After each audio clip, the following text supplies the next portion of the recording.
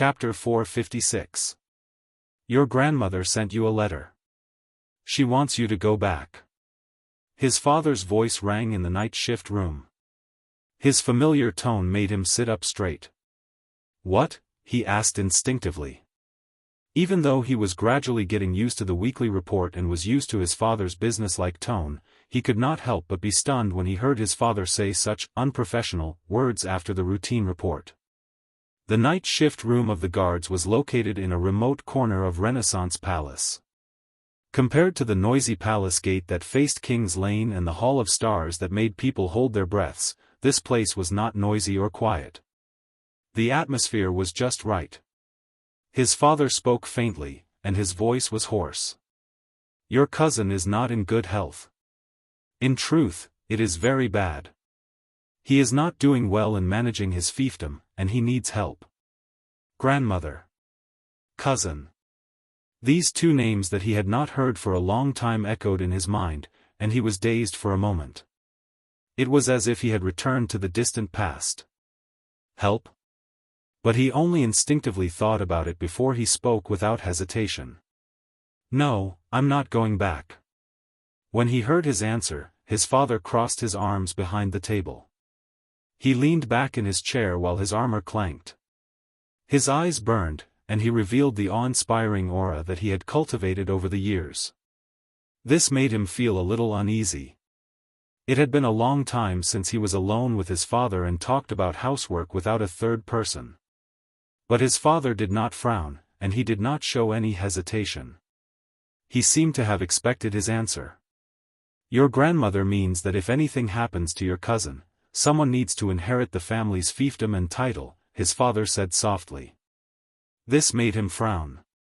Fiefdom and title, someone needs to inherit, he instinctively frowned, then snorted softly. He tried hard to suppress the disdain in his words. They won't be so kind. What are the conditions? His father's expression remained the same. He did not know whether it was because his many years of career made him unable to show his emotions, or because he knew too much about himself. His father said faintly, the condition is that after your cousin passes away, you have to marry your sister-in-law, who is your grandmother's grandniece. You have to give birth to an heir with her to maintain the relationship between the two families. Marry, my cousin's widow? When he heard this, he raised his eyebrows slightly.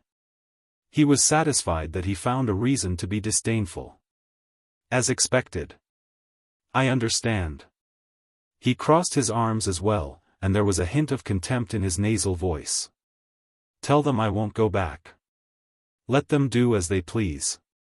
His father nodded without any surprise at his refusal, as if he had not just refused the right to inherit a noble title, but merely said, I'm not going home for dinner tonight. His father's gaze shifted to his bandaged finger. This time, the former truly frowned. Are you still practicing that sword technique? He subconsciously put down his arms, but before he hid them behind his back, he changed his posture at the last minute. He naturally assumed a posture of supporting himself with the arms of the chair. He nodded and tried to answer in the most nonchalant tone. Yes. However, his father's brows did not relax.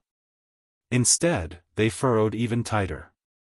Do you think you have a chance to defeat him in the next night competition, or at least be on par with him and not be at a disadvantage? These words made his heart clench. Defeat him. Defeat him.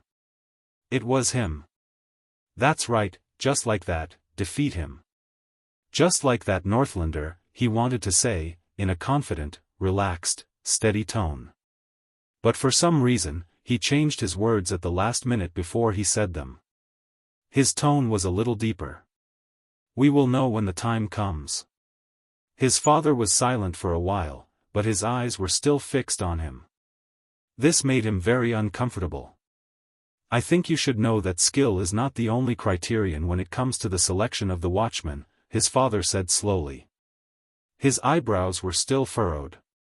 An ominous premonition rose in his heart. He unnaturally changed his sitting posture. I know. His father continued to stare at him. But even so, your chances of being a watchman are not optimistic. It was as if there was a string in his heart that was tightly pulled taut. Zakriel's martial arts are the best, and he is deeply trusted by His Majesty. Nolaner has the support of the entire Northern Territory and a good relationship with others. Tony is someone Captain Cullen thinks highly of, and Cox's battlefield command and experience are highly praised and recommended by Prince Horace. They are all popular candidates. His father stared at him and said things that everyone knew clearly. It was like a seal that was deeply imprinted in his heart. But you only have me as your father. He did not know if it was an illusion, but when he said this, he seemed to hear his father exhale softly through his nose. He was a little annoyed. His father's gaze forced him to avert his gaze and look elsewhere. I know. But his father did not seem ready to let him go. In the guards, people from the same family usually do not hold important positions at the same time, especially positions like the vice-captain and watchman. There was an imperceptible sadness in his father's tone. There is a high possibility that you will not be chosen. His breathing stopped for a moment, and he only managed to recover after a few seconds. I know. He said with some difficulty.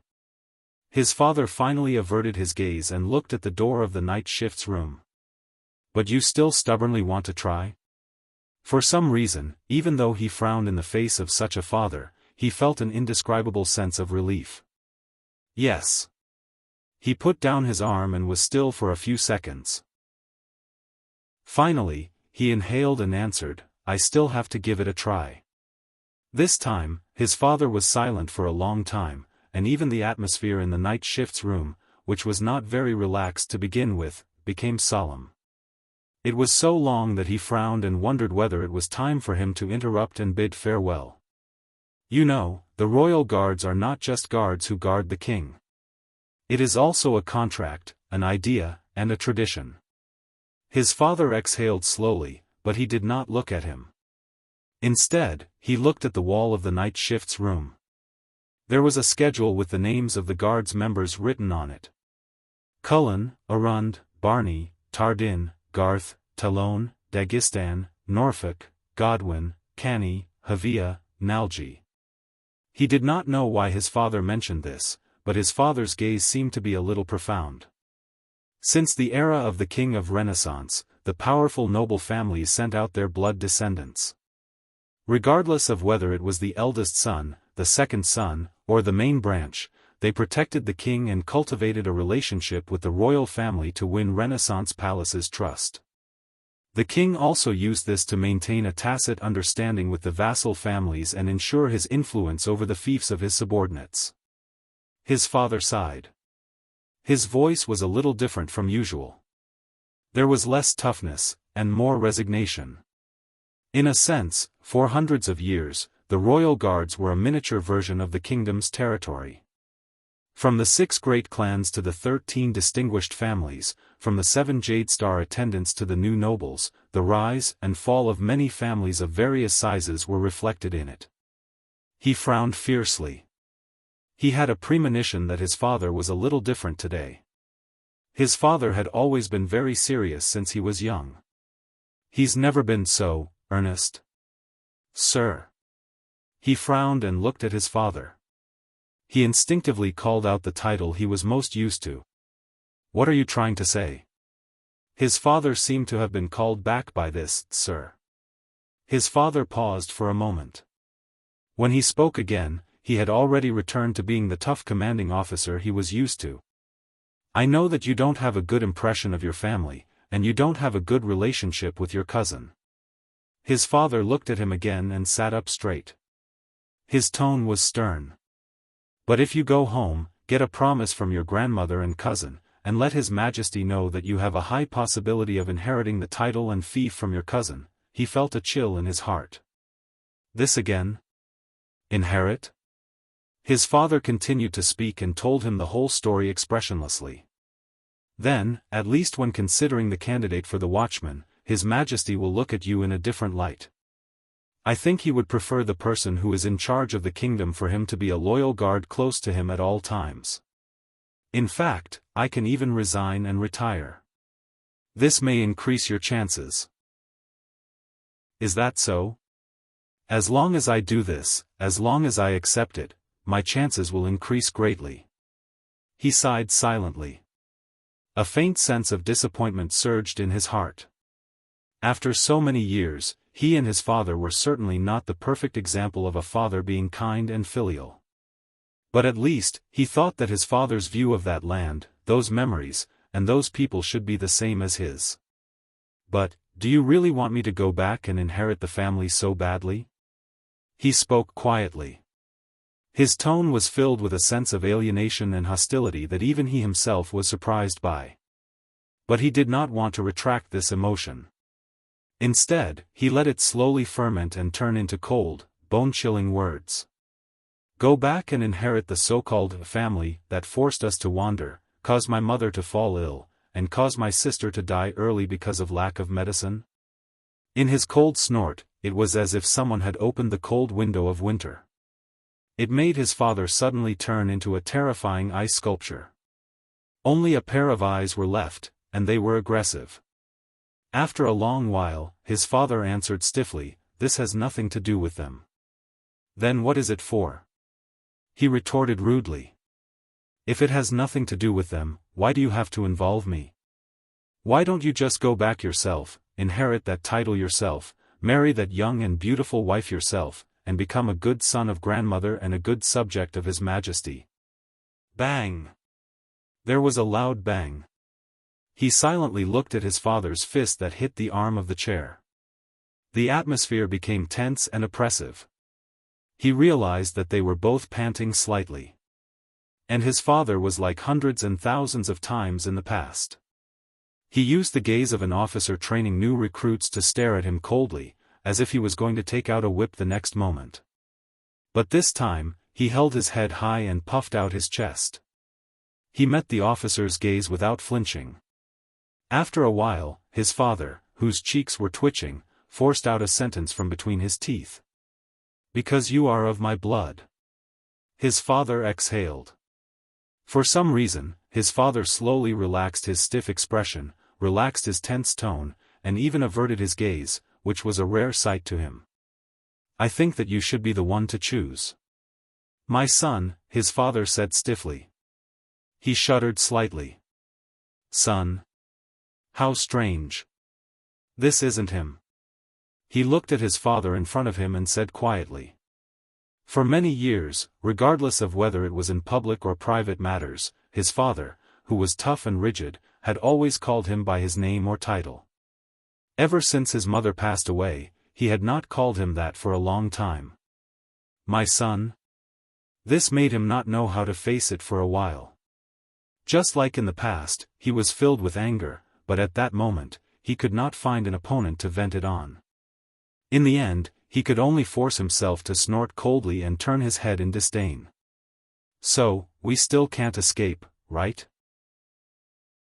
Even if we moved out of the family's fief, came to the capital, joined the royal guards, and relied on ourselves for so many years," he said scornfully as he glanced at the schedule on the wall. "But we are still like animals in the wild who seek shelter from the rain.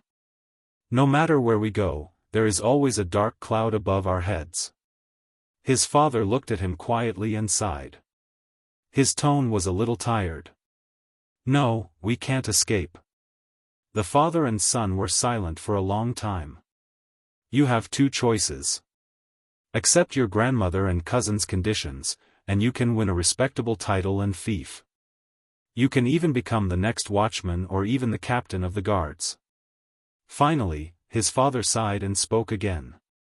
Perhaps it was because he stayed up late, but there was fatigue in his voice that could not be dispelled. "Or you can refuse," he cut off his father's words. "I refuse. I don't care about the title and the title," he said resolutely and left no room for doubt. He stared at his father without showing any signs of weakness. "I won't go back. I don't even want to have anything to do with them. That so-called family with a black heart," he thought coldly. His father frowned. Even if this means that you might lose the competition to become the watchman of the royal guards, and that you will only be a small, yes. He answered without hesitation. This time, his father stared at him for a long time.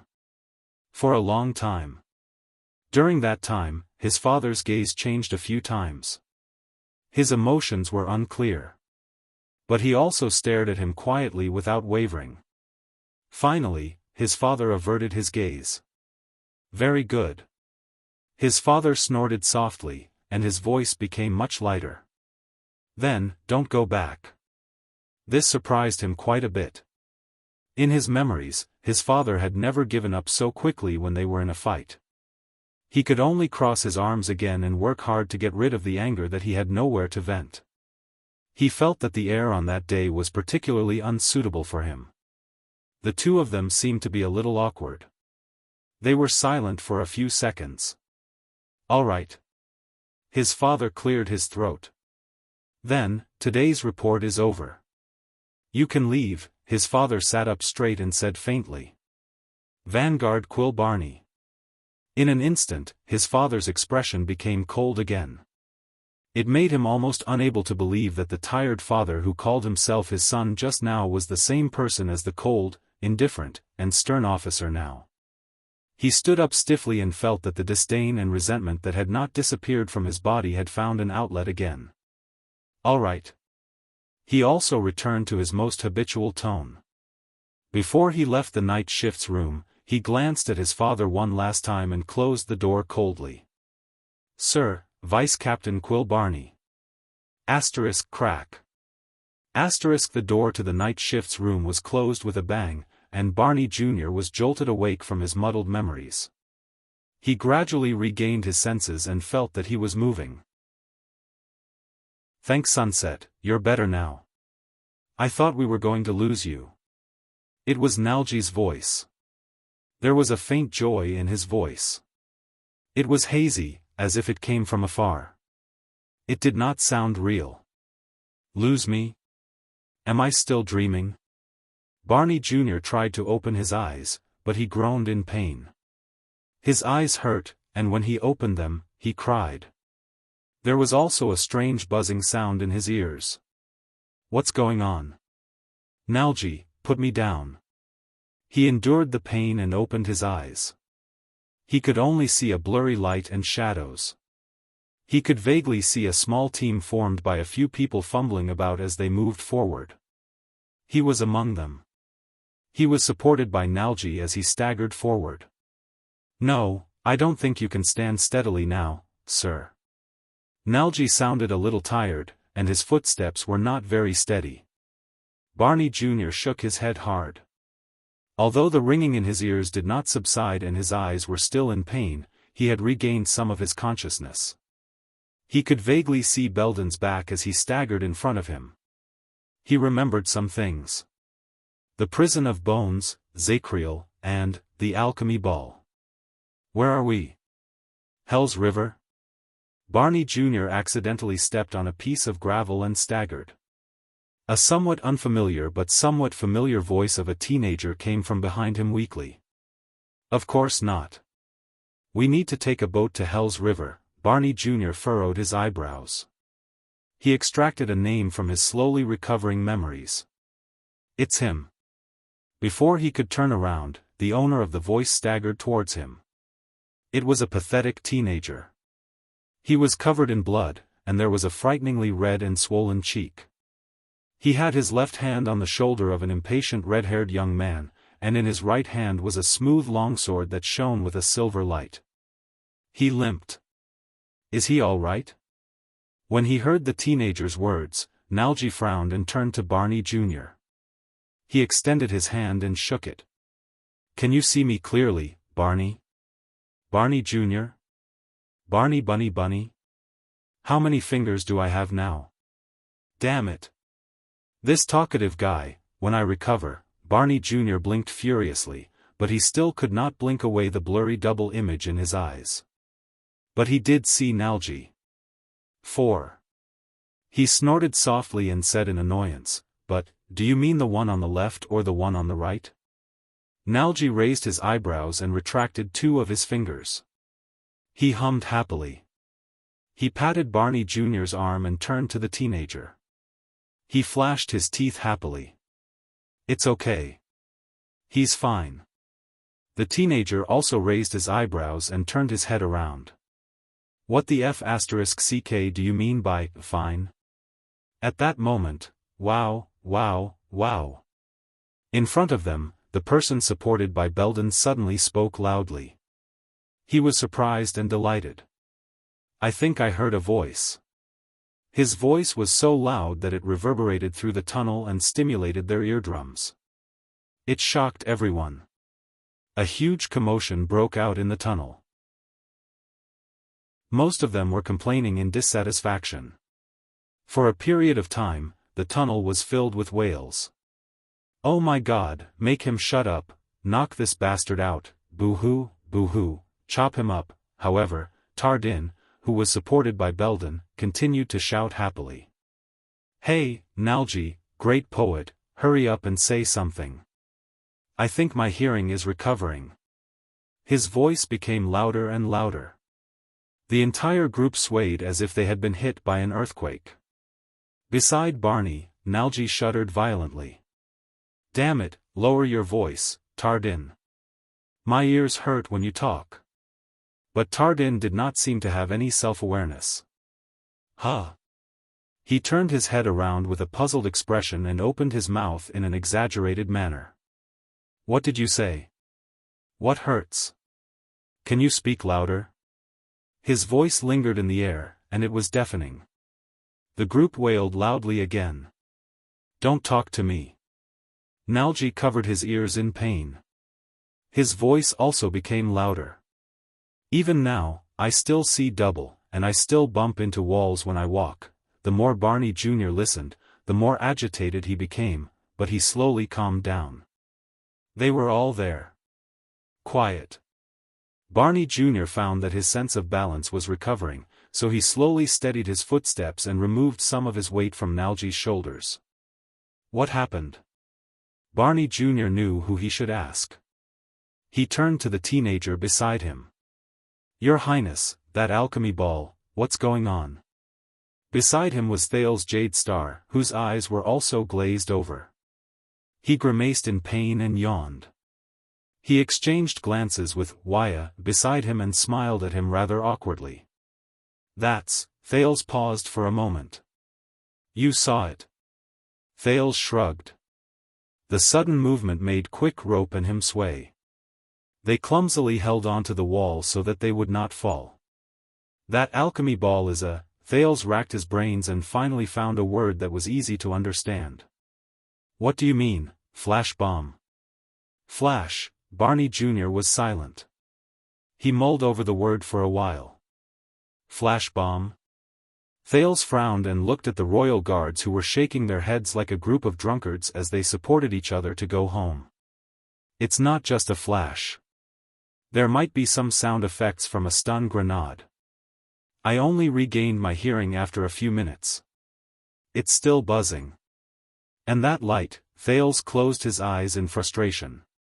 Even though I covered my eyes in advance, it still hurts. Barney Jr. was silent for a while before he asked the question he was most concerned about. What about him? The group fell silent. They knew what he was going to ask.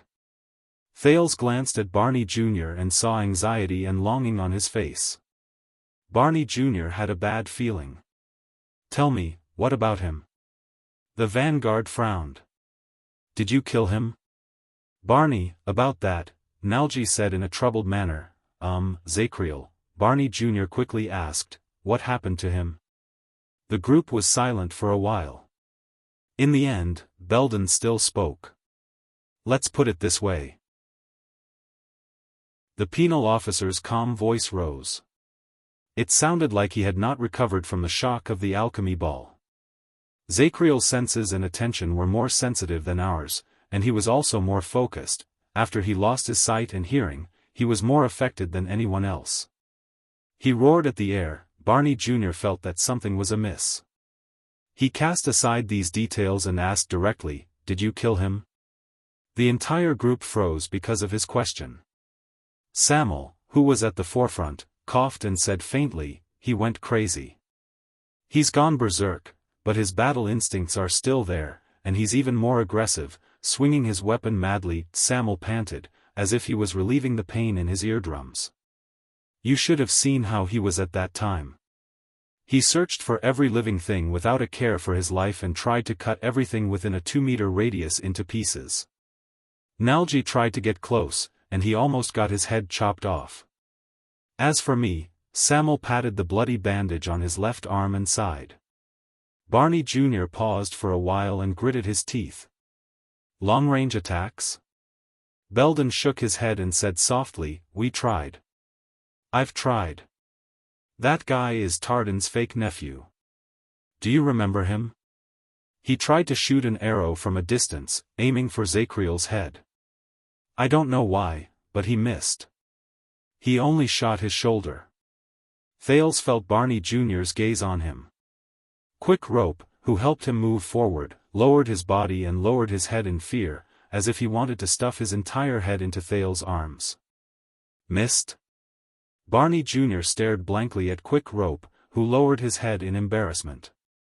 Belden sighed and said, "Zakriel felt pain. Zakriel felt the pain and felt the direction of the arrow. He ran into the darkness in the opposite direction." Barney Jr.'s expression froze. "Tell me." After a while, Barney Jr. stared at the darkness under his feet and said in a daze, "You killed him." No one spoke, and Thales subconsciously fell one step behind him. Many of the royal guards also lowered their heads. Barney Jr. exhaled heavily and gritted his teeth. "Why?" He stomped his foot so hard that Nalji, who was beside him, staggered. "Why? Why didn't you chase after him and kill him?" His tone was filled with hatred, and his voice was loud. It was so loud that everyone's fragile eardrums hurt again. "Barney." Belden spoke calmly. "The power of that alchemy ball was extraordinary. We were also affected by it quite a bit." Many people, including Quick Rope, instinctively stared at Thales. The prince could not help but raise his eyebrows. "What does this have to do with me?" For a few minutes, all of us were deaf. It was as if someone was blowing a conch in our heads. We had problems with our balance, and when we stood up and took 3 steps, our heads would sway. Belden sighed and said, "Even if our situation was better than Zakriel's, it still took us quite some time to stand up and escape down here." Barney Jr. stared at Belden in disbelief, then at the others, but many of them turned their heads away from his gaze. "Don't worry," Samuel said softly. "Zakriel's senses are more sensitive than ours, and he was more affected. I guess he needs more time to recover compared to us. He might not be able to fully recover. At least we're still alive." Barney Jr. fell silent and lowered his head quietly. The entire team continued to move forward slowly. Then, where did it come from? Just when Thales thought that everything was over, Barney Jr. suddenly spoke. "Alchemy ball?" Thales' eyelids twitched, and he exchanged glances with Quick Rope. What do I say? It's the Jade Star royal family. They always have some reserves." Thales said hesitantly. Barney Jr. frowned. "Why didn't you use it earlier? Or just give it to us?" Thales furrowed his eyebrows. Then, he relaxed them and said confidently, "Isn't it the best time to release it when he's fully focused? If I waited until Zakriel saw it before I threw it, I don't think it would be so effective. Am I supposed to tell you that it's because I forgot to use it earlier?" Fortunately, Barney Jr. pondered for a while and stopped asking. Thales retracted his resentful gaze. Besides, everyone, including Zakriel and Quick Rope, thought that it was a powerful explosive alchemy ball, just like the one Raphael used in the secret tunnel in Dragon Cloud City. But in reality, hey, how do you know that this alchemy ball only has flashes and sounds? As expected, Quick Rope poked his ribs restlessly and whispered. When Stake took it out, he clearly said. Thales sighed in his heart. See, this is my biggest concern.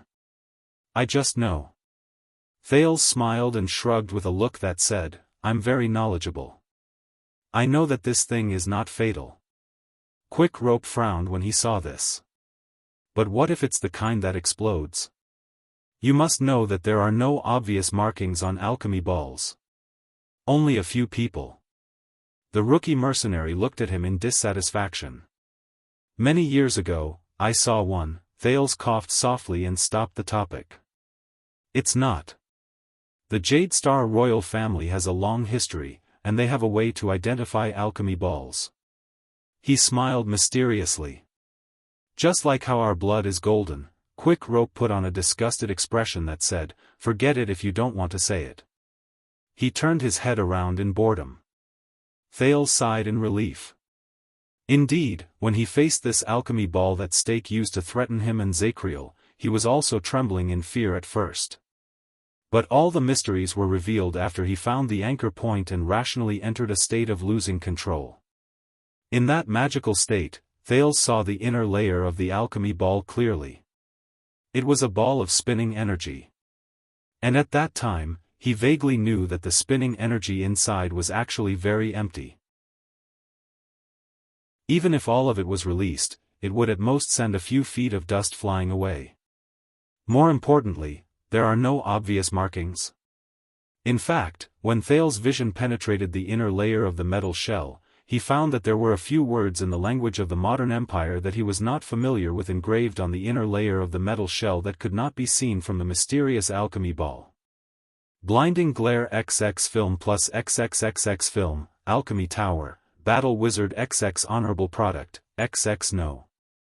EE 1109-8-17, Creator, First Class XX Master, D. E. Charlton, used to suppress perception, XX Suppression, XXXX, XX, etc. Unified XX, limited to use in the tower, strictly prohibited from exporting XX. Prohibited areas include, but are not limited to, Soul Tower, Bright God Church, XXX, The Third Ring, Hell's Gate, XXXX, Temple of Knights, the Empire, and XXXXX. This strange line of words contained a lot of information, such as the creator's surname. There were also a lot of unfamiliar terms in it, but it was enough for Thales to understand its function. Hence, when he thought of what he could use to restrain Zacriel, who had outstanding perception, it came in handy. Quick Rope frowned and said thoughtfully, that's right. So, just now, Stake threatened you with a fake bargaining chip and threw us around in circles? It seems so. When Thales thought of the cunning Stake, he shook his head in annoyance. Actually, it's not wrong. I should have thought of it a long time ago. How could someone like him have the courage to die together with us? At this moment, thud, Thales was the first to be shocked. Under the torment of that XX film, everyone's speed of recovery was different. They supported each other as they moved forward unsteadily. But at this moment, almost everyone tensed up. Thud, behind the team, in the dark tunnel, a series of undisguised footsteps suddenly sounded. Thud, star. Chapter 457. Thud, perhaps it was because his damaged hearing had just recovered not long ago, but the sudden footsteps in the dark dungeon were exceptionally frightening. The royal guards, who were not in good condition, reacted very quickly. All of them immediately extinguished their torches and held their breaths. Pursuers? So fast? This was the first thought that appeared in Thales' mind after he was chased continuously for half a month. Thud, Belden made a light gesture, and the entire royal guards quietly and swiftly spread out to both sides of the tunnel. They found a spot for an ambush, held their weapons in their hands, and were ready for battle. Thales was pressed behind Barney Jr., and even Quick Rope was pulled into a corner by Bruley. Thud, the footsteps drew closer, and the corner of the tunnel gradually lit up with torches. The prince did not need to listen to know that everyone's hearts were slowly racing. In the dark, Belden aimed his sword at the corner and prepared to strike suddenly. Then, the owner of the footsteps appeared from the corner with a torch in his hand. Cannon! Nalji was the first to shout in surprise. Stand down. When he saw who it was, Belden breathed a sigh of relief. He patted the nervous Barney Jr. behind him and said gently, "It's Cannon. Our scouting cavalier trailing behind us." The royal guards released a long sigh of relief, put away their weapons, and lit their torches. "It's Cannon." Thales also let go of his nervousness and anticipation. "It's not him." Cannon, one of the 7 royal guards who had just turned the corner with a torch in his hand, looked at everyone's expressions and understood something. "You know, you almost scared the sh*t out of us." Nalji shrugged. He looked as if he had just escaped from a difficult situation and punched Cannon's chest. Cannon shuddered a little and lowered his head. "I'm sorry, my ears haven't fully recovered." Cannon pointed at his left ear and winced a little. "I can only control my footsteps based on habit. And my scouting skills have also regressed." Barney Jr. patted his shoulder. He seemed to be very pleased. "No, you did very well, Cannon, as always." Barney Jr. forced himself to smile. "How are things at the back?" When they heard this, the royal guard's expressions froze slightly. Cannon handed the torch to Nalji. His expression was stern. He should have recovered some of his sight, and perhaps his hearing. He treated his wounds, lit a torch, and moved along the wall.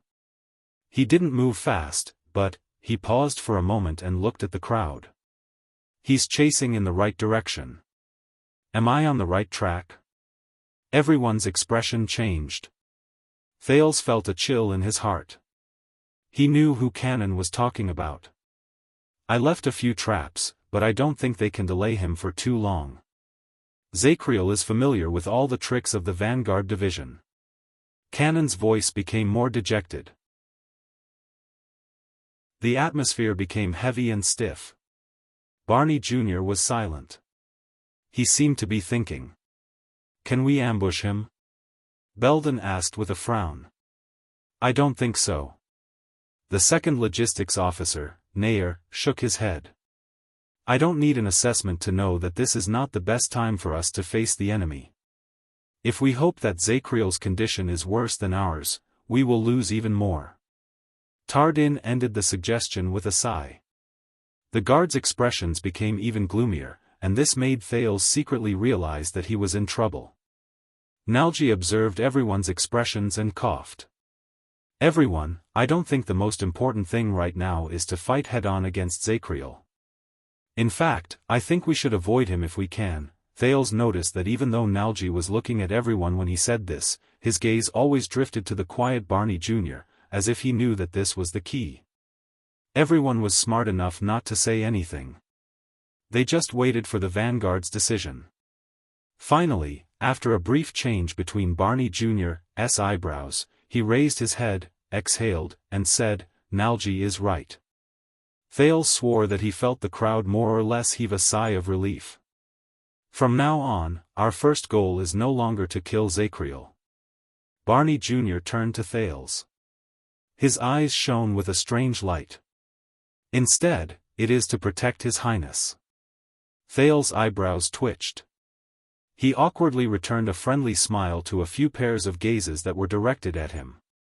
"Perhaps you should be glad that they are still quite loyal?" Quick Rope whispered to Thales. "No, not completely loyal." Thales stared back at Barney Jr.'s expectant gaze and said in his heart. "Then let us seize the moment. We will no longer rest and continue moving downwards." Samuel, the leader, walked forward and glanced at Barney Jr. "Maybe we can find the exit before he catches up to us." Barney Jr. frowned. "Wait, go downwards?" He looked at his other colleagues in surprise. "Aren't we going to the surface?" After Belden sighed and Samuel explained the whole story in a cold tone, Barney Jr.'s face darkened. But when he saw the slightly troubled expressions on the others' faces, he did not say anything. He only clenched his fists and urged everyone to continue moving downwards. Hence, the royal guards and the two princes continued moving forward. But this time, their footsteps were much faster. "You better find the so-called exit, Samuel." Barney Jr. walked to the front of the group and stood beside Samuel. He suppressed his emotions and spoke in a calm tone, but Thales could feel the vanguard's dissatisfaction. "Otherwise, everything we do today will be meaningless." Surprisingly, Samuel did not refute him. He only cast a profound glance at Barney Jr. and continued moving forward. The group of people walked quietly in the deep darkness. They felt less relaxed, and more solemn. Samuel led the way forward. While he recalled what Ricky told him, he discussed their route with Penal Officer Belden, who had some understanding of the prison of bones, behind him. Barney Jr. occasionally joined the discussion, but his communication with Samuel was still stiff. Behind the vanguard were Thales and Quick Rope, who were trembling in fear. Nalji and Nair stood guard beside them. Bruley and Tardin, who could not speak, stood behind them like two iron walls, acting as a second barrier. Cannon was still at the back of the group, constantly paying attention to the movements behind him. In a few minutes, they walked down many stone steps and finally arrived at the empty hall on the last floor. The moment the torches illuminated their surroundings, everyone's expressions froze. Corpses. Corpses all over the floor. They were the Disaster Swords mercenaries. There were more than 20 of them, and they were scattered all over the floor. The blood that flowed out from the corner of the wall in the distance to the floor tiles under their feet was enough to soak the entire hall. These people died in different ways. Some died from decapitation, some had their throats slit, some had their necks broken in an irregular shape, some had their bodies pierced by crossbow bolts, and there were even some who had been nailed into the wall by a terrifyingly large axe. Without exception, their faces were still filled with terror before they died. When he saw the scene before him, Thales almost thought that the blood mystic had returned. This guy died from his companion's sword. This one has 7 or 8 wounds. He should have been held hostage and used as a human shield. As for the one on the wall, he should have been unlucky enough to bump into the axe beside him when he was attacking. Barney Jr. swept his gaze past the corpses with a stern expression. His expression was not very natural. "It's Zacriel. It's his warm-up work when he was just released from prison." Samuel stared expressionlessly at the faces of the corpses that he was either familiar or unfamiliar with. He stepped over a corpse whose abdomen had been cut open. Nalji gulped softly. As the guards moved forward, the puddles of blood on the ground grew from sparse to dense. In the end, they pointed to a tunnel. Thales stared at the dark tunnel that led to Zacriel's prison. He looked at the blood in front of him and frowned deeply. He remembered that he and Yodel had sneaked out of Zacriel's prison through that tunnel. And after they left, he remembered that Zacriel had said that the Disaster Swords ran away. Ran away? They must have thought that they had the advantage in numbers, and that there was only one of them, so they swarmed forward. Belden raised his torch and looked at the hellish scene. He shook his head slowly. But this time, they don't know what they're facing. 40 white blade guards. Arg. Quick Rope mumbled subconsciously with a ghastly pale face. He accidentally stepped on a blood clot that might have been an intestine or something else. Chaos of armies. Thales muttered the term in his heart. His nerves tensed up. He stepped over a mercenary who had a crossbow bolt stuck in his left eye socket. Nalji kicked away a corpse who had a short knife stabbed into his chest. He sighed and said, "I'm guessing. He's still considered polite to us, isn't he?" No one answered him. Samuel walked past the crimson tunnel that led to Zacriel's prison and lit up another fork in the road. Ricky said that this leads to the storage room. Thales turned around and tried his best not to look at the mess on the ground. He looked at the square tunnel that looked like it was left for the transportation of goods. Compared to the other two roads, it was inconspicuous. Ricky said that the alchemy tower has a secret tradition, to always be prepared for war. Samuel's expression was complicated. And the storage room is one of them. He raised his torch, strode forward, and took the lead to walk into the tunnel. The remaining guards looked at each other at a loss. Barney Jr. cast a glance behind him, sighed, and followed. The others shrugged in resignation and entered the tunnel in a single file. How did you know about this place? How did you know about the secret that even the kingdom has not discovered? Did you find a forbidden wizard's handbook? Barney Jr. pushed aside a thick spider web and carefully illuminated the area. The place where Ricky came from has some research on these things. Samuel did not even turn his head as he walked forward. Based on his hateful tone, they might have been wizards' enemies, or at least they used to study how to deal with wizards and magic. When he heard this, Thales frowned slightly. The place where Ricky came from, this means that the way the disaster swords organize themselves is not that pure. At least, many of them joined halfway. Then, how did the one you mentioned, Ricky, end up becoming a disaster sword? Barney Jr. asked. I don't know. Every scion from the outer tower has their own story, especially the leader. Most of them are filled with bitterness and difficulties. Samuel shook his head. Including you, right? Barney Jr. said with a profound meaning. In the face of the seemingly hostile prying, Samuel's footsteps paused for a moment. But he only hesitated for a fraction of a second.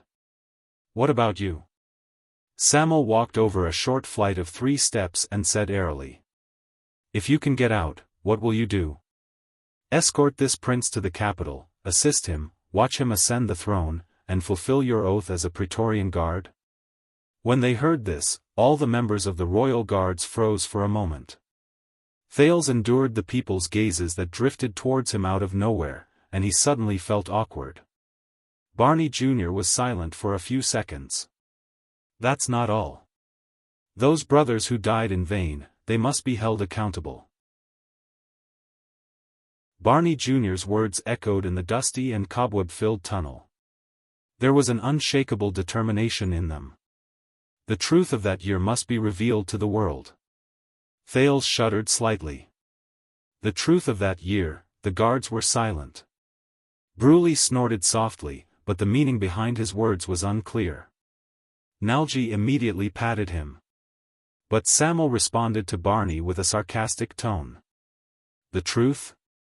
Are you talking about what Zakriel said about the cooperation between the late king and the calamities? He sneered at the front of the group.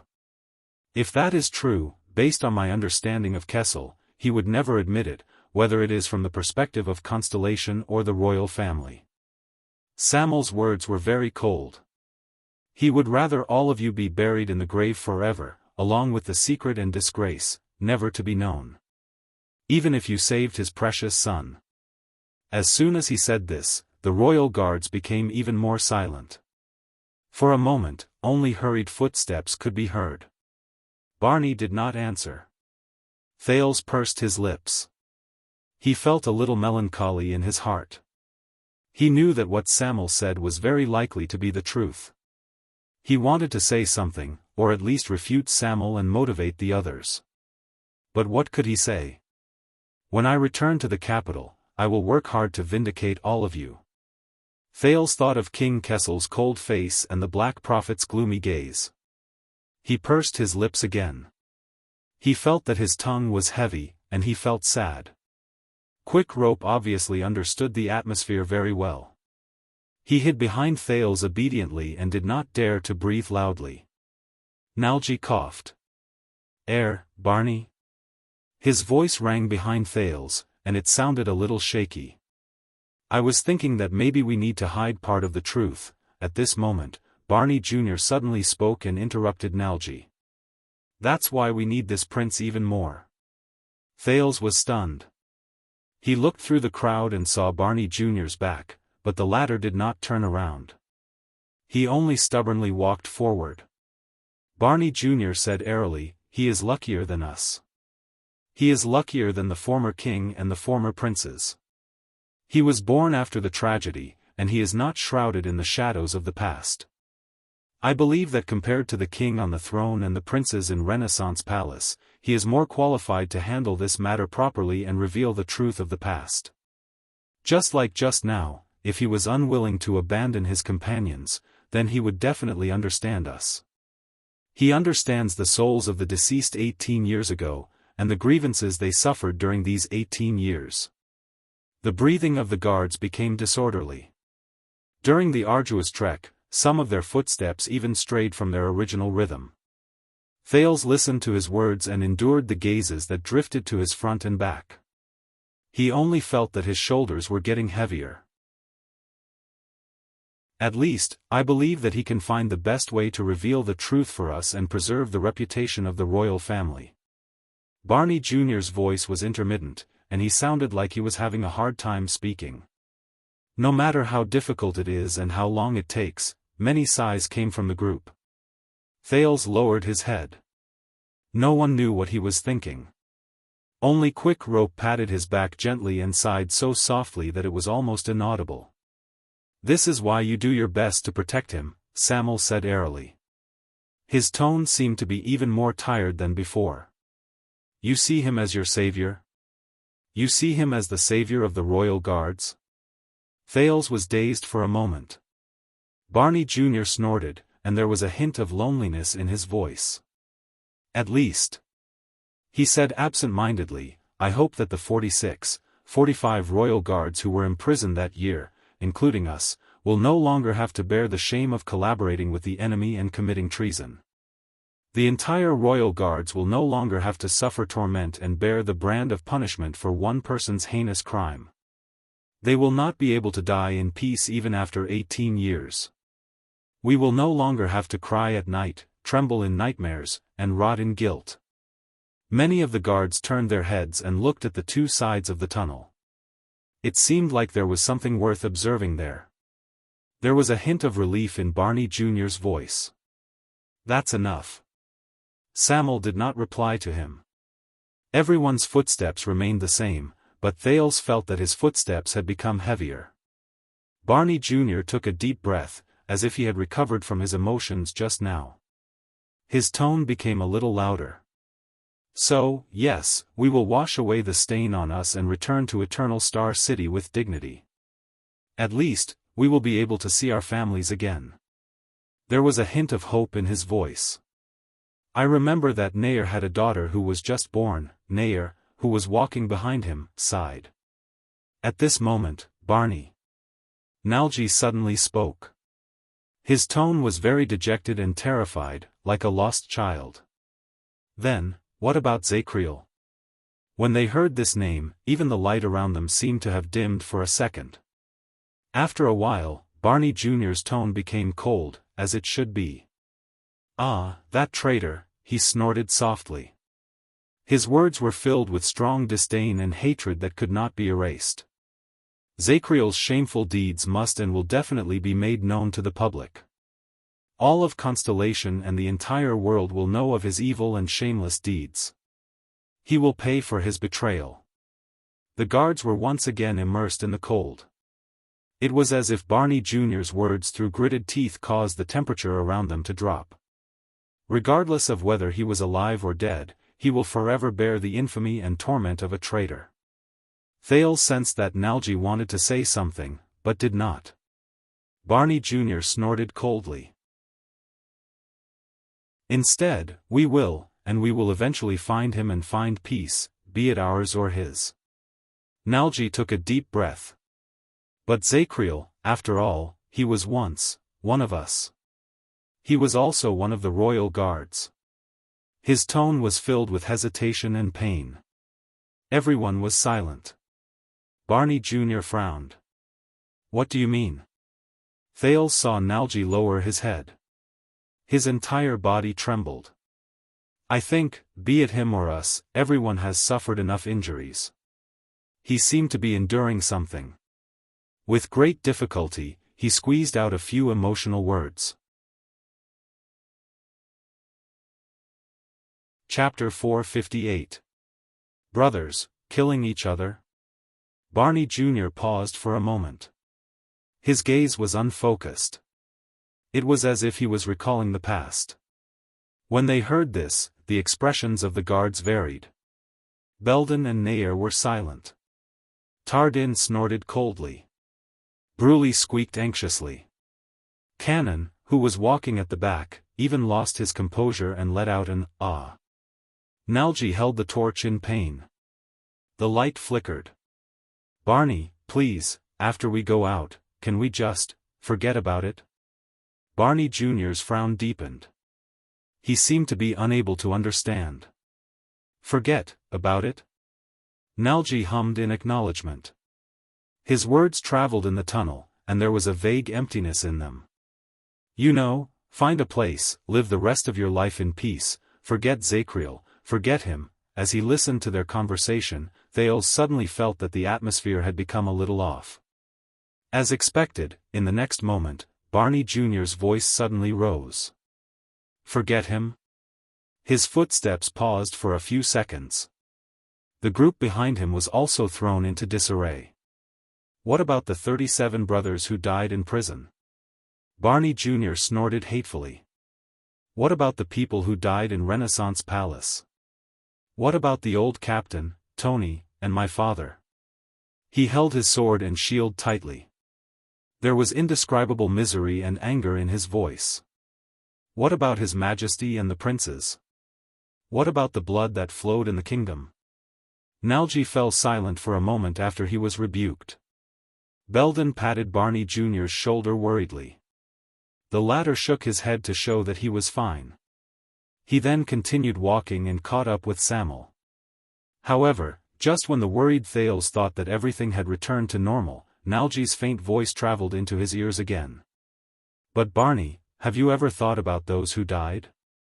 Maybe Nalji paused for a moment before he said with great reluctance, "Maybe they don't want to see us take revenge on each other and kill each other.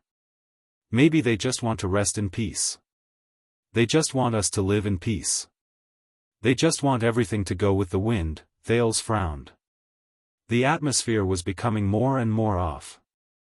"Nalji," Tardin could not help but say. "Stop talking." Nalji fell silent. Barney Jr. snorted softly. Gone with the wind, he stared at the torch beside him and slowly became perplexed. Then, he became determined. "When my father's arms were broken, his blood was drained, and his eyes were wide open in pain like a stray dog on the roadside. When he lay on the floor that was dyed red and buried under the piles of dead bodies, he did not look like he had gone with the wind." Barney Jr.'s words were filled with anger and pain. The breathing in the tunnel became erratic. "There's also the torture that the 40-odd of us have gone through over a dozen years, the pain that we've faced, for more than a decade, the illusions you've seen, the past you've dreamed of, the future you've imagined. Think about it again. Zakriel is the culprit behind all of this, but he escaped punishment, deceived the world, and got away with it. Ask yourselves, Nalji, can you really make all of this go with the wind? Then, you can live the rest of your life in peace and confidence?" His every word caused the guards to be slightly moved. "No. At least I can't. And this is not a case of brothers killing each other," Barney Jr. said softly.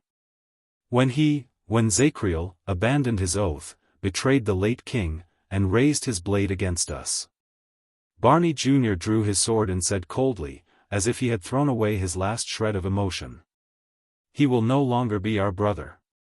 The coldness in and out of his words made Nalji tremble slightly. "We will do everything in our power to find him, capture him, and kill him, no matter where we are, be it in the mountains, in the oceans, at the ends of the earth, or in hell on earth." As he walked forward, Barney Jr.'s sword sliced through the wall, and it brought with it a sound that was as terrifying as his tone. "We will force Zakriel to give us an answer and make him witness his own fate. We will see how his sins and debts in the past will be repaid one by one." At that moment, Barney Jr. gritted his teeth. "The traitor must pay the price." Nalji's voice rose again. This time, there was a hint of anxiety and pleading in his voice. "But, Barney. Be it your father or the old captain, they wouldn't want this kind of revenge, Nalji." Tardin seemed to be unable to stand Nalji's untimely advice anymore. "Shut up." But Barney Jr.'s emotion seemed to have been stirred up by Nalji.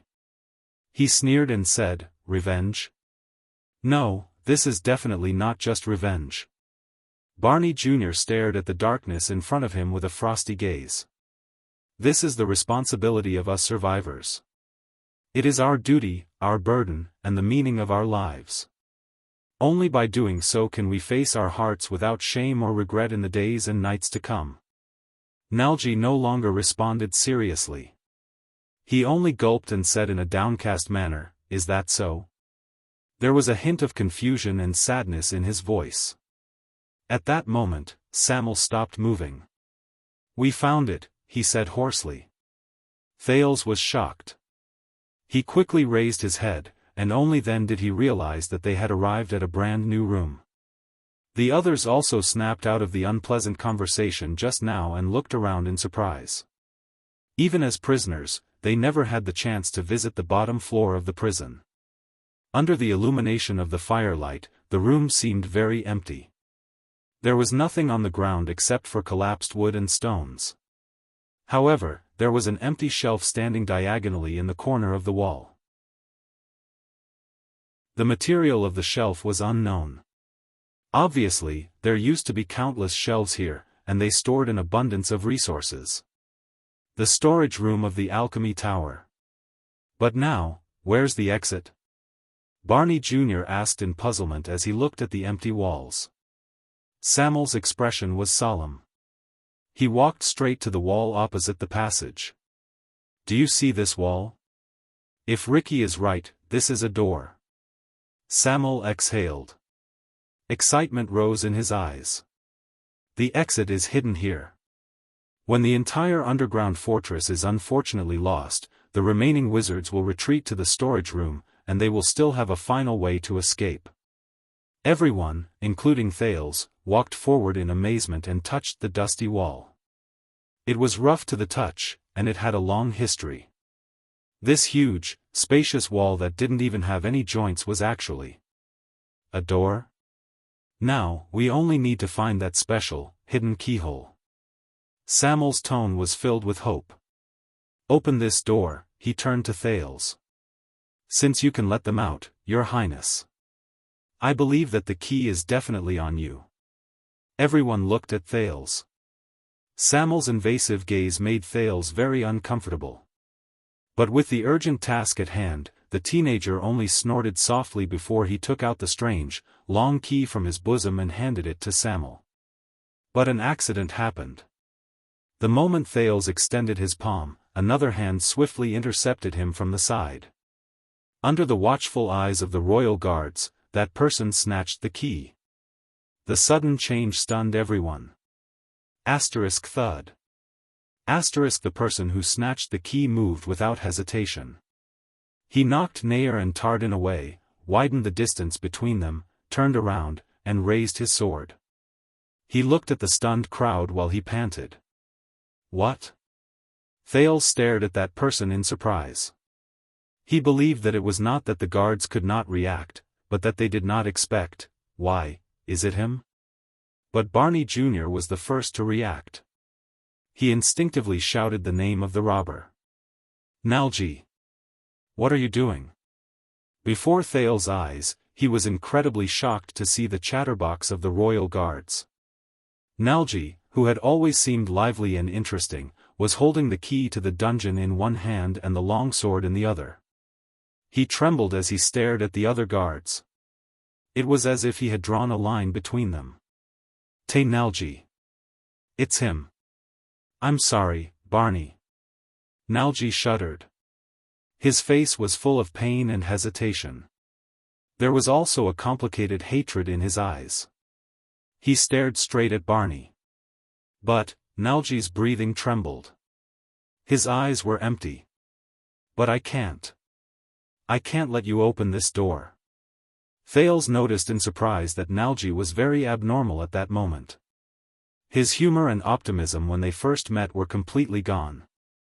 His face was pale, and his gaze was dull. It was as if he had become a different person. Barney Jr. stared at him in disbelief. What? Nalji sucked in a deep breath with great force. His eyebrows twitched, and his cheeks twitched, as if he was fighting against something. The words he said were incoherent and illogical. I'm sorry. Everyone. He shouted until his voice cracked. The tip of his sword trembled as he pointed at everyone. But I can't let you, especially not Barney, go up. This change of events caused the rest of the royal guards to be dumbfounded. Samuel's eyebrows were furrowed tightly. Tardin and Nair looked at each other worriedly. Bruley's whimpers became more agitated. Cannon looked as if he had seen a ghost. Belden clenched his teeth. Nalji. What's wrong with you? Are you sick again?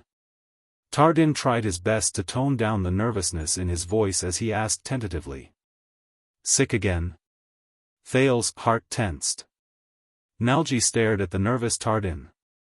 Pain and regret first appeared in his eyes. A second later, his twitching cheeks curved, and he smiled strangely. Maybe, but I think I can't take it anymore. Can't take it anymore?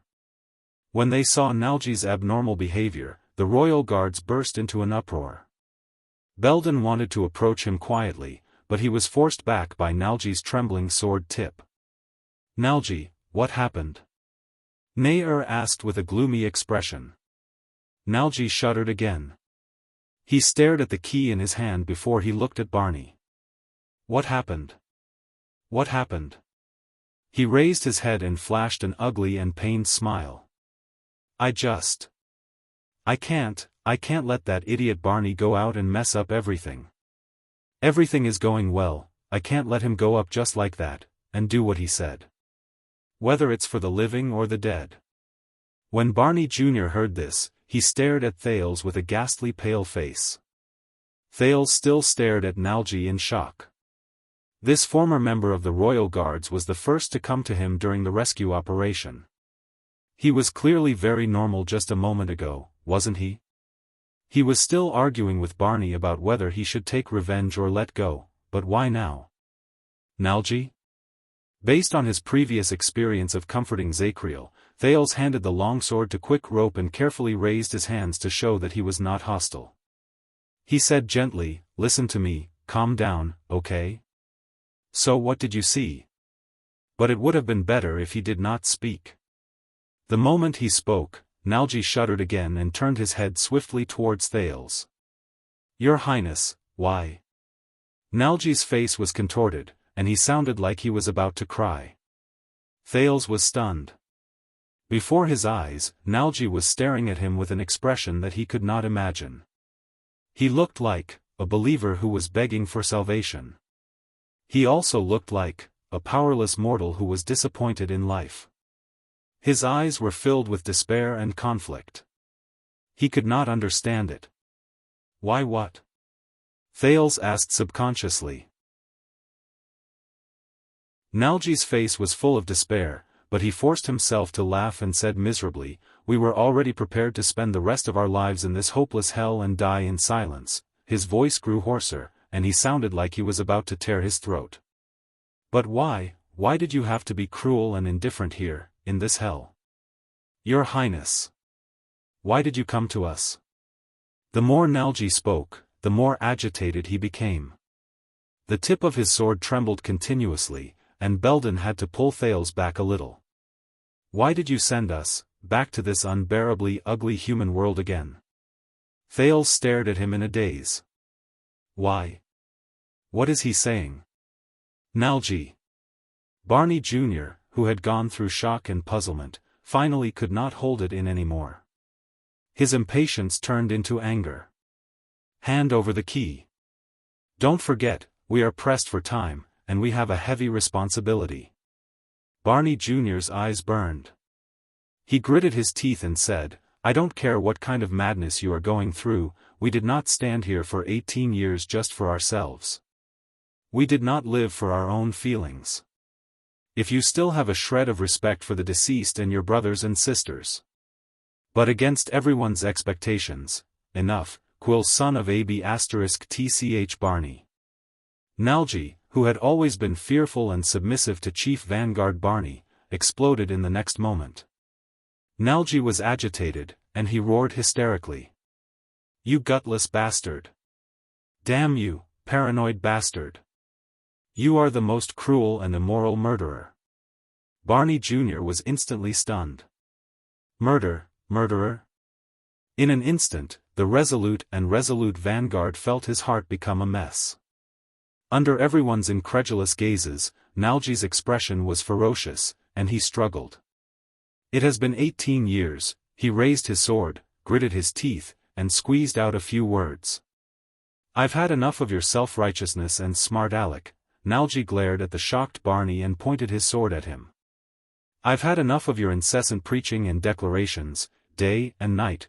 Nalji sucked in a sharp breath, as if he wanted to vent all his discomfort and resentment. He roared loudly, I've had enough of your resolute, unyielding, and exemplary demeanor. Nalji's eyes were red, and they were filled with tears. He breathed harshly. He seemed to be sobbing, but he also seemed to be angry. The royal guard seemed to have never seen Nalji like this before. All of them were caught off guard. But when he saw him like this, Thales felt puzzled from the bottom of his heart. That's not right. The sin of Hell's river surged into his brain. Thales began to force himself to recall. He recalled those abnormal things. From the moment he came to the prison of bones. All the factors, all the things, and all the logic, that's not right. From the moment he saw Zakriel, Nalji's attitude was very wrong. No, it's not just that place. Earlier. Nalji. At this moment, Thales spoke in a daze. That song. Nalji's pained and struggling expression froze. What? His shoulders trembled violently. His expression changed drastically, and his breathing became irregular. Thales remembered. He finally figured out what was wrong. In front of everyone, the teenager breathed absent-mindedly. He enunciated his speculations clearly. Just now, Zakriel said that he was the only one who knew the truth, and all the misfortune started when he failed to dissuade the old King Adi and stop him from marrying Queen Fiosa, a mystic who claimed to be his old friend. Nalji shuddered when he heard this. But, Thales' voice also trembled slightly. He seemed to have thought of something terrifying. But that song. Thales stared at him in a daze. But when we met for the first time across the prison cell, that song you sang to appease Cannon, Barney Jr., Samuel, Belden. The others frowned. That wasn't a coincidence, was it? At that moment it was as if someone had pressed down on the air. Nalji's breathing instantly calmed down. In just a few seconds, Nalji's expression changed from despair and pain to sadness and relief. He closed his eyes and let his tears fall. In the next second, Nalji curled up the corners of his lips with great difficulty. You are very sharp, Your Highness. Before everyone's incredulous gazes, Nalji let out a forlorn chuckle as tears rolled down his face. No. Chapter 459. Thales fixed his gaze on Nalji and began to size up this person whom he had not paid much attention to previously. Nalji held the key to the prison of bones tightly. He looked panicked and miserable. In fact, when Ricky and his disaster swords found the prison cell, Nalji was the first one to speak. His voice always had a lazy, leisurely, and indolent tone, as if he had nothing to do with anything. But Thales did not remember when Nalji's voice began to lose its lazy tone. It became short, nervous, and uneasy. Now that he thought about it, it should have been when Zakriel appeared before them. But what made him react so strongly to the Night of Judgment's appearance? Was it pure fear and panic, or was it something else? The key, Nalji. Barney Jr. only wavered for a second before he resolutely pulled his thoughts away from Nalji's seemingly profound words. He spoke in a commanding tone. Unfortunately, Nalji was no longer as obedient as before. "We have already escaped, the prince is safe, and Zakriel is free." Nalji moved the corners of his lips laboriously. The tip of the sword he pointed at the group trembled non-stop. It was as if he did not hear Barney Jr.'s orders. "Then, we just have to hide our identities and live the rest of our lives. Zakriel can do whatever he likes, and this young prince will return to Renaissance Palace to be the heir of the royal family. One day, he will rule the world and become a hero of his generation. Isn't this good?" Nalji looked at Thales. His voice was pleading, which made the latter even more puzzled. "Isn't it a happy thing for everyone to bury the past that we cannot bear to look back on?" Right then, Nalji looked like a despairing wife questioning her heartless husband.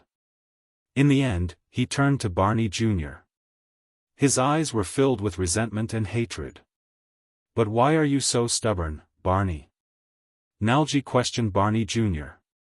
His abnormal behavior made many people uneasy.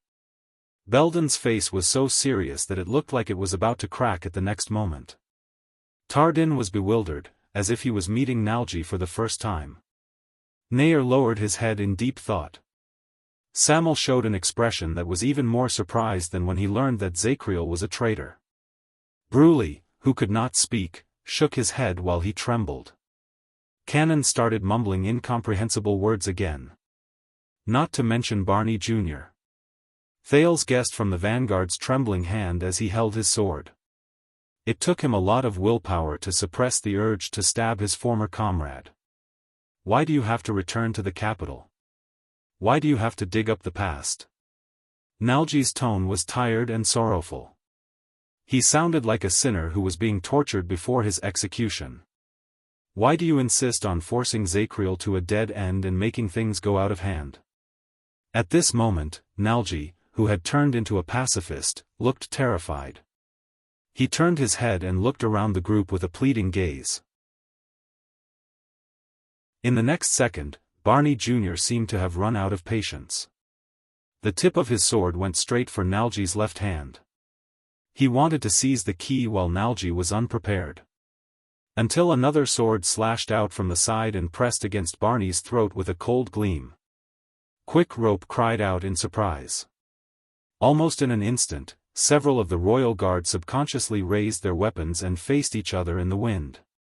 When Thales came back to his senses, he was shocked to find that the situation had become a little abnormal.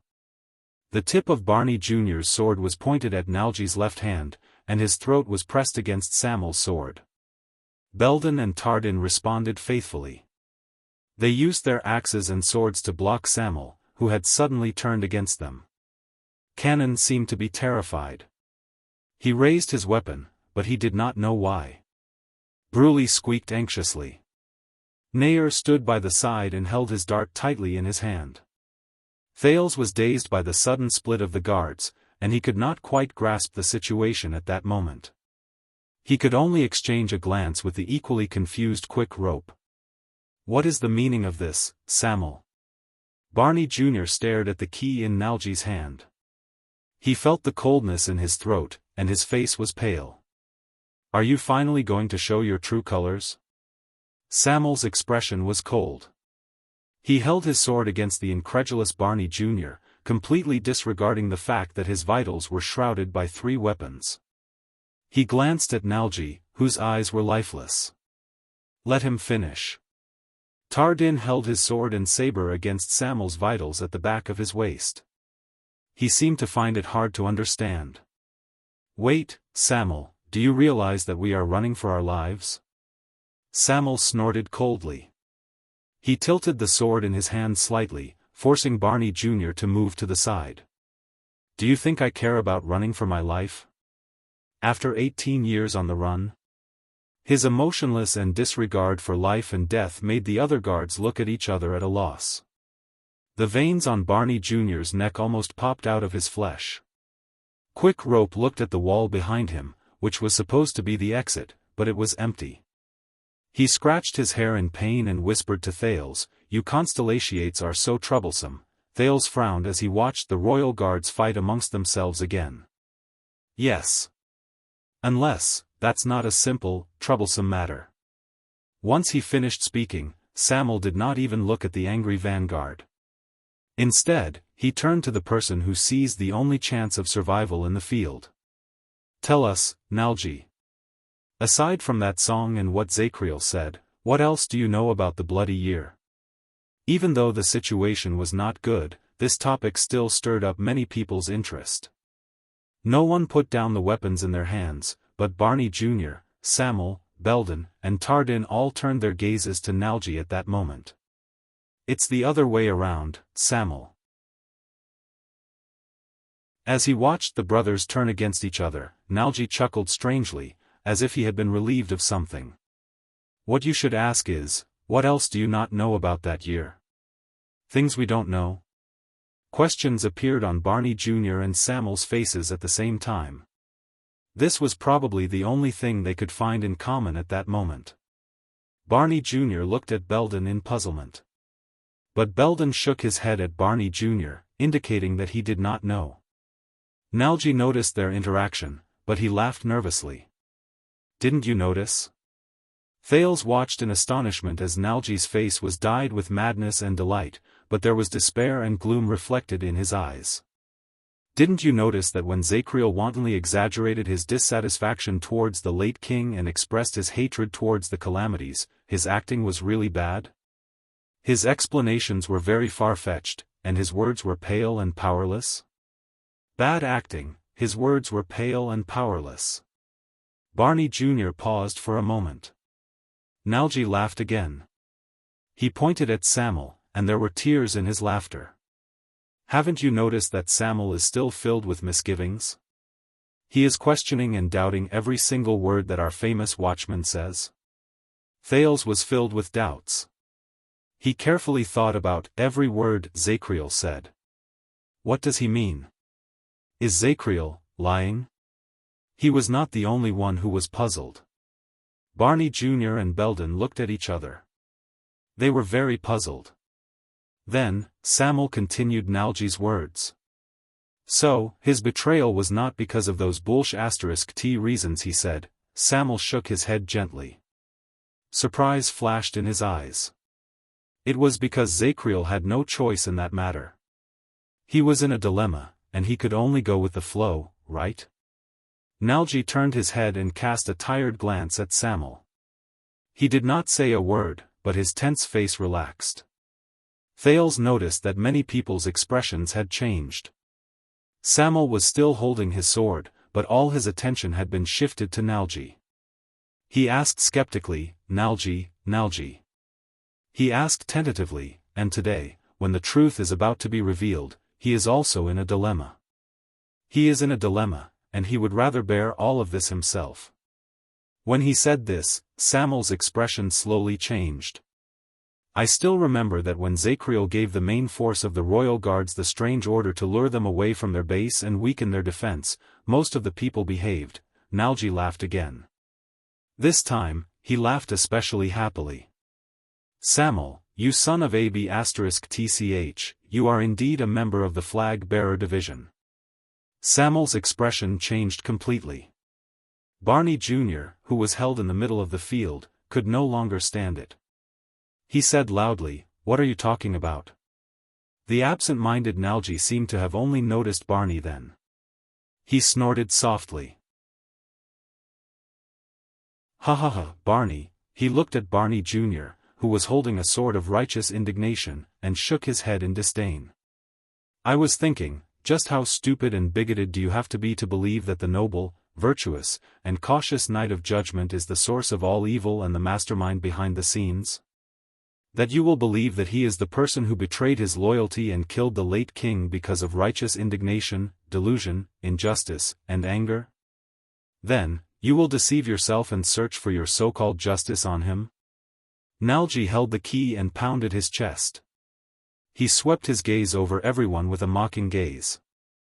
"Do you really think that he can make dozens of noble, outstanding, smart, and powerful royal guards, including us, obey his orders without hesitation, easily dismantle the defense of Renaissance Palace, and allow the despicable assassination to happen just because he is the watchman? Many people frowned even more. Wait, he means, Thales's expression slowly changed. Samuel wanted to say something, but he stopped. Barney Jr.'s expression did not change, but the meaning in his eyes slowly changed. Do you really think that the betrayal and assassination that shook the Western Peninsula in Eternal Star City all those years ago? Nalji panted, and the brand on his face became even more unpleasant. With just Zakriel's power and one order, he could complete it? Everyone was stunned. They quietly watched Nalji, who was on the verge of breaking down. Then, a few seconds later, what do you mean? Barney Jr. recovered from his daze with great difficulty. Nalji took a few deep breaths and paused for a second, as if he was savoring the complicated feelings in this moment. Everyone subconsciously held their breaths. That's right. Under everyone's gazes, Nalji still spoke. His voice was low, and his tone was gloomy. There was a hint of relief in his tone, as if he had accepted his fate. It's not just Zakriel. In the past, the royal guards knew about the plot beforehand, but pretended to be deaf and dumb, and cooperated with our brothers who carried out the assassination. Nalji lowered his head and whispered. More than half of them. Obviously, the power of these words was second only to the alchemy ball Thales had just thrown. No one snapped out of their daze for a whole 10 seconds. Everyone just stared at Nalji with their mouths agape. They were shocked. Unknowingly, Barney Jr.'s sword was lowered gently. As its master's heart wavered, the blade of the sword became sheathed. It no longer shone with a cold glare, and its murderous aura filled the air. Almost at the same time, Samuel also lowered his weapon. Belden and Tardin no longer threatened the back of Samuel's waist. But at that moment, no one wanted to care about the unpleasantness that had just occurred. Thales only blinked furiously and tried hard to sort out the chaotic thoughts in his head at that moment. Wait. Wait. More than half of the royal guards, they knew about it beforehand, but pretended to be deaf and dumb? If that's the case, the plot to assassinate 82nd during the Bloody Year was. When he thought of this, Thales suddenly felt a chill run down his spine. He felt as if he was suffocating. What? Barney Jr. asked in a quiet voice in the quiet atmosphere. His tone was light, and his tone was indifferent. He sounded like a little boy hiding under his bed and running away from the monster in his nightmare. But in the end, he woke up the monster. Or all the people in the hall. Beforehand? Belden widened his eyes in disbelief. More than half. Samuel spat out the words laboriously. Almost everyone was stunned.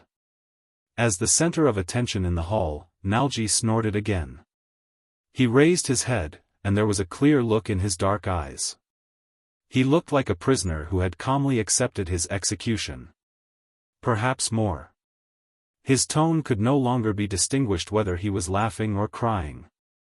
When Zakriel gave the order, some of the guards might have noticed that something was wrong.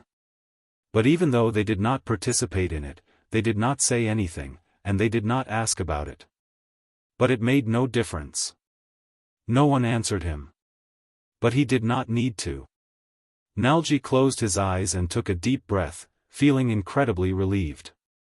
But just now, when Zakriel claimed that he was the one who did all this, I knew that he was putting on a brave front, putting on a strong front, and overestimating himself. Nalji said absent-mindedly, he wanted to bear everyone's sins with his own body under our witness. He wanted to cover up the shame and scandal. He wanted to be the lonely hero who suffered in sorrow and was silent. Putting on a strong front? Putting on a strong front? Bearing the sins? Lonely hero? Thales blinked and tried his best to free himself from the shocking truth just now. He recalled a certain expressionless man with a long face and tried to understand Nalji's description of the fierce and murderous night of judgment. But I can't let him do that. Nalji's voice became softer. His hand, which held the key, fell together with his weapon. He looked like a helpless traveler who had slipped into an abyss. I can't do that, I can't. Nalji opened his eyes again and mumbled with a lifeless gaze. I can't anymore, I can't anymore. If that's the case, Zakriel's act of taking all the blame just now was, Thales thought in a daze. On the other side, he could only hear the rising and falling breaths of the guards. So, King Kessel was right to throw us into the prison of bones. Everyone turned their heads stiffly. In the suffocating darkness, Samuel's voice traveled into their ears with great difficulty. Because through a certain method, he truly knew that the royal guard's loopholes and dereliction of duty behind the late king's misfortune were not a coincidence. Samuel looked at everyone helplessly. He saw that they were also unable to accept this fact. Because it was a dirty plot that involved more than 100 people, both inside and outside, a collective rebellion. Samuel stated his conclusion in a daze.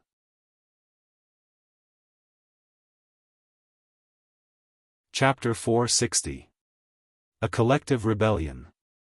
Thales stared at Nalji, whose breathing was unstable. Royal guards? Rebellion? No one responded to Samuel's heart-wrenching words.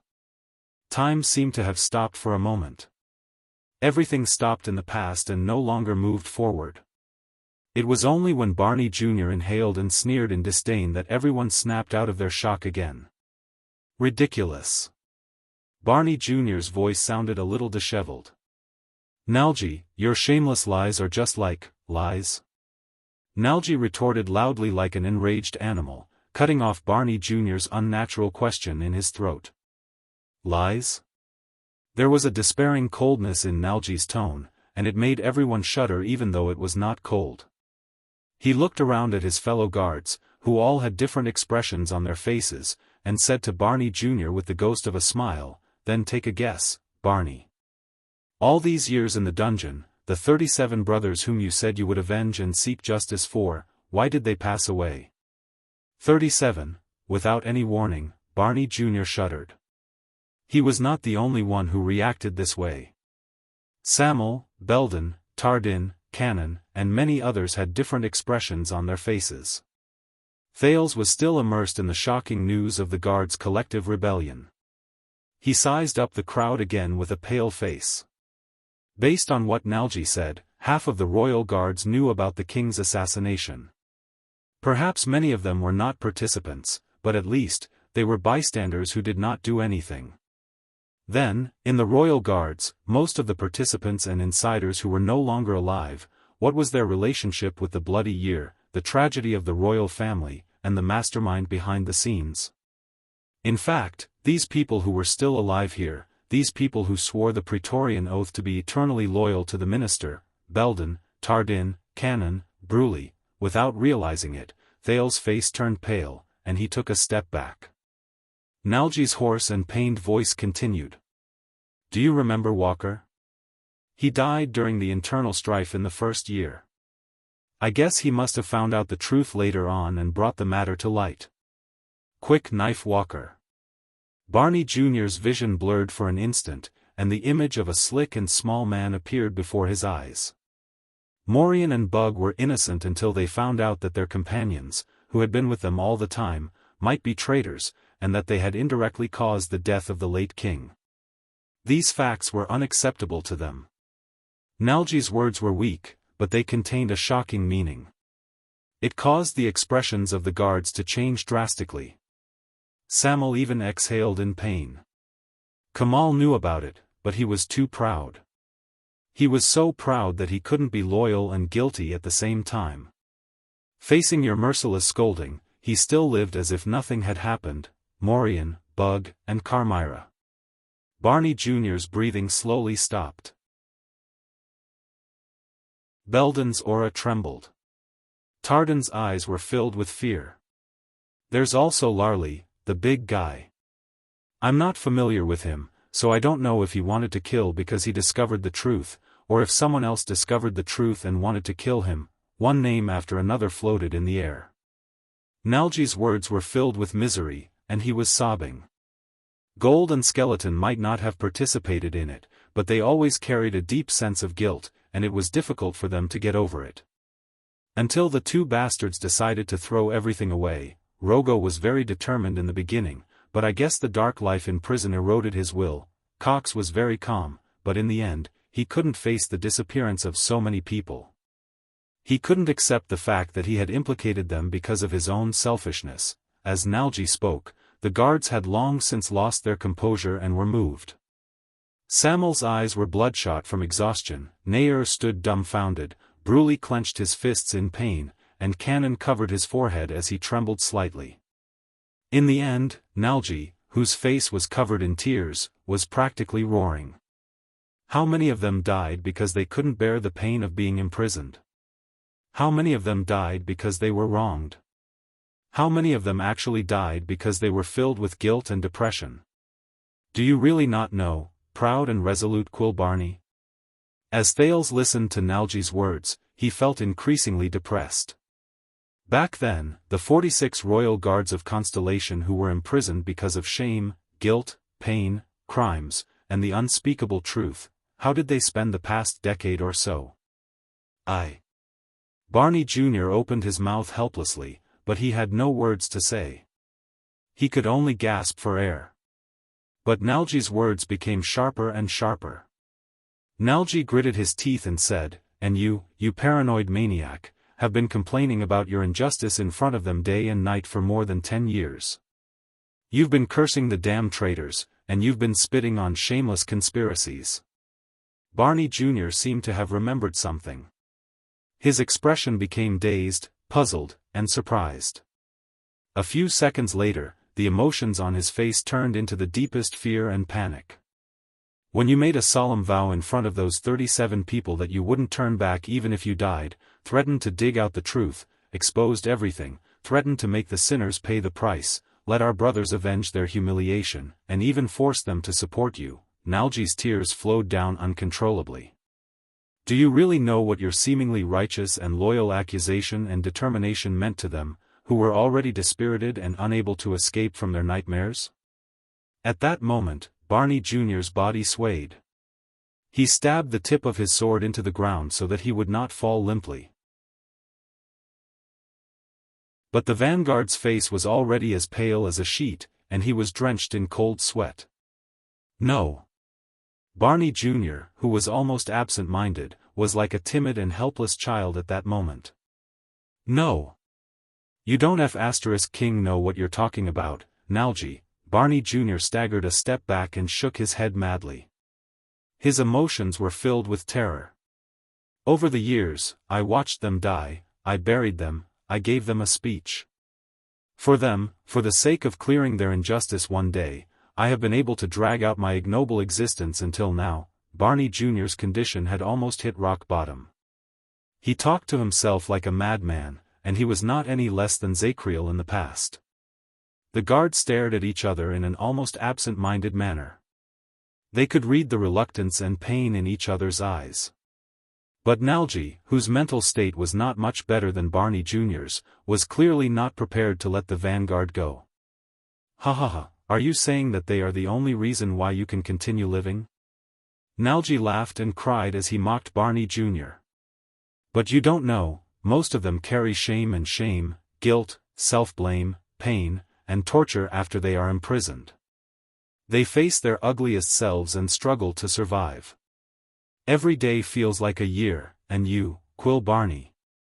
Nalji pointed at Barney Jr. with hatred written all over his face. "You thought you were encouraging them, saving them, and redressing their grievances, but in fact, you were constantly lashing at their hearts, reminding them, recalling them, and deepening their impression and shame of that night. You used your noble and loyal moral integrity and personality, your righteous slogans, and your determination to make them suffer even in prison. You forced them to have nowhere to go, and they tortured themselves." As he listened to Nalji's words, Barney Jr. was like an unfortunate traveler who fell into an abyss. He trembled in fear, and even his breathing became uneven. "It's you." Nalji's vicious accusation was engraved in his heart. "It's you. It's you, one after another. Day after day, you used a method that seemed to encourage them, but was actually cursing them. You forced them into a dead end, and in the end, you forced them to die to free themselves. Nalji's words were heart-wrenching. They echoed in the underground prison, and the expressions of all those who heard them changed. You are the real murderer of those 37 brothers. Quill Barney. Clang. While everyone's minds trembled, the sword and shield in Barney Jr.'s hands fell to the ground at the same time, and they trembled non-stop. No! Barney Jr. covered his face with his hands in pain, and his entire body trembled. No! No, it's not me, his voice was timid and fearful. In the face of Barney Jr. in this state, Nalji laughed loudly. And you, the young soldier, are still returning to the capital in a righteous and high-spirited manner to uncover the truth and seek justice for them? His smile slowly faded away. Stop joking, you son of AB*TCH, Barney, you don't know that when you stood there and accused Zakriel just now, every word you said made me sick. Barney Jr.'s moans became even more pained. Thales watched this incredibly cruel confrontation with complicated emotions. The discomfort and puzzlement in his heart were tormenting him as well. He remembered the brutal and merciless confrontation between the Star Killer and the Raven of Death in the land of barren rocks in the city of faraway prayers. But even then, it could not be compared to the scene before his eyes. The other guards watched this scene in a daze. Even Samuel was speechless. For a time, only Barney Jr.'s pained moans could be heard in the underground prison. He bent down and pressed his hands on his knees. He inhaled and exhaled mouthfuls of air, as if this was the only way he could obtain nourishment to continue living. But, all of you don't know, do you? Barney Jr. turned to the others while trembling. He no longer had the calmness and awe-inspiring air of a vanguard. That's right. It's impossible for all of us not to know about such an important matter. Tell me, he must have made this up. His tone was almost begging. He hoped to get an answer. But the answer was usually not what he wanted. I suspected it. A deep voice rose. But he lowered his head under everyone's gazes. His face was ashen. The order that day was too strange. It was too rare, but no one stood up to oppose it, so later, when I was in prison, I also suspected it, but, he did not continue. Barney Jr.'s gaze was first filled with shock, then despair grew. Belden stared at Nair in disbelief. Another calm, frail, and frighteningly frail voice cut in. It's true. Everyone turned their gazes to the other person. It's true. I know what Nalji said. The speaker answered with a lifeless voice. Barney Jr.'s voice trembled as he looked at the speaker. Tardin?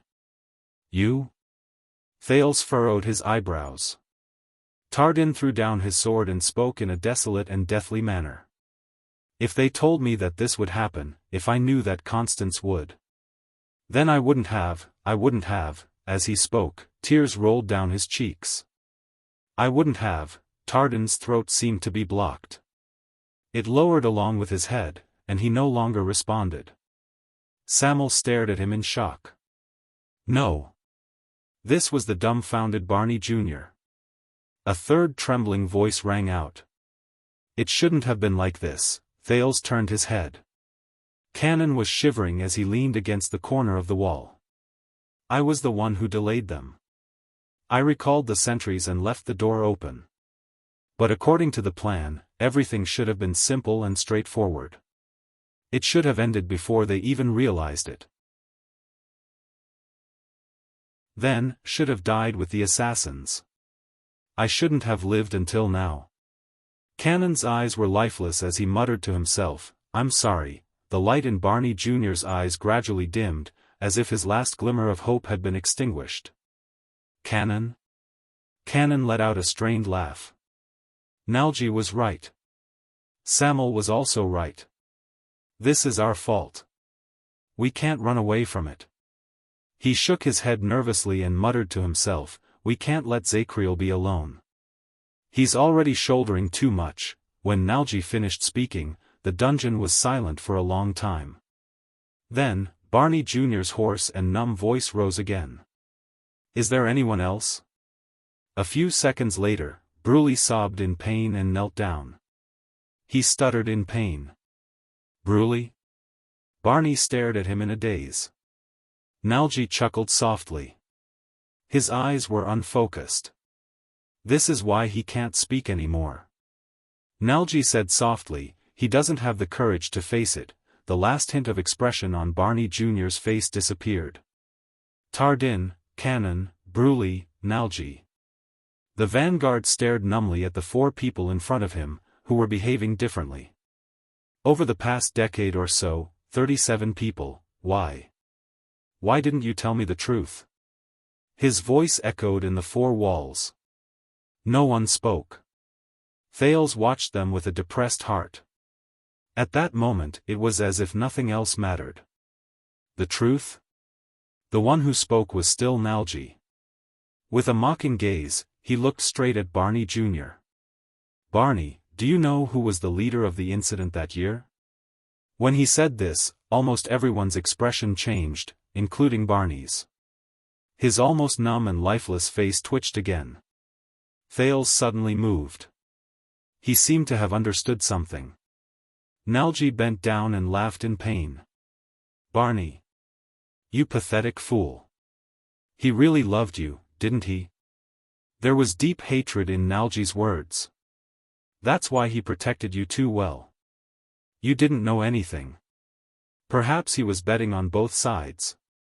He still hoped that after the incident, you could escape with your innocence and ignorance and stay in the palace. And even take over his position? Barney Jr.'s eyes suddenly widened. "No, no," the vanguard mumbled. A great wave of grief and despair came crashing down on him. "That's right." He heard Nalji say coldly, "That year, the person who led us to gather together, instigated us to let the rebellion in the palace run amok, threw us all into the endless abyss, and then escaped the final judgment alone was not someone else." Nalji gritted his teeth. The emotions in his eyes were indescribable. "I hate him. I curse him." He said hatefully, "That's right, the vice-captain of the Royal Guards. Quill Barney the Senior. Your damned father." Thud. Barney Jr.'s weapon fell from his hand, and his knees touched the ground. He knelt on the ground in a daze. His breathing was intermittent, and his eyes were empty. From that moment onwards, there was no longer a hint of life on his face.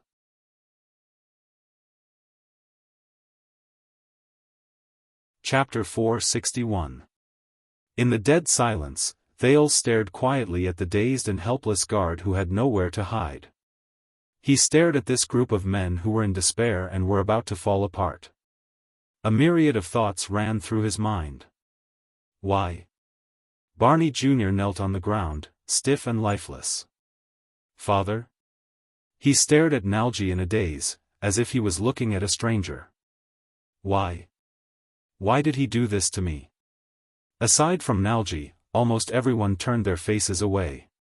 Only Belden and Nair were left. They were also shocked and speechless.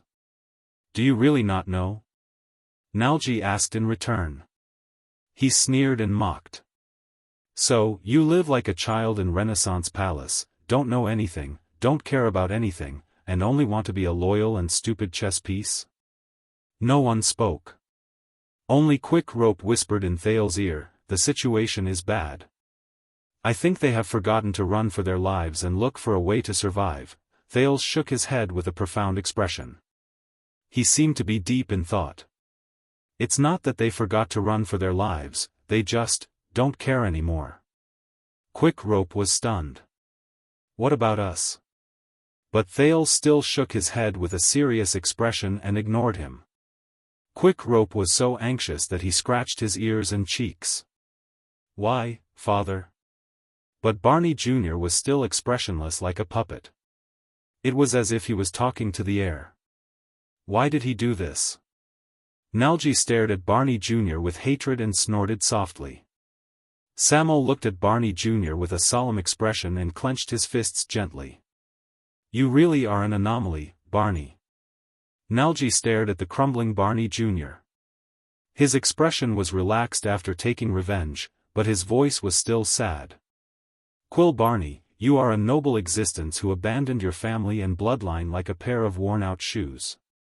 But in fact, if it weren't for him, if you weren't born into the Barney family, one of the 7 Jade Star attendants, you wouldn't even have the chance to enter the guards. Nalji said coldly, just like all of us. A noble existence who abandoned his family and bloodline like a pair of worn-out shoes. Barney Jr.'s lips trembled. When he said this, Belden, Nair, the dejected Tardin and Bruley, and even the trembling Cannon all lowered their heads. Only Samuel continued to stare at Nalji without moving. But Thales sensed something. He subconsciously took a step forward. Why? The young man's sudden words attracted everyone's attention. If you don't want to tell him, then tell me. Tell the last descendant of Jade Star. Thales' words echoed in the dungeon, and even Quick Rope was shocked. This sentence stunned Nalji for a moment. He stared at the teenager in front of him, as if he was getting to know him all over again. It was as if he wanted to recognize something from the other party's serious face. Hey, these lunatics are enough of a headache. Quick Rope pressed on Thales' shoulder and whispered anxiously, we should focus on finding a way to survive now, what else do you want? But Thales only sucked in a light breath and firmly pushed Quick Rope's hand away. Just like you said, find our way out. Quick Rope was stunned. Thales looked at Nalji again. His gaze lingered on the key in Nalji's hand. Tell me, why did Barney's father and you, and even Zacriel, do that? Thales furrowed his eyebrows tightly. Or should I say, what else did the King of Eternal Rule, 82nd, do aside from the so-called alliance of the 3 disasters that Zacriel mentioned? Nalji's gaze gradually became confused. Barney Jr. raised his head in a daze, but he only repeated the same sentence. Why, father? Nalji looked at everyone in a daze, but he found that many people had shifted their gazes away. Only Samuel was staring at him. Finally, he seemed to have figured something out. He chuckled in relief. You are right, Your Highness.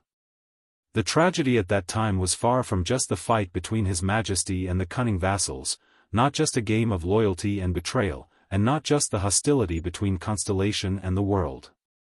Be it the natural disaster or the rebel army, there was naturally a reason for the chaos in the kingdom at that time. Thales' frown deepened. The Knight of Judgment thought that the late king was bewitched by some legendary monster and that some people were conspiring to bring chaos to the kingdom, but that was just his wishful thinking. Nalji returned to his state as if there was no one else around him. It was as if he could see the past. Because Zacriel was just an antique family name that had been in decline for 1,000 years, and did not even have a castle or a fief, he was too naive. He could not sense it. He could not sense our despair. When he said this, Nalji shuddered. On the other side, Tardin sighed softly. A thought appeared in Thales' mind. Despair? Nalji sucked in a breath and recalled the most unbearable years. He smiled bleakly and said, back then, there were countless rumors circulating in Renaissance Palace. Not everyone knew about the taboo between the late king and the calamities, but there was one thing that everyone was very clear about. Many people's breathing became chaotic. Barney Jr. slowly focused his gaze while he knelt on the ground. What is that? Thales listened solemnly. Nalji turned his head and said absent-mindedly, during those years, His Majesty wanted to make a difference. He gave many orders. Make a difference. Many orders. Thales' heart clenched. For some reason, he suddenly thought of the old crow's class. So, regardless of whether it was the 7 Jade Star attendants, who were directly under the royal family like Belden, Tardin, and Barney, or the so-called 13 distinguished families like Talon and Caribbean, or the 6 great clans who founded the kingdom like Arund and Tabark, we saw and experienced it all. Barney Jr. recovered from the shock and stared at Nalji in a daze. Nalji swept his gaze over each of his royal guards and said airily, with every move His Majesty took, our days became harder, our future became more hopeless, and our future as nobles became even bleaker. Thales was shocked. Tardan's expression changed slightly. He wanted to say something, but he did not. But before he could say anything, Thales, who had a premonition a long time ago, hurriedly urged him. What happened?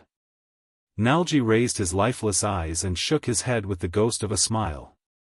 His tone was full of grief. I don't know. First of all, because of the land measurement order, my family's fief was reduced rapidly. The farmers on the arable land moved to the city because of the household measurement order. He spoke tirelessly, and his gaze was dreamy.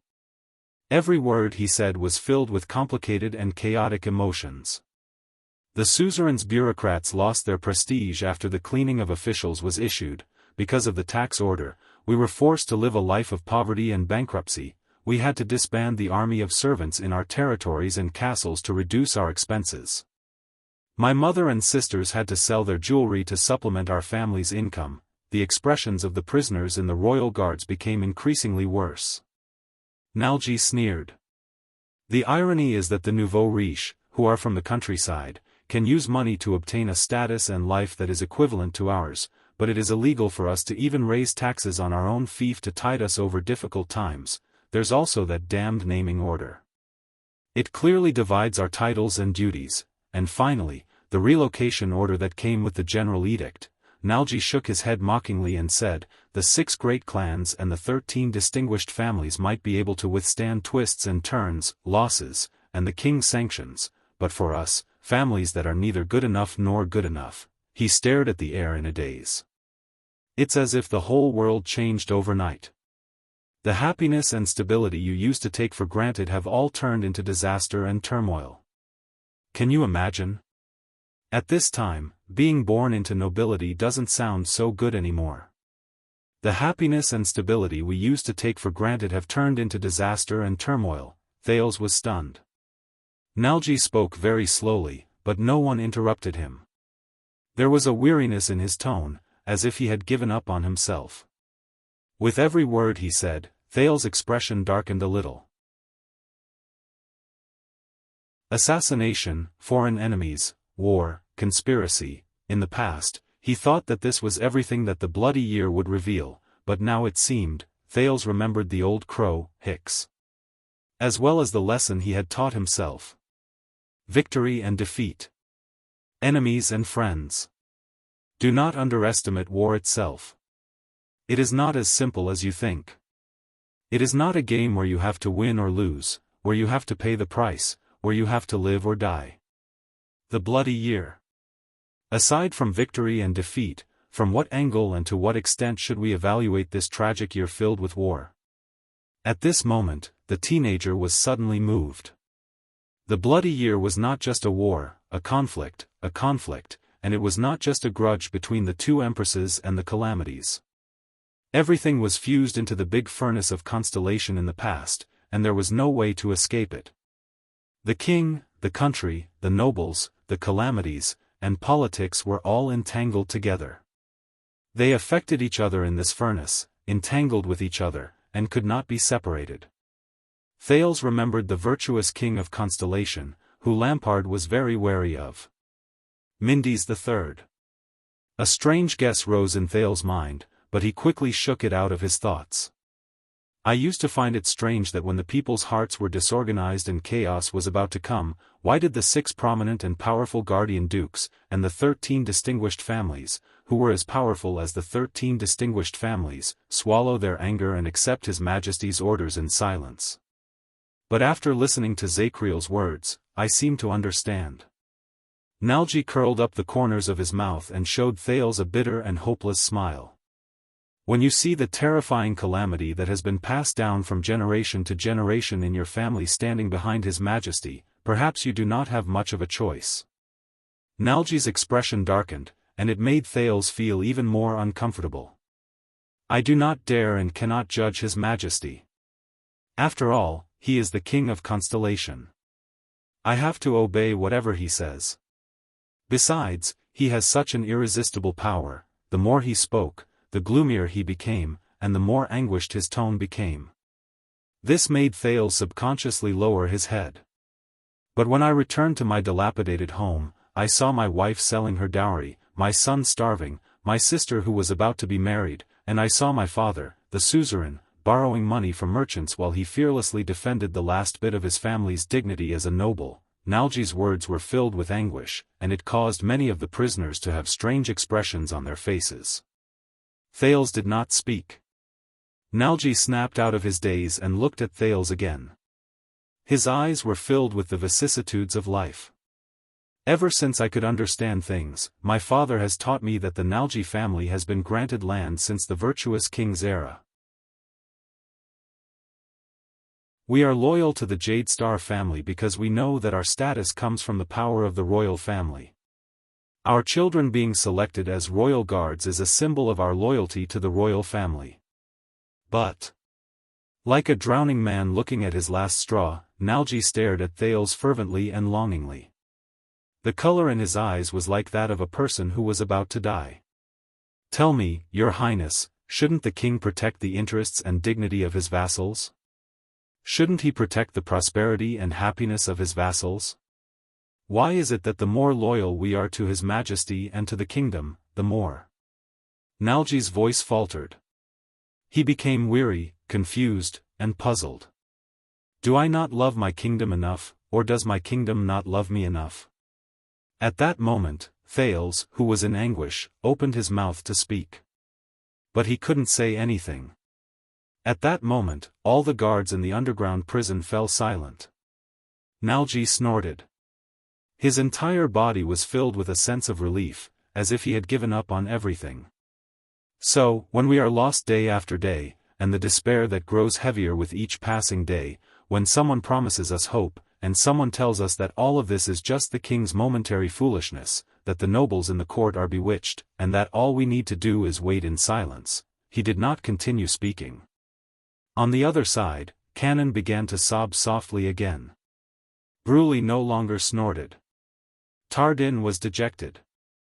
Belden and Nair, who did not know what was going on, were in a daze. Only Barney Jr. and Samuel mumbled something that only he could understand in a daze, and the other held his weapon with gritted teeth. Tell me, Your Highness. On one side, there is my lovely wife and weak son who are filled with hope, my elderly parents who hold fast to the past, and the glory of my family that I am proud of. On the other side, there is the gentle and kind king, the cruel and merciless king's decree, and the Praetorian oath that is engraved on my life. Nalji's face contorted. His eyes were filled with tears. Who should I be loyal to, and who should I betray?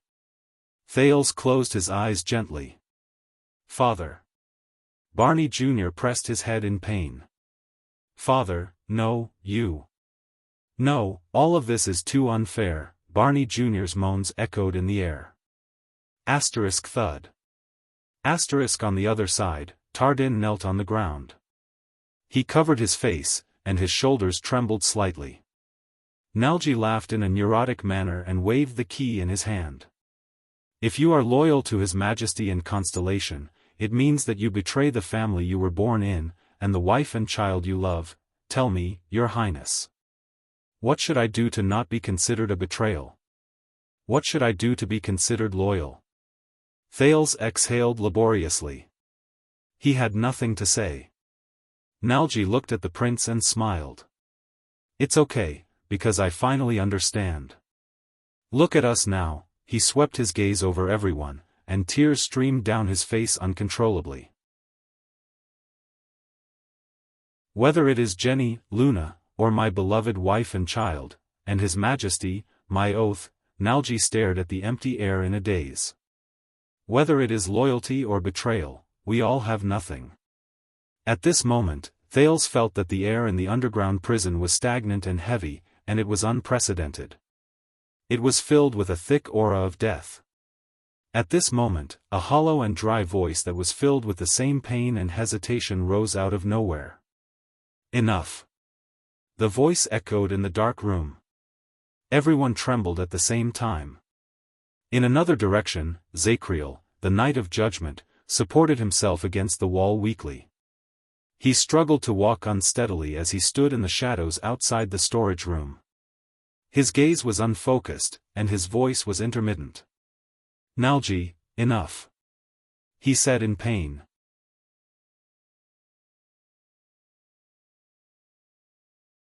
Chapter 462.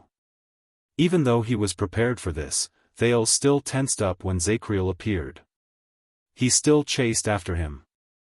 The Knight of Judgment. At that moment, he was the greatest threat in the dungeon. Zacriel did not seem to be in a good condition. The knight was already in a sorry state. At that moment, his eyes were half closed.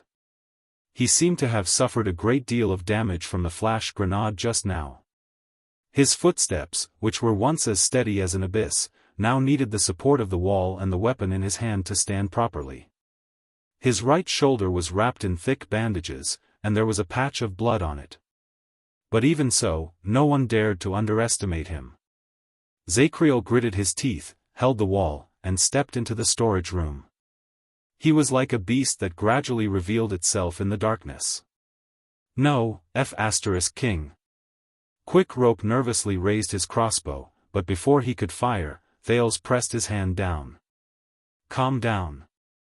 Thales held Quick Rope's arm tightly and spoke through gritted teeth.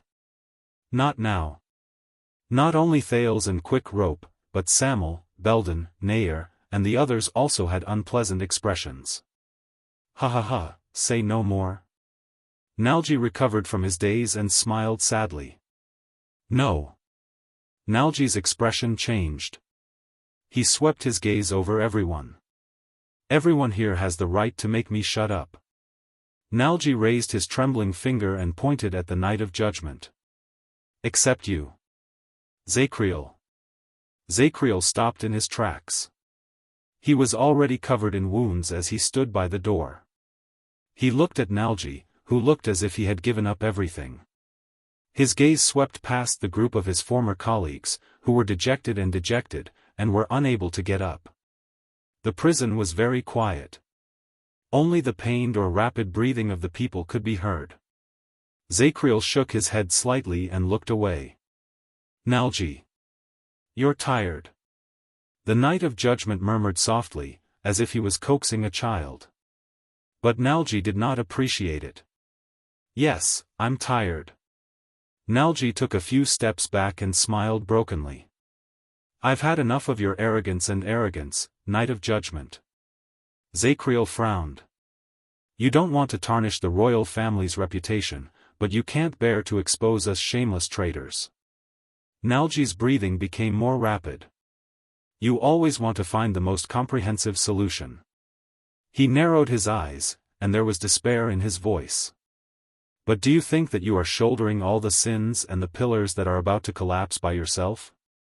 That no one's honor has been tarnished and no one's reputation has been damaged? That you are silent and carrying the heavy burden alone is a great sacrifice, and that you are worthy of everyone?" Zacriel said nothing. Barney Jr. was still kneeling on the ground in a daze. Belden looked nervous, and Samuel was silent. Nalji began to tremble. A few seconds later, the resentment he had suppressed for who knew how many years erupted from his throat. F***CKU. "You damn bastard, arrogant watchman Zacriel." His curses echoed in the storeroom, causing the torch in Samuel's hand to flicker. But no one made a sound, including Zacriel. As he stared at Zacriel and Nalji, who had a mental breakdown, Quick Rope gulped and poked Thales nervously. "What did I say? I knew it." These lunatics are unreliable. However, Thales only looked at the people in the field with a complicated gaze and did not say a word. "Yes." He stared at Barney, who had a mental breakdown, and Nalji, who had lost his soul. "But if it weren't for these unreliable lunatics, we would have become part of the prison of bones a long time ago." You thought you were protecting us, protecting those who have passed away. Nalji's eyes were red. He roared at Zakriel, who had a melancholic expression on his face, like a wild beast. But you don't understand. Nalji's voice gradually became softer, but the difficulty and despair in his words became more obvious. You sacrificed yourself for others and took responsibility for your own crimes. You are great, glorious, selfless, a hero. The poor prisoner of the royal guards collapsed and knelt on the ground. His weapon and the key slipped from his hand at the same time. But you, a selfish bastard who calls yourself a saint, threw endless self-blame, guilt, and torture back at us. You made us play the ugliest roles on the stage, and face the painful reality that you could not face. Nalji hit his chest hysterically. We. Zakriel lowered his head and remained silent amid the deafening accusations. It was as if he did not exist in this world. Nalji seemed to be tired of cursing. He collapsed on the ground, and with a hoarse voice, he mumbled absent-mindedly, "You and Barney Sr., both of you are executioners who kill without spilling blood." This sentence made Barney Jr., who was kneeling on the ground, shudder. Nalji sobbed and said, "The only difference is, Barney Sr. made us hate him, you made us hate ourselves." Nalji lowered his head and buried his face between his hands. His shoulders trembled. A few seconds later, Zakriel raised his head in the seemingly endless silence. He extended his hand in Nalji's direction in a daze, but his hand trembled halfway, and he slowly lowered it. The past cannot be changed. But at least, Zakriel averted his gaze, as if he did not dare to look at Nalji again. Instead, he staggered towards Thales. This made many people nervous. Barney, wake up." As Zakriel drew closer, Belden, who was the person with the highest position after Barney Jr., even though he had been stripped of his position a long time ago, anxiously shouted the vanguard's name, hoping that the latter would do something. But Barney Jr.'s gaze was unfocused as he knelt on the ground, as if he did not hear him. Zakriel glanced at Barney Jr. with a deathly still gaze. When he saw the brand on the latter's face, he immediately averted his gaze. "He's gone," Zakriel said to himself in silence. The resolute and unshakable vanguard, Quill Barney, was no longer here. He turned his head around dejectedly and continued to move forward. "Damn it!" Belden cursed and gave up on waking Barney up. He frowned and looked back. Other than the absent-minded Nalji, Cannon was kneeling on the ground and sobbing in pain. Bruley covered his head and closed his eyes tightly. Tardin was dejected and did not move. The veins on Belden's hands tightened. No, the truth of the past caused everyone, including him, to be in a state of chaos. His colleagues who had gone insane made him at a loss, and Zakriel, who he once looked up to, was a stranger to him. Behind him was the Jade Star bloodline, which he swore to protect, even though they had long since tainted this mission. What should I do? In the face of his disorganized colleagues and Zakriel, who was getting closer and closer to him, Belden, the only one left among the guards, finally made up his mind and raised his weapon after a few seconds of hesitation. "Nair, Sam'el, help me." He summoned Nair, who was still somewhat normal, and Sam'el, who had a grave expression on his face, and tried to organize his final defense. Nair sighed and walked to his side. Sam'el hesitated for a moment before he threw down his torch and raised his long sword. Zakriel continued to walk forward, swaying step by step. He ignored Belden and the other two, who retreated as if they were facing a great enemy. Thales slowly furrowed his eyebrows before he slowly relaxed them. "I understand, commanding officer." Belden raised his axe and stood in front of Thales. He hissed at Zakriel. "You might not be that traitor. At least, you are not the only one. Perhaps you have your own difficulties, and we no longer have the right to criticize you." Belden gritted his teeth. "But no matter what happened in the past, you cannot touch this child." As he walked forward, Zacriel's face was completely illuminated by the torch on the ground. The brand on his forehead became even more obvious. "Look at them, Belden." The Knight of Judgment stared at Barney and Nalji, who knelt by the side, with a dejected look on his face. He looked as if he was about to break down. He shook his head with a sad expression. "Trust me. Bury everything here, this is the best way." Zacriel drew closer. The blade of the axe in his hand reflected a cold light. Thales could not help but bite his lip when he saw Belden, who still stood in front of him despite his poor condition. At that moment, the Knight of Judgment suddenly stopped moving. Belden, who was extremely nervous, exhaled. Zacriel furrowed his eyebrows and slowly turned his head around. Barney Jr., who knelt on the ground absent-mindedly, extended his hand and grabbed the knight's calf weakly. "Zacriel, tell me." The pale Barney Jr. raised his head and glared at Zacriel with bloodshot eyes. His voice was half pleading and half questioning. "My father. Why did he do this to me?" Barney Jr. looked as if he had just woken up from a nightmare. His expression was absent-minded. He stuttered, "Vice Captain Quill Barney. What kind of person is he?" This sentence caused the expressions of all the prisoners to change at the same time. Even Zacriel was dazed for a moment. The dungeon was silent for a few seconds. He was a good man. Zacriel lowered his gaze and reminisced about his old friend from a long time ago. There was respect in his voice. He was just born in the wrong era. Barney Jr. instantly shuddered. Once he finished speaking, Zacriel took a light step forward and shook off Barney Jr.'s arm. Barney Jr. was immersed in Zacriel's words. He was dragged by Zacriel and slowly fell to the ground, but he did not seem to notice it. Zacriel was getting closer and closer to them. They could even see the brand on his forehead.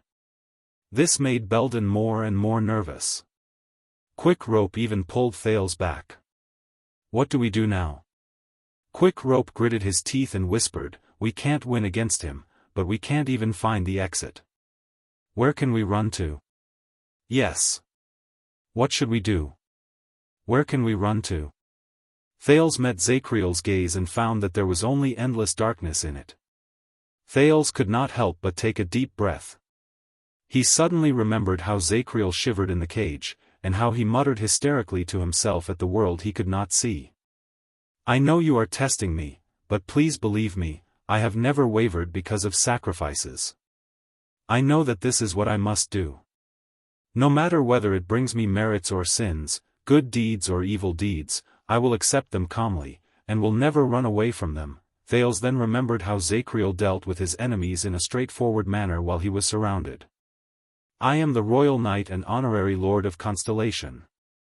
I am the penal officer of the Royal Guards, the Watchman, the Protector of the Throne, the Keeper of the Royal Treasury."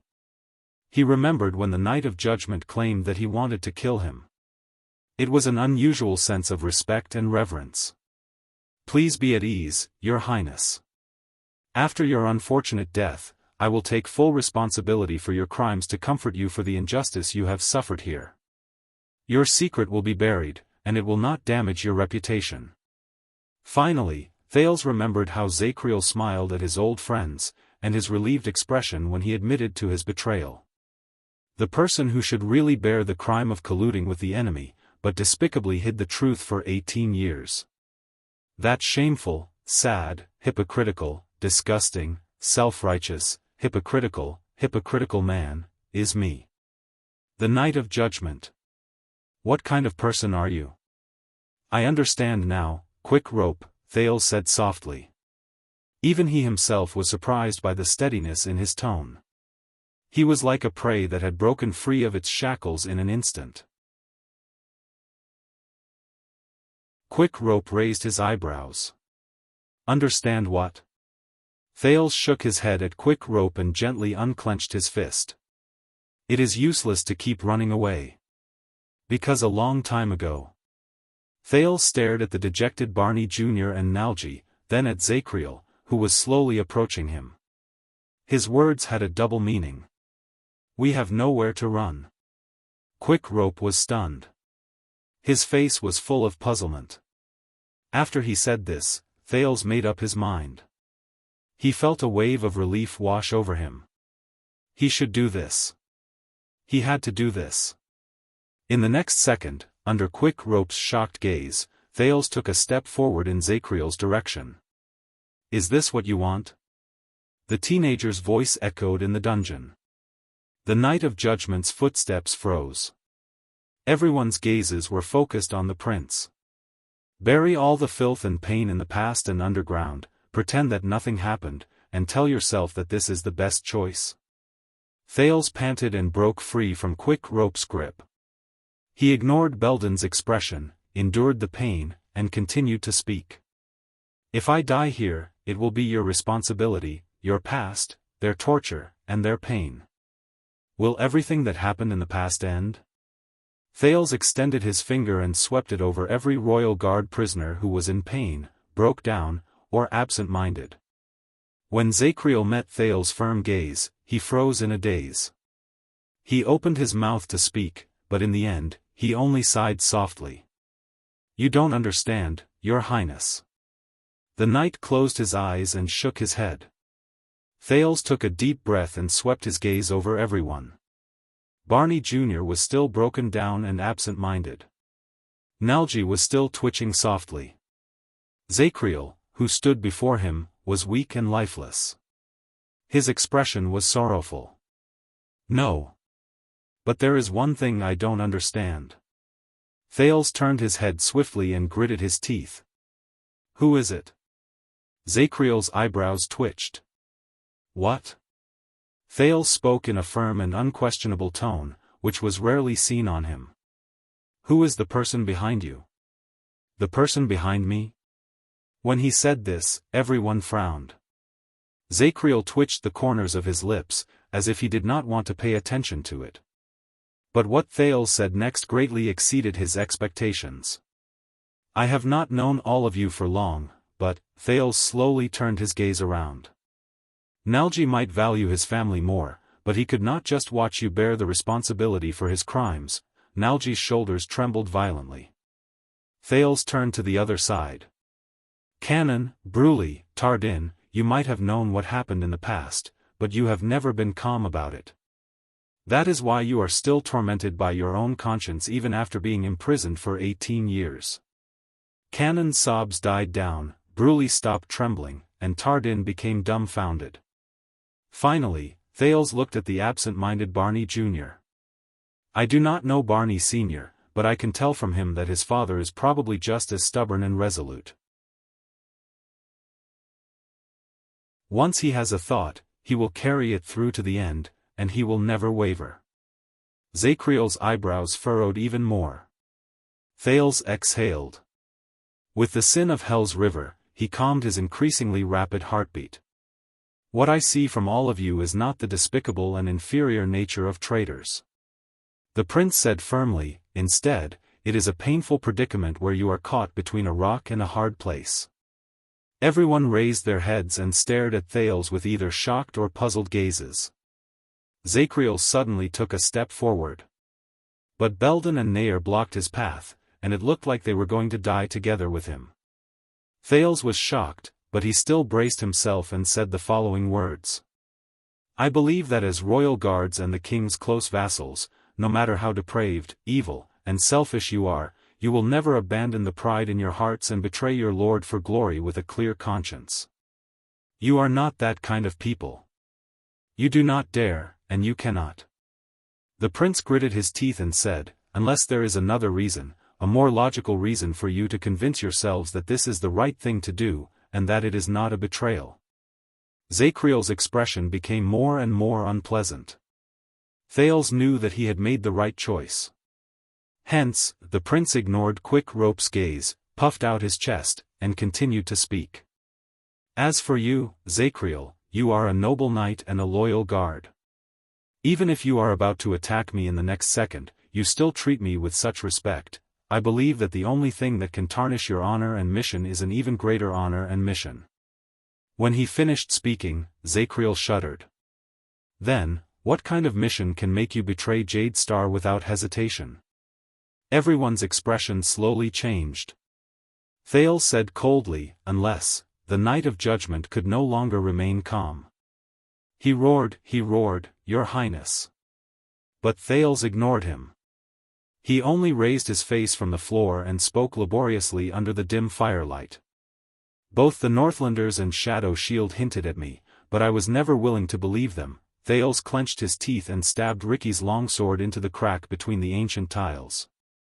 So, tell me, Zacriel. Who is it? Zacriel's expression changed a few times before Thales' eyes. Thales continued to speak.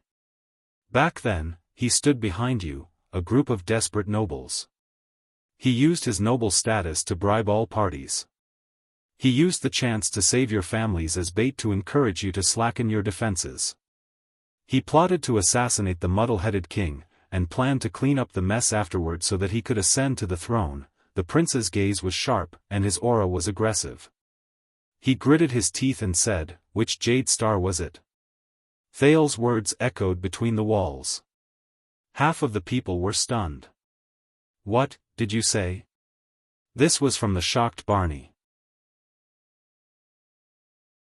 The faces of the other half of the people, Nalji and Cannon, turned pale. Bruley and Tardin turned their heads away. In front of them, Zacriel swayed violently and covered his head in pain. The silence lasted for a few seconds. For a period of time, only Thales' rapid breathing could be heard in the prison. Then, a trembling voice rose. I see, this is why you wanted to bury the truth and shoulder all the crimes. Samuel swept his gaze over everyone. His voice trembled slightly, and his face was filled with shock and realization. This is why all of you kept it a secret, and why all of you were in conflict until now. Some of you may have been directly involved, and some only guessed the inside story. But this is the reason why all of you refused to do anything at the same time. A Jade Star of the same legitimate lineage supported all of you. He took a step back and panted. There was a cold sneer in his voice. Calamities and anti-mystic equipment are not reasons. This is the biggest scandal of the Jade Star royal family that cannot be made public. The tip of Samuel's sword trembled slightly. What a joke. Betrayal, loyalty, they are all bullshit. T, the so-called bloody year, the nightmare that tormented me for 18 years, the assassination and rebellion that all the nobles kept a secret, was actually an internal conflict within the Jade Star royal family. Internecine conflict? In the face of Barney's question, Zacriel heaved the longest sigh he had that day. The palm he used to cover his forehead trembled even more violently. Barney Jr. widened his eyes in disbelief. He straightened his body again. Thales did not speak. He only exhaled softly. Quick Rope opened his mouth wide. He did not know how to react. Zacriel still had his eyes closed. He did not seem to know how to answer. Belden and Nair looked at each other. Their gazes were filled with sorrow, pain, and a final hint of disbelief. Samuel laughed again. His laughter trembled, and it was very frightening. Ha ha ha ha ha, let me guess, his gaze was complicated and difficult to understand. It was mixed with hatred and disdain for some unknown reason. Is it Crown Prince Midir, who fishes for fame, is unpredictable, but can directly benefit from the death of the late king? Samuel raised his head abruptly and said hatefully, or is it Horus, the sword of reversing light, who is a hero, has countless achievements, but is ruthless, bloodthirsty, and ambitious? Is it Fatty Bancroft, who appears to be fat and mediocre, but is actually greedy for pleasure and accumulates wealth without limit? Is it Beauty Herman, who has a good appearance and literary talent, but is narrow-minded, sinister, and ruthless? Samuel's choice of words made Thales frown. He had heard about these princes from King Kessel's recollection in the Jade Star family tomb, but, fishes for fame, ruthless, bloodthirsty, accumulates wealth without limit, sinister, and ruthless. These descriptions, Samuel panted and continued to speak. Or is it the Duke of Star Lake, the king's younger brother, John, who commands the army, is in the prime of his life, but according to the order, as long as the descendants of the late king's descendants do not die out? A thought appeared in Thale's mind. Previously, Marina of the Disaster Sword's request to him reappeared in his memory. In the extreme silence, Samuel roared angrily. Is it a son killing his father, or a brother killing his brother? No one answered him. Including Zacriel, who was already on the verge of collapse. Or, to be even more vicious, the Iron Hand King who mercilessly swept you, me, and all those who knew or did not know about it into the trash heap after the deed was done back then, while he sat on the throne and enjoyed everything, Kessel? Samuel seemed to be greatly agitated by this truth. He looked at the silent crowd, raised his voice, and sneered.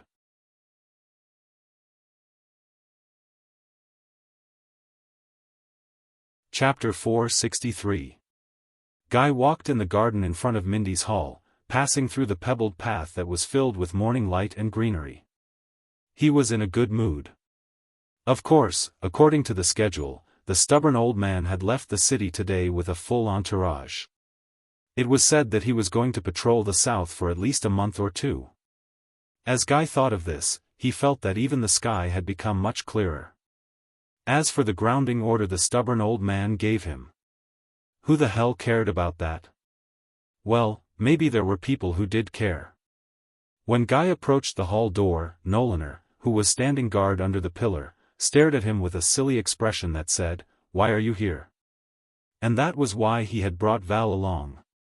Before Nolaner could open his mouth to ask, Val cleared his throat, walked forward under Guy's gaze, and started to make things difficult for his younger brother with his loud voice that was unique to Northlanders.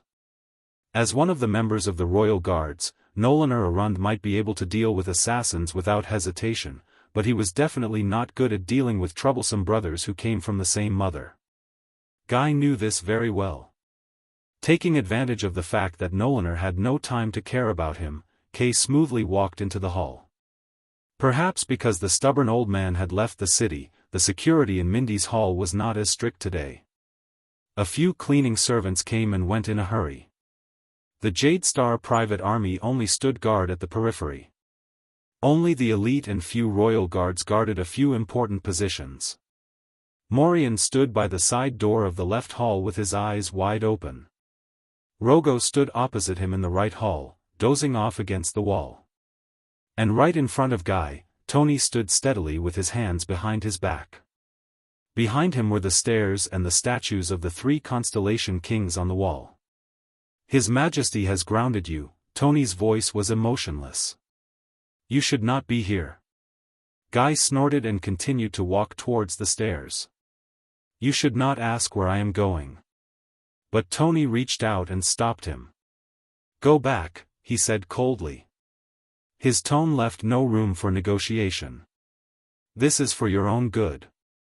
Guy glanced at the knife at the back of Tony's waist. Trouble.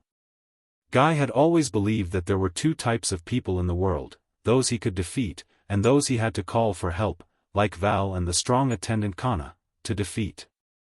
But without a doubt, the famous chief guard of the Royal Guards, Lord Conrad Tony, belonged to the third category. Morian and Rogo, who were standing on both sides, looked at each other, as if they were anticipating what was going to happen next. Guy sighed and took a step back. Well, do you know the most interesting part about what happened next? Tony pursed his lips. Kai smiled brightly and danced to express himself. I wanted to go up, but you wouldn't let me. Then I insisted, so you started fighting. But I struggled, and the commotion was big enough to flip the roof of the hall. Then the messenger came down with the order to stop, to bring me up. Tony frowned and glanced at the steps behind him. Guy crossed his arms and smiled confidently. So why don't we skip all the steps in the middle and get to the end result, let me go up. Tony's expression became even more unsightly. On the other side, Morian blinked and pointed to the top of his head. Ahem, he has a point.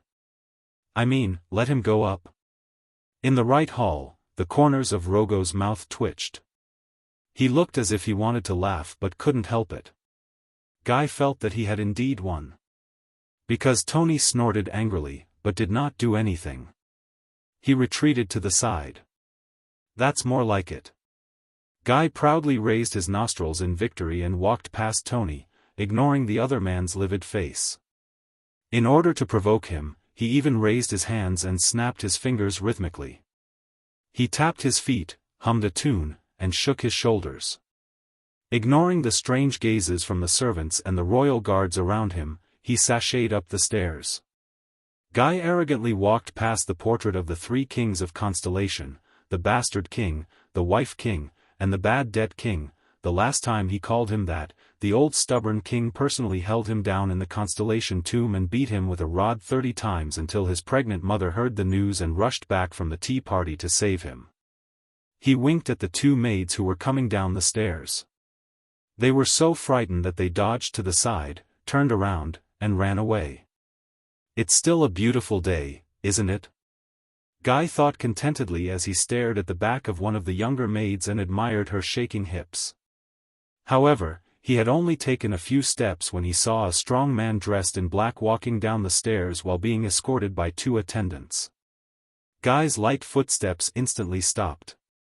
No, the moment he saw the man in black, Guy wailed in pain in his heart. It's him. The person I don't want to see the most. The most, there is no one of. Why is he here?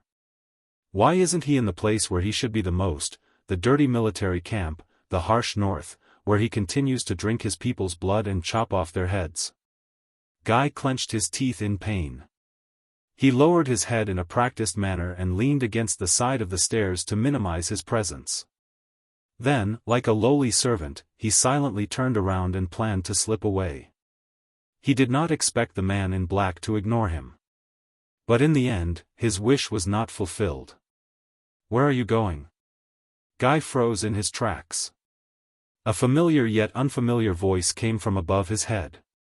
It sounded like an old organ that had been corroded for many years. When it was played, every string was a murderous weapon. Is this your reaction after a year of separation? The man in black walked down the stairs with a majestic gait. He had an imposing appearance. Morian, Rogo, and Tony all stood solemnly and bowed to the man. It was a treatment that Guy had never enjoyed before. Wait a minute. Kia glanced down at Morian and suddenly understood. They knew he was here. They did it on purpose. Hiding, running away, turning a blind eye. Just like how you run away from your identity and duty. This man had eyes as sharp as a blade, a firm and resolute face, a broad chest, and a body that seemed as if it would never bend. Most importantly, his appearance was like a dose of ice and snow. It chased away all the warmth in the hall and replaced it with heaviness and tension. Guy exhaled in resignation and turned around with a numb scalp. The man in black stood above him and said coldly, "My dear little brother." Cold sweat broke out on Guy's forehead. Panic and fear, which he had not felt for a long time, assaulted him at the same time. Damn it. Guy sighed silently in his heart. He did not want to, not that he did not dare. He looked straight into the man's eyes and only fixed his gaze on the front of the man's chest. I am not afraid of him. You are not afraid of him. Damn it, Guy, you are not afraid of him. Guy repeated it 3 times in his heart. Guy raised his head and forced himself to squeeze out an ugly smile. Hi, Horace. My dear brother, the weather is not good. When did you return to the capital? God knew how much effort Guy had put in to squeeze out this sentence amid his fear and nervousness. Horace frowned slightly. It was as if the temperature around him had started to drop. Indeed, in this world, Guy was one of the people Guy did not want to see the most. It was his tall, strong, courageous, murderous, and mentally unstable second brother who lacked love. Of course, Guy would not usually say the last description to his face. If I had known earlier, I could have prepared, Horace stared at Guy for a while until the coldness in his eyes could almost fill up the entire cellar. Then, he snorted and interrupted Guy with an ominous sound. I heard. When the police station was chasing after the fugitive, they, coincidentally, dragged you out of a club in Red Street Market. Guy's smile instantly froze. Wait. Horace continued to stare at Guy expressionlessly. All right, as usual, this guy has no intention of making small talk. But, Guy shook his head laboriously. He twitched as he fiddled with his cheeks. There was an unnatural chuckle in his voice. No. You misunderstood. I just had a poetry discussion with my friends. The atmosphere in Red Street Market is better, so we booked a private room. We drank some wine together and discussed the manner-style poetry during the Red King's era. Horace narrowed his eyes slightly and slowly approached Guy. Coupled with his strong body, he was like a small mountain pressing down on Guy. Friends? Poetry discussion? Guy nodded innocently. You know, the kind of things Herman likes to do. Horace continued to stare at him coldly. But Herman has never held a poetry discussion at 2 in the morning, the second prince said coldly, nor on a super-luxurious soft bed in Red Street Market. Midnight. Big bed. Guy had a bad feeling that something bad was about to happen. He also never got stuck in the middle of 3 naked women in a drunken stupor when the police officers arrived. Then, he was dragged naked on the street until he cried out the name of the royal family. Horace spoke very slowly, and every word sounded muffled. Guy's expression froze. Damn it. Isn't this supposed to be a secret? Where did he find out about it? The police station? He swore that when Horace said the words, naked women, Morian, who was below them, glanced at them while holding back his laughter. Even though the fact that Guy was grounded was public, the truth behind it. The stubborn old man has given strict orders. Other than those involved, shouldn't this matter be covered up? Guy twisted his neck unnaturally and looked elsewhere. Where, did you hear about it? Horace's eyes were filled with contempt. My wife, and she heard about it from Madame Hebron. Madame Hebron? Wait a minute. So it means, Guy seemed to have figured something out. A huge haze of impending doom flashed across his mind. Oh, no. The noblewomen in the capital's circle of gossipy noblewomen. Don't expect me to be their mouthpiece ever again. Except for Madame Élysée, after all, her moans are too moving, but Horace's voice interrupted Guy's thoughts, which had already drifted to the Far East. After you were caught lying naked on a bed with a cheap whore, the widow of a meritorious minister, and a viscountess whose husband did not know about it, and your identity was known by half the people on the street, his second brother did not hide the disgust in his tone. The dignity of the royal family, the loyalty of the nobles, the stability of the rule. Do you know how much effort father had to put in to clean up your mess? Just because you could not control your lower body? Guy raised his eyebrows. He did not think much of it. I kind of know. The whipping marks in Renaissance Palace are still fresh in my mind. There are also a lot of gifts to comfort the vassals, especially to the husband who was known to the entire king to be cuckolded.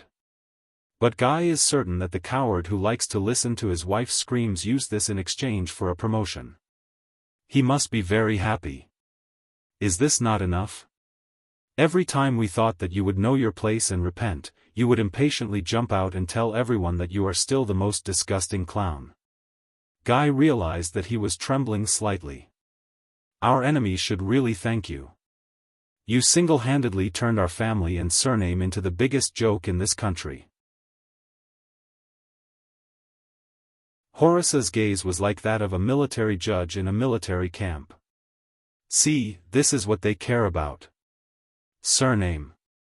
Family. Really old-fashioned. Is there anything else? Guy sneered in his heart and made up his mind. I'm going to go against him. This arrogant bastard. And he knows how to provoke Horus. Guy looked like he did not care at all. He snorted and said, "Joke? I'm not sure." Anyway, that night, Madame Élysée laughed quite happily. I mean, who doesn't like to discuss poetry?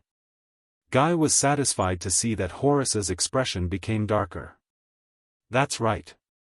The angrier he is, the happier I am. If this damned Mussulman really thinks that he can, Guy spread out his hands and smiled provocatively.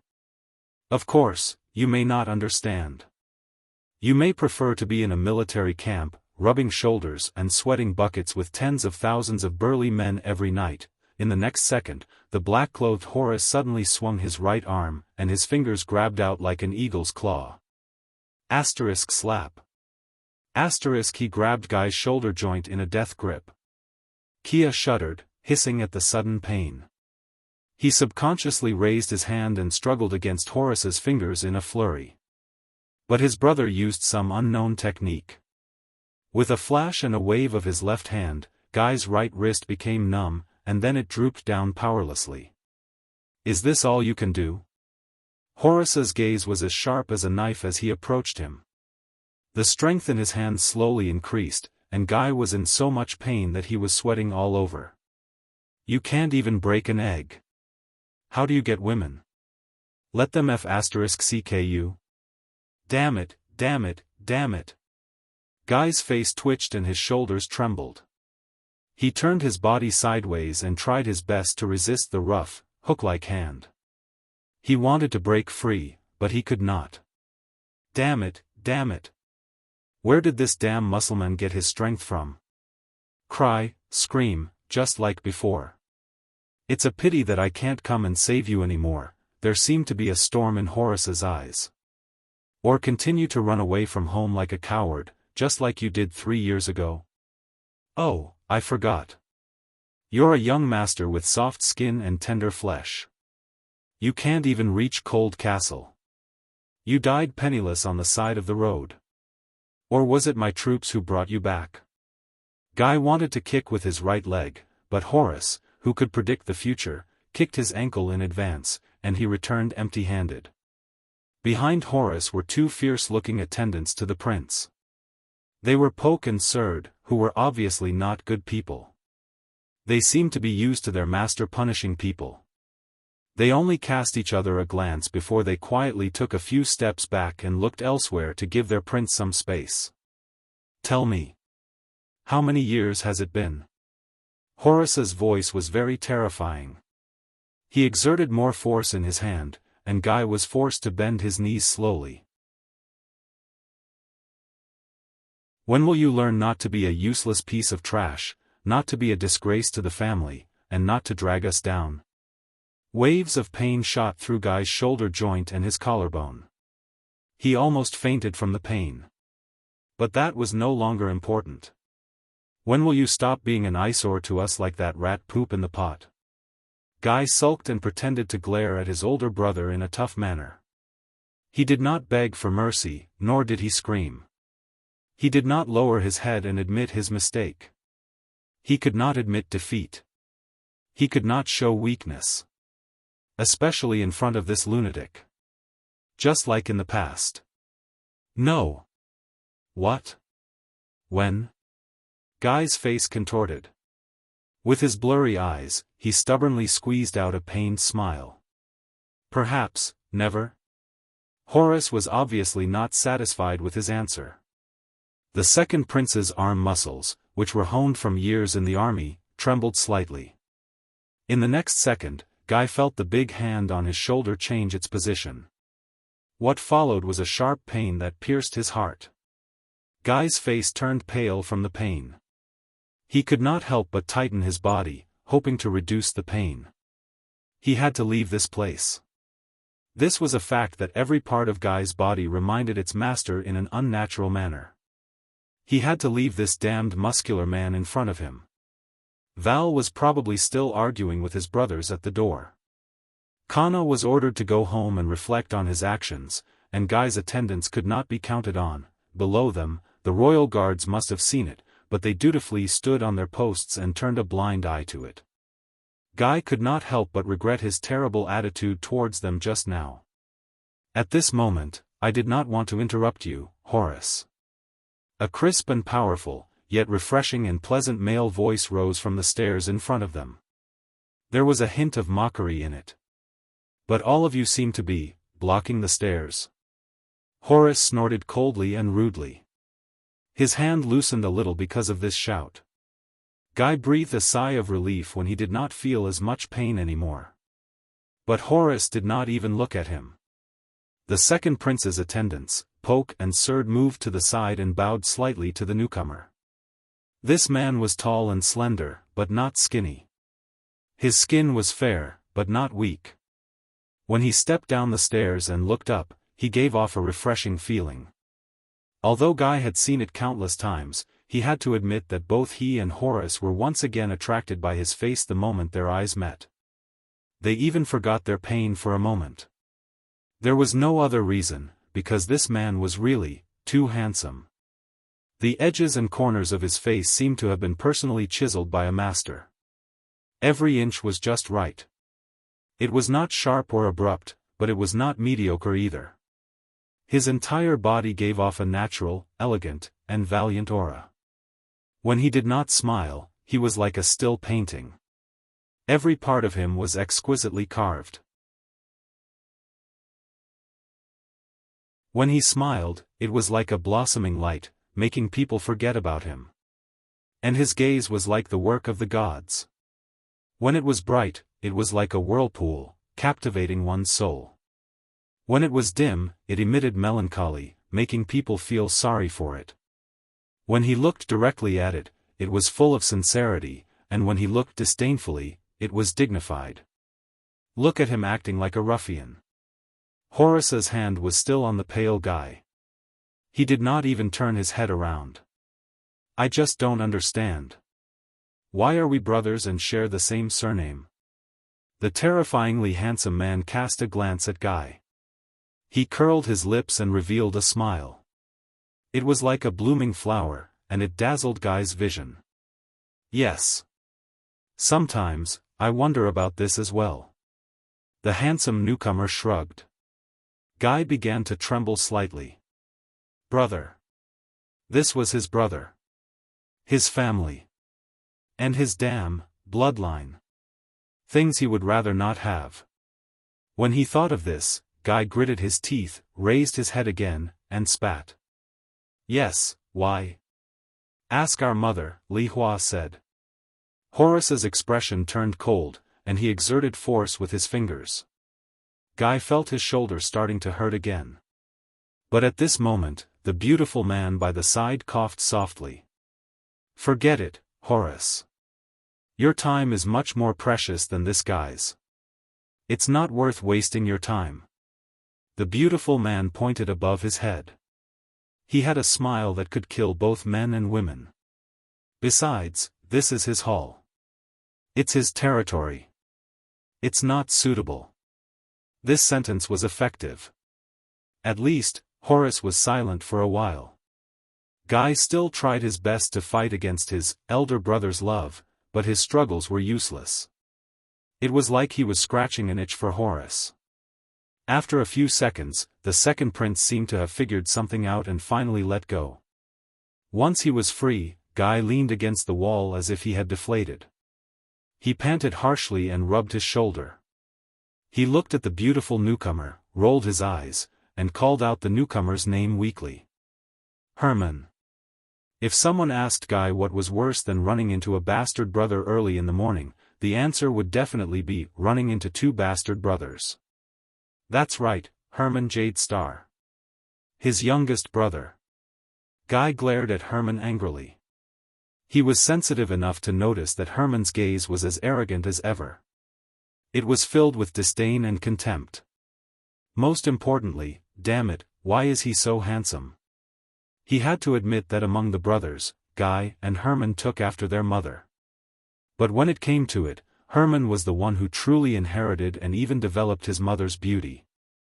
Well, it might not be accurate to describe him as beautiful, but in fact, using male adjectives to describe Herman would make him seem too boorish and crude. But if he used female adjectives to praise him, it would be too feminine and not powerful enough.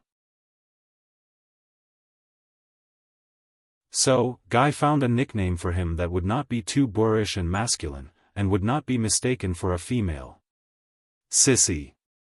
Even though Guy was certain that all the people who had seen Herman with their own eyes would not agree to use this term. But what else could Guy do? There were only so many words in the world, right? He had to choose one. This was definitely not because he was jealous of Herman's looks. Yes, maybe a little, but definitely not much. Even though Guy would never forget that Herman Jadestar was the man who attracted the most attention at any ball. Over the years, the number one spot on the list of people who wanted to have a good time with the ladies in the capital, and perhaps some men as well, Guy thought maliciously, and the number one spot on the list of people who wanted to have a good time with them the most was firmly controlled by this sissy. But this sissy also understood the profound principle of letting go of the reins only to grasp them better, and giving them what they wanted. He pretended to be aloof, and never pretended to be courteous or hinted at, which made the ladies even crazier for him. This extremely hypocritical hypocrite made Guy, who also had the blood of the royal family flowing in his veins, look like a vulgar and despicable street whoremaster who would go to any hole he found. And every time, Herman would stare at him with a disdainful gaze, a mechanical and boring voice joined the conversation. "Your Highnesses, is there a problem?" As the footsteps drew closer, a long-faced man dressed in the attire of a guard appeared on the stairs above. He looked down at the three princes from above. When he saw this person, Horace narrowed his eyes and sized him up. Guy subconsciously shrank back. The fourth prince, Herman, shrugged and nodded in a fitting manner. His voice was pleasant to the ears, and his smile was brilliant. "No, Lord Zacriel. We are just brothers who have not seen each other for a long time to catch up." The Lord nodded, but did not move. He only stared at the three of them with a burning gaze. He seemed to be waiting for something. Horace understood what was going on. He grinned and chuckled. He no longer looked at Guy, who was panting against the wall. He brought his attendants down the stairs and left. Zacriel watched his back as he walked further and further away. It was only then that Guy exhaled, as if the disaster was over. Herman chuckled and turned to Zacriel, who was above his head. "You know, Your Highness, my brother has always admired you. He thinks that you should be serving the kingdom in his military camp, not in the royal guards." The long-faced man was expressionless. "I know." Herman quirked an eyebrow and stared at him for a long time, but he did not say anything else. "All right." The fourth prince sighed and nodded. "This is probably what he likes about you." Zacriel did not say anything. Herman turned around and extended his hand to help Kessel, who was leaning against the wall, but the ungrateful Guy flung his hand away. "So, you're hanging out with him now?" Guy stared at him coldly. "You're making friends with your brothers, and this makes you feel good?" The beautiful prince frowned. "My feelings are not important. What's important is that, without me, you and Horace," Guy stared back at him arrogantly.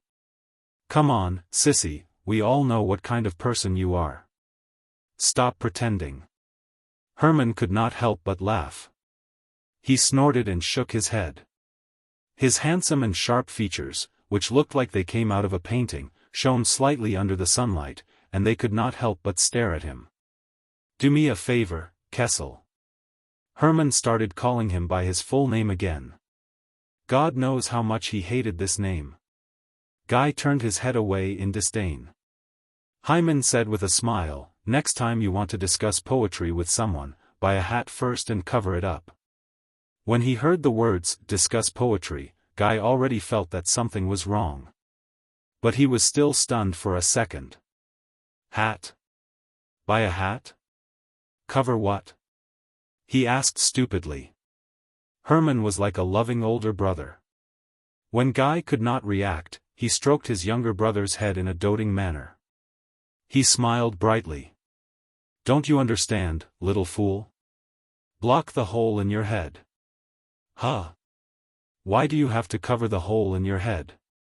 Kyle touched his forehead and suddenly realized something. Cover your father. However, Hyman had already walked away with his handsome face that could topple all living beings. Following behind the ice-cold and sharp Horus, who seemed to be waiting for someone to swallow them up, Hyman had already left. Only Guy was left behind, stomping his feet in anger. Herman Jade Star, you're the one who has a hole in your head. Your whole family has a hole in their heads. Cough, cough, cough. Something seems wrong. In short, is it great to be handsome? Can you do whatever you want just because you're handsome? Guy cursed and turned around. He straightened the folds of his clothes and cursed this terrible morning. But a chill ran down his spine, and he slowly raised his gaze. He saw the chief penal officer of the royal guards, Zakriel, still standing at the corner of the stairs above him. He stared at him indifferently and did not move. Somewhat? Person. It was as if he was reminding him of something. Guy shuddered and understood what he meant. Yes. Guy glanced at Zakriel and thought gloomily. How could he forget? When the whip marks on his back were still throbbing with pain, how could he forget the person who carried out executions with whips under the king's orders?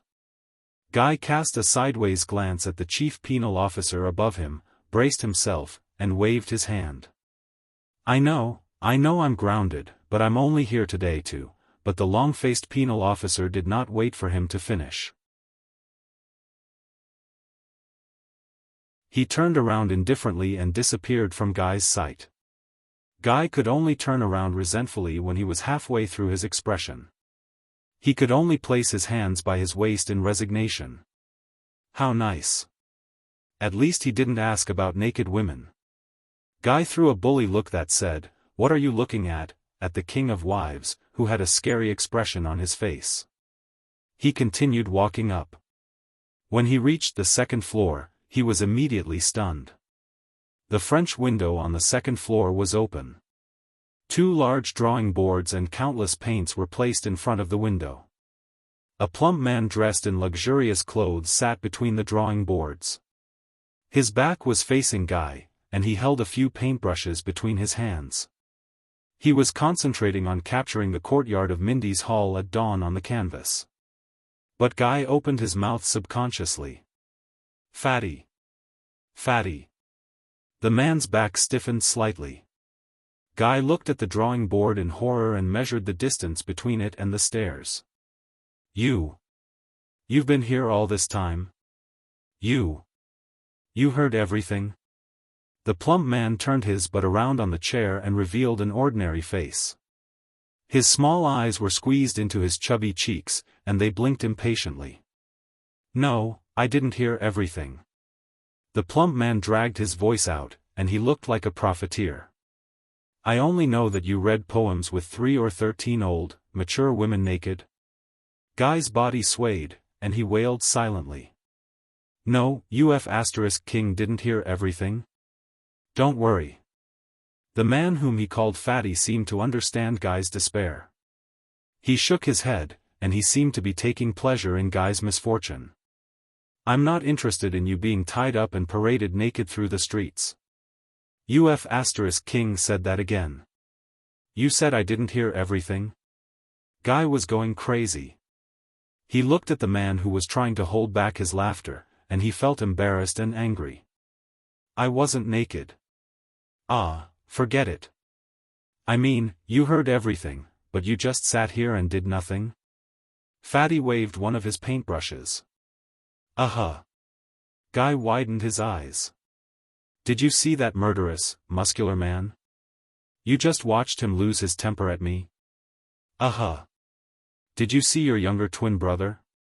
Did you see him trying to please Horus and help him to humiliate me? The plump man shook his head nonchalantly. His expression was still relaxed, and he looked quite pleased with himself without the slightest hint of guilt. Guy made an extremely rude mouth gesture, but he did not scold Zakriel. He knew that Zakriel was nearby. He threw his hands to the side as if he had given up on himself and exhaled. You're really something, stupid fatty. That's your mess. Why should I get involved? The plump man shrugged. Kai raised his finger and looked at him coldly with a, "You're really something," look on his face. You know, banker, sometimes I wonder, are you really my brother? Did we really crawl out of the same mother's womb? Or did our mother sneeze when she gave birth to you? The expression of the man whom he called fatty turned cold. That's right, this is Bancroft. His third brother. It's said that he and Herman are twins. Guy looked at the man's face, which was so fat that it was squeezed together. He frowned subconsciously. Hereditarily, Horace took after his father, while Guy and Herman took after their mother. As for Bancroft, he probably took after a potato that his mother ate when she was pregnant. Ever since Banker started losing his shape when he was 6 years old, he became increasingly certain of this. Banker was the one who did not seek trouble the least in Renaissance Palace. Other than the fact that he liked to draw paintings of souls that people could not recognize, he basically had no major flaws. What Guy meant was, look at his second brother and fourth brother. One was stubborn, and the other was flamboyant. But this did not make Guy like him much. On the contrary, Banker's ignorant and innocent look of, "It's none of my business when my brothers fight," made Guy extremely disgusted. What was worse than being opposed was being ignored. That was why this stupid fatty always gave Guy the desire to beat him up, even though Guy knew that his fists would only bounce off Banker's bottomless flesh. Speaking of which, how would Banker do that? Would he be able to show it when he was up? Would it sink into his flesh? Banker took a deep breath and glanced at Guy as if he was looking at a trash can. He then let out a long sigh. You just don't understand, do you? Guy frowned. Understand what? Banker gave Kia a long look. The fatty then shook his head and waved his arm at the pillars and garden in the distance outside the window. In its hundreds of years of history, the design and layout of Mindy's Hall are classics in the art world. The garden is an original work that has been passed down from generation to generation. Every angle is like a landscape painting. Many artists and masters of architecture have yearned to see it, but could not. His tone was filled with admiration. Guy raised his eyebrows and looked in the direction of Banker's arm. He only saw a stretch of black and gray stone pillars and a bunch of red and green flowers. He turned his head rather stupidly. Landscape painting. So? After Banker finished admiring the scenery, he immediately put on a stern face. But when you stand here, little Kessel. Leyland's eyes widened.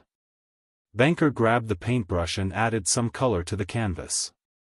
He said with a look of disgust, with a disgusted expression, he said, "It's like an extra stain on the canvas. This is why you are ostracized everywhere and why everyone hates you. Now, you'd better get lost." As Banker spoke, he pulled the drawing board away, twisted his seat, and turned it in another direction. He left Guy with a fat, protruding butt that squeezed his pants tight. Guy's smile froze. He instinctively wanted to touch Banker's painting. "Don't touch my stuff." Banker did not even turn his head. "Otherwise, I can't guarantee that when I tour the South next season, the beautiful ladies and madams of Blade Edge Hill will not know about your naked-ass poetry recital." Guy's foot that was about to kick out froze in midair. He moved his lips, but in the end, he could only turn around mechanically. "Very well," Guy said angrily, "just hold on to your paintings that you can't sell, and hold on to those little people on your paper for the rest of your life. Damn fatty who doesn't have a sexual life. Be single for the rest of your life." The damn fatty did not even turn his head. He only waved his right hand and stuck out a fleshy middle finger between the 4 paintbrushes. Guy walked up the stairs to the 3rd floor angrily. But he kept thinking about that sentence. This is why everyone hates you. Everyone hates you. Guy clenched his fists. He was wrong. Kia said gloomily to himself. Banker was wrong. Not everyone. Once upon a time, his mother liked him. She would laugh heartily at his pranks and praise his creativity when the old stubborn man was angry, regardless of whether they were appropriate or not, regardless of the consequences. Until she, not everyone. Guy stopped and looked up at the room in front of him, the most important main room in Mindy's hall. He gulped, cleared his throat, and tidied up his clothes.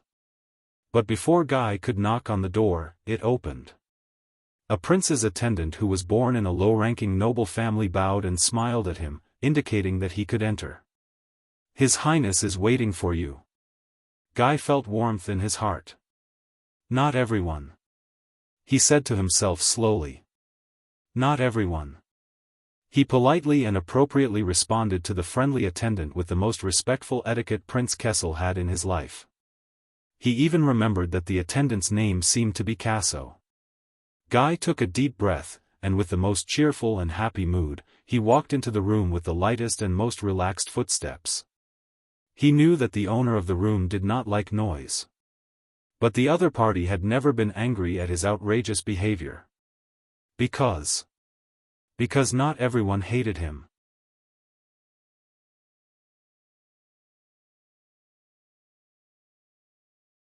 Chapter 464. Guy walked into the elegantly decorated room, and just as he expected, he found the owner of the room behind a desk filled with countless papers and documents. The man was dressed in an inconspicuous but fitting attire. He sat quietly, gently, and peacefully behind the desk.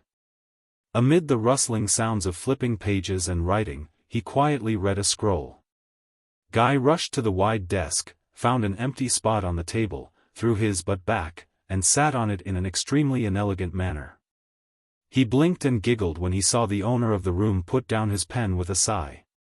He cast him a glance, shook his head in resignation, and lowered his head to continue reading. Guy quirked an eyebrow in response. He did not have to be apprehensive here. He did not have to worry here. Because the person sitting there, it was his most amiable and kind eldest brother Wang. Guy turned his head around and was surprised to find a bottle of wine and a few glasses on the side of the desk. It seemed to be a famous wine from Sarah Dukedom. I remember that you don't like to drink. Guy grabbed the bottle of wine rudely and asked directly. They did not need to exchange pleasantries or greet each other, much less exchange meaningless pleasantries. Because a long, long time ago, this was his refuge, Windbreak Harbor. It was his final and true home in Eternal Star City. It was especially so after his mother passed away. But Horace and Herman like it. Eldest brother Wang did not raise his head, but his voice was as pleasant as ever. Even though it was not as pleasant as Herman's melodious voice, it had a different kind of gentle power to it. It made people unknowingly calm down and calm down. You are the same. Guy grabbed the bottle of wine, filled a glass, and shrugged. Then, thank you for your hospitality. Eldest brother Wang snorted, flipped a page, and grabbed another scroll. Guy took a sip of wine. While he complained about his elder brother's taste in wine, he also reacted to the other two names. So, is today some kind of special festival? A day of fresh air in the prison? Guy walked to the window and took a look, but he did not see the two despicable figures who worked together with each other. They had probably already left.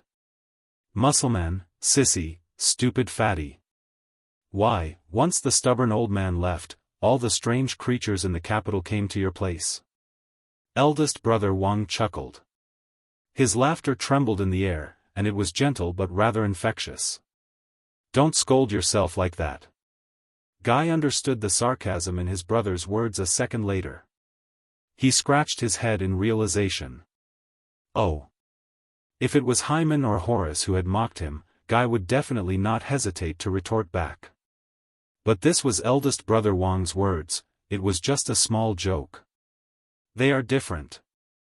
They were different too. Why are they looking for you? His brother scribbled something and switched to the next page. I'm looking for them.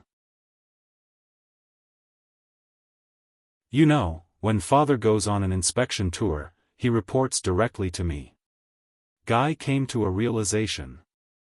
Oh, no wonder Horace has such a sour face. Damn it. Although he said so, he was very happy in his heart. But then Kia realized that he had used a foul word. He hurriedly covered his mouth and mouthed to Brother Wang apologetically, I'm sorry. I'm sorry. As usual, her brother did not get angry. His gaze was still fixed on the paper. He only curled up the corners of his mouth, revealing a slight smile. It was just like the look on Kai's face when he deliberately tore his brother's book when he was young. Gentle, peaceful, tolerant, bright.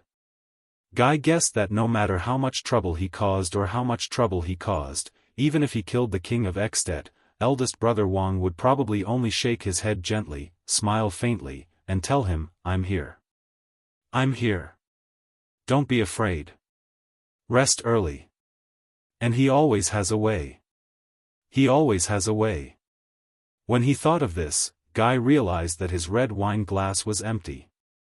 While he was refilling the wine, he glanced at the document in his brother's hand. It looked like a letter from a foreign noble. He knew that it was a matter of state, but his brother did not seem to mind. What's that? Eldest brother Wang rubbed the space between his brows. The land tax dispute between Wind Return Castle and Maolin Forest. Guy blinked. Is it serious? This involves the conflict between the traditional laws of Blade Edge Hill and the Sukater Act during the era of the virtuous king. I plan to let Banker mediate next season. On the surface, this is an imbalance between the taxes paid by the old and new nobles, but in reality. As eldest brother Wang spoke, he suddenly raised his head and revealed a gentle face. His brows were gentle, making him look very amiable. His gaze was peaceful, as if it would never dim. Why, are you interested? Guy raised his hands in surrender. His head shook violently like a rattle drum. I don't understand these anyway, unless there's a part related to me. Sometimes, he felt that he was very lucky. He never had to deal with these headache-inducing government affairs, and he had an omnipotent eldest brother Wang to shield him from trouble. What was even more fortunate was that eldest brother Wang was the crown prince, the heir, and the future master of Constellation. Just think, if someone else inherited the throne, such as a lunatic like Horace or an idiot like Herman. Oh sunset, Guy swore that he would rather rebel and be disgraced than see that happen. Well, except maybe Uncle John. Yes, I think there is. Eldest brother Wang frowned and thought about it in a serious manner. He revealed a worried expression. In the next 5 years, the young ladies from Wind Return Castle will be more anxious to get married than before. In an instant, Guy's expression changed drastically. My God, it seems like the problem is really serious.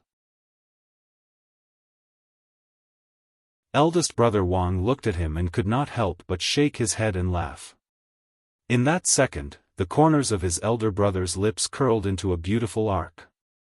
His eyes were full of smiles, as if it contained the optimism of the entire world.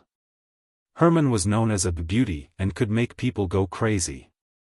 Guy thought that it must be because eldest brother Wang did not want to compete with him. Because when eldest brother Wang smiled, he looked better than anyone else. He was gentler, brighter, and more charming. Guy also smiled naturally. It was the kind of silly smile that he would despise if he was outside. He would only smile like this in this place. Eldest brother Wang put down the work in his hands and picked up the scented tea beside him. I remember that you are still grounded to reflect on your actions. Guy immediately became nervous. He hated being grounded. Yes, but he hated stubborn old men even more. He hated the people who grounded him. Hence, during this period of time, if anyone asked about being grounded, no matter how displeased Guy was, he had to show a rebellious expression that he did not care. But eldest brother Wang, in front of eldest brother Wang, the usually eloquent and unreasonable Guy stuttered, yes, yes, yes.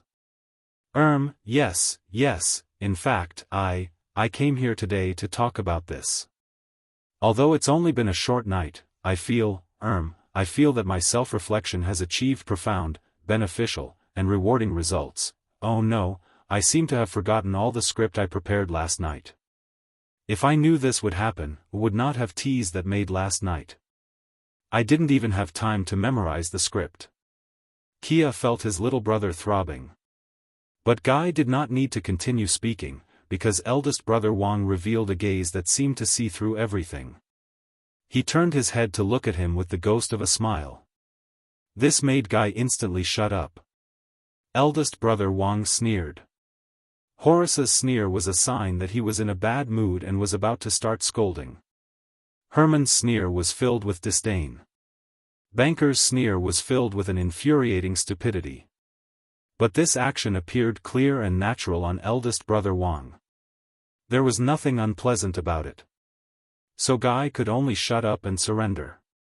As expected, eldest brother Wang crossed his fingers and said with a stern expression.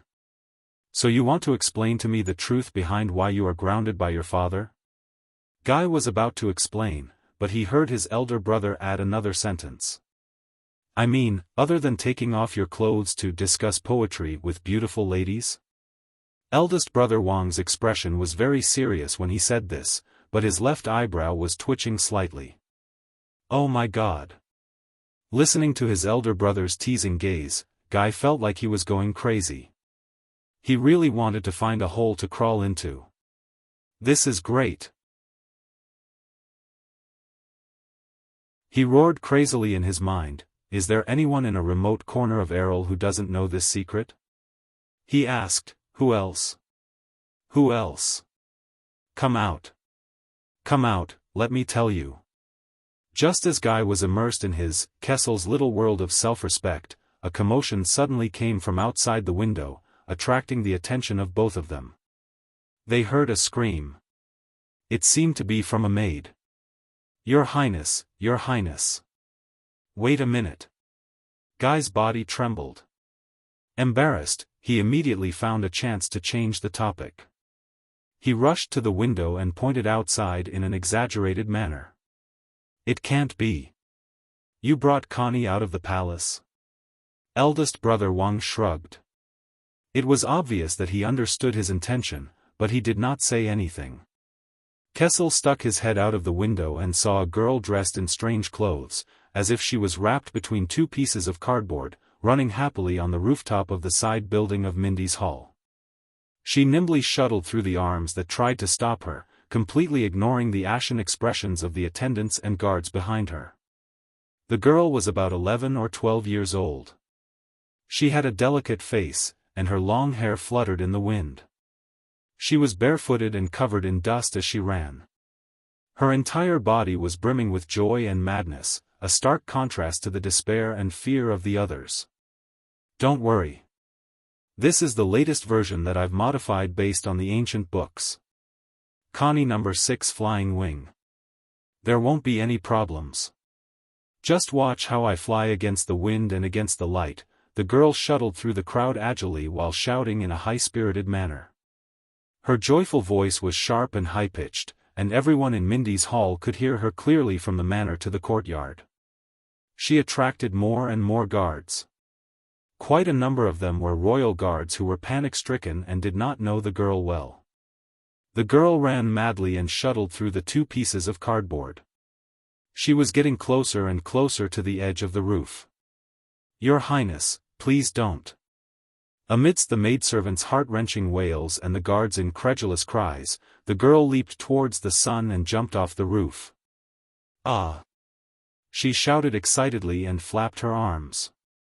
Her long hair fluttered, and the edges of her skirt fluttered slightly. I'm going to fly. In the next second, the girl drew a beautiful parabola in the air, and then, she fell. She fell into a thicket. After a series of rustling sounds from branches, Kai, who was watching with his mouth agape, finally heard that terrifying, muffled sound. Asterisk thud. Kai shuddered violently and retracted his head.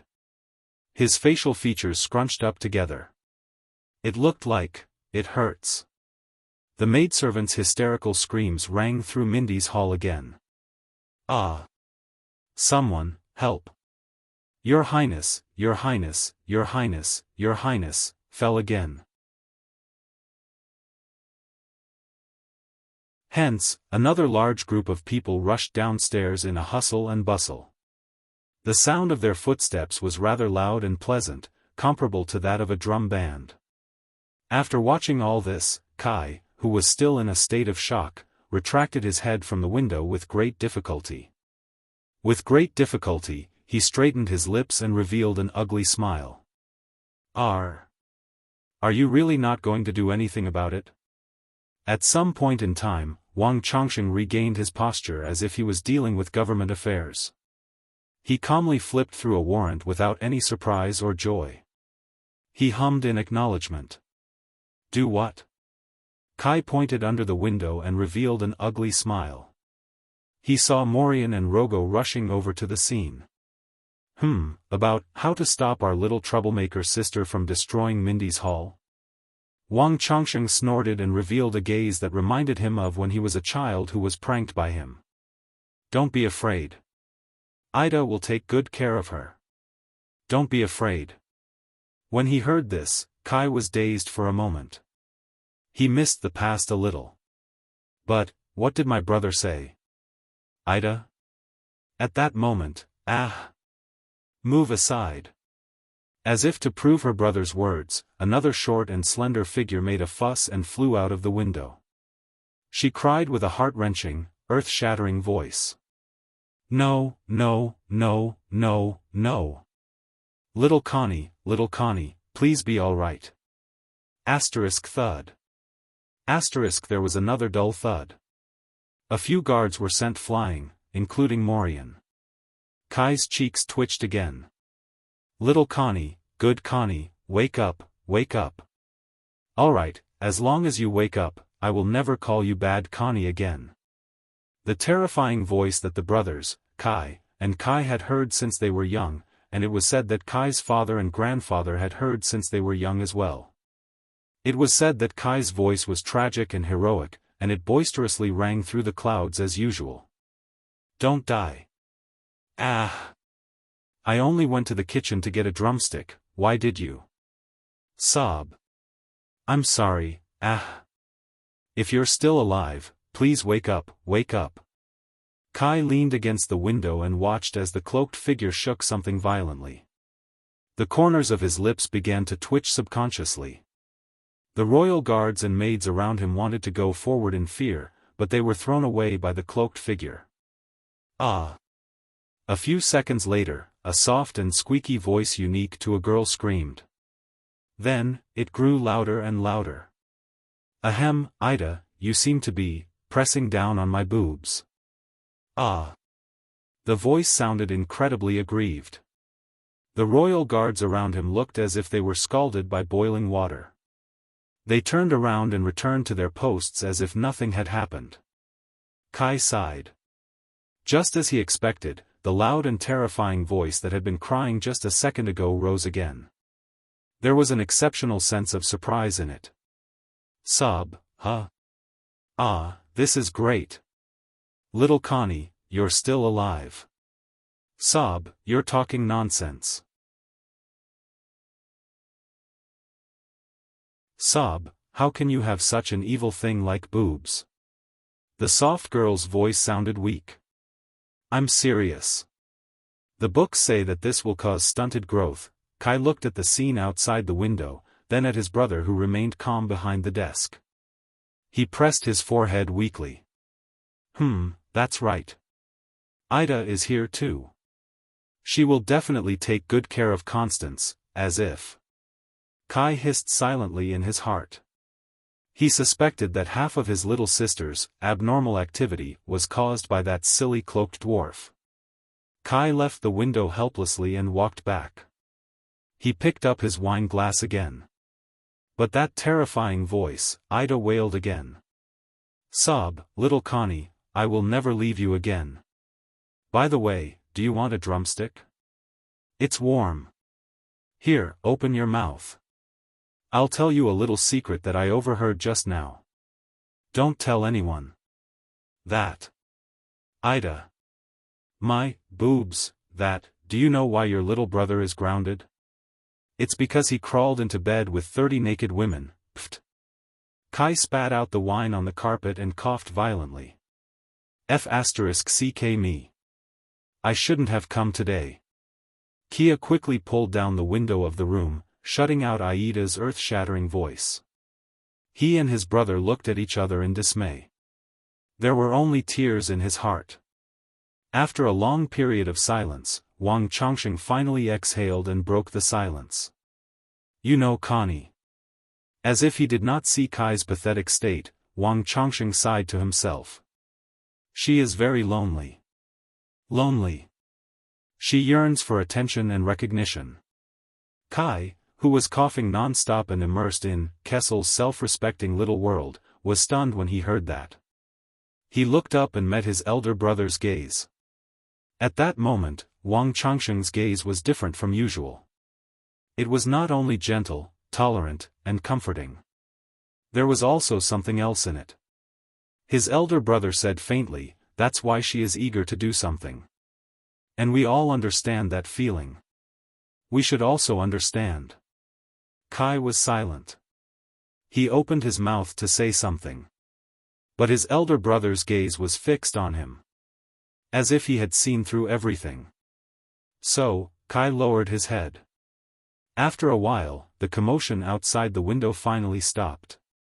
Kai straightened his breathing and let out a long sigh. It's all thanks to that stubborn old man. He snorted softly and crossed his arms. His tone was full of deliberate venom. For more than 10 years, it's as if he doesn't have this daughter. Wang Chongqing was silent for a while. Don't blame our father. After a long while, the usually gentle elder brother suddenly said this. This was unusual. Normally, Kai would not argue with him, because Wang Chongqing was usually not wrong. Even if he was wrong for a reason. But today, especially after being stared at by the elder brother with that strange gaze, Kai suddenly felt as if there was a fishbone stuck in his throat. Father? He turned his back to his elder brother and said sarcastically, then what kind of father would hate his own child? Wang Chongqing hummed in acknowledgement. This time, his words were a little more serious, with a rare lament. That's not hate. Father was too shocked by mother's death. You know, when he sees Constance, he will think of mother and the pain she suffered before her death. Kai's expression dimmed. Mother, is that so? Wang Chongqing sighed. His deep love for mother became a torment and burden when he faced Connie. The deeper the love, the heavier the torment and burden. Father stayed away from Constance for her own good. Because he was afraid that when he thought of love, he would become someone who would not even recognize himself. When he said the last few words, even his elder brother seemed to be in a daze. Kai clenched his teeth and shook his head. Love? Humph, nothing is more ridiculous than this. He knew that if mother saw how he treated Connie, she would definitely fight him to the death.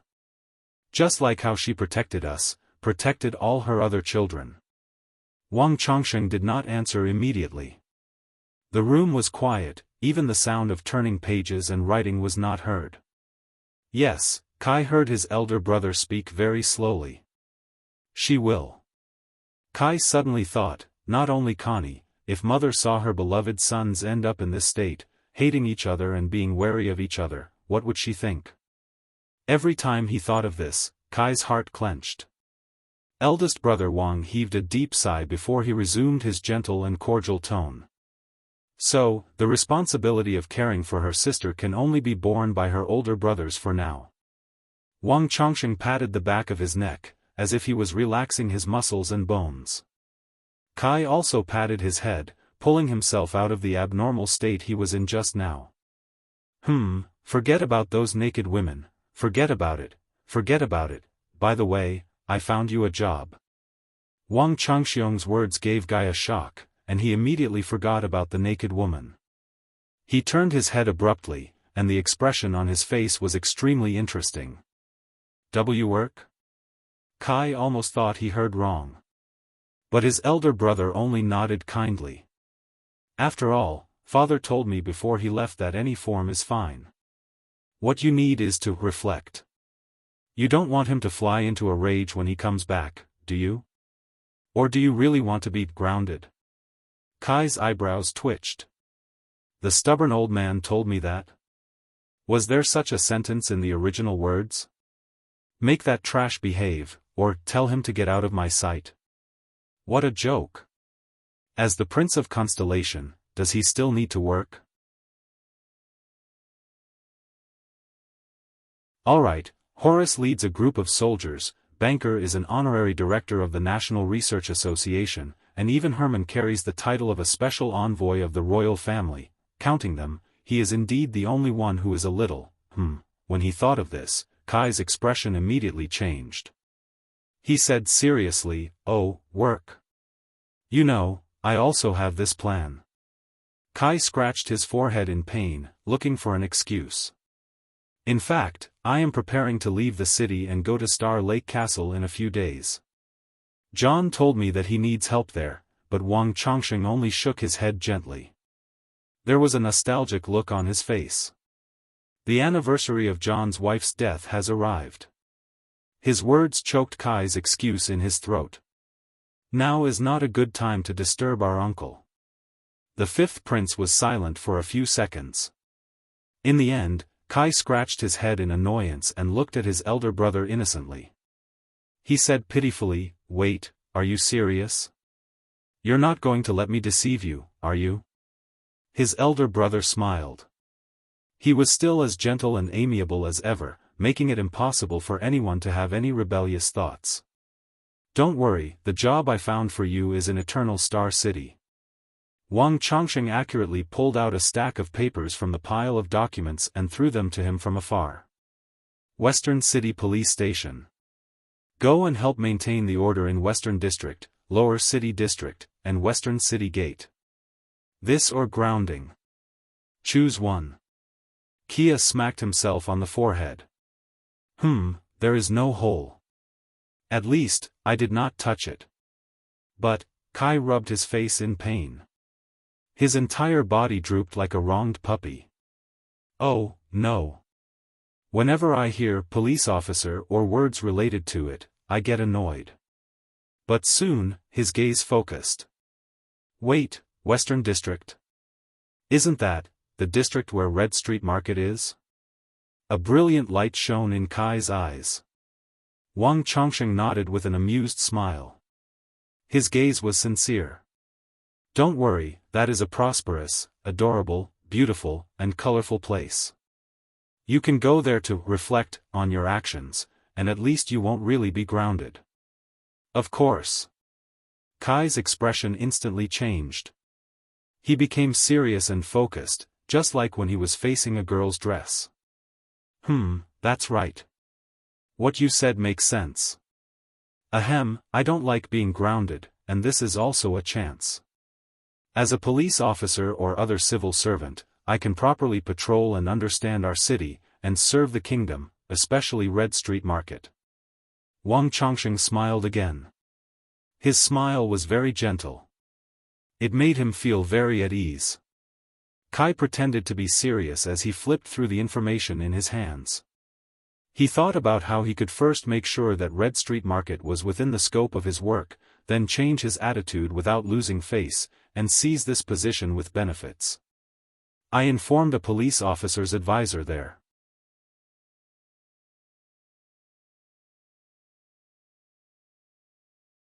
I'm a veteran who has been with many women. Kai flashed a confident smile.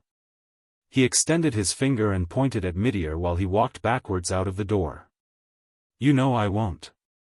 Elder brother Wang still had that reassuring smile. He waved his hand, not knowing whether he should laugh or cry. Hurry up and go. Kai's figure disappeared. But a few seconds later, his palm reappeared by the door. Hey, Meteor. Kai, who had returned, stood outside the door. He stuck his head out and grabbed the door frame so that his elder brother, who had his head buried in the table, could raise his head again.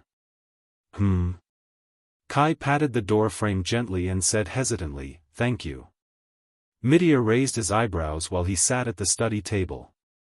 He put on a resigned expression and shrugged. This is my father's order," but Kai shook his head. "No, Kai grabbed the door frame and fidgeted. He seemed to be a little embarrassed. "Thank you." But in the end, he still took a deep breath and shook the note in his hand. He subconsciously pointed in all directions. "Everything.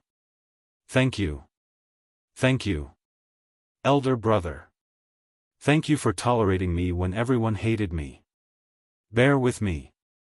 Take care of me. Care for me. Understand me. Meteor Jade Star. Thank you. Thank you for becoming my elder brother the moment I was born. Until eternity." After he finished speaking, even though most of it was in his heart, Kai lowered his head in embarrassment and rubbed his nose. He was not used to doing this. He did not even dare to look into Meteor's eyes. It was not just because he was afraid, it was also because, but the eldest brother smiled again. This time, Meteor's smile was very soft. It could be said to be very faint, but there were clear emotions in his eyes. "Oh." The Crown Prince of Constellation nodded and leaned against the back of the chair. He smiled with a peace of mind. "Of course." Kai smiled and pursed his lips. He knew that it was the same as before. His elder brother understood. He made a face, knocked on the door frame, and disappeared before Meteor's eyes. As he watched his youngest brother leave with a smile on his face, Meteor could not help but curl up the corners of his lips.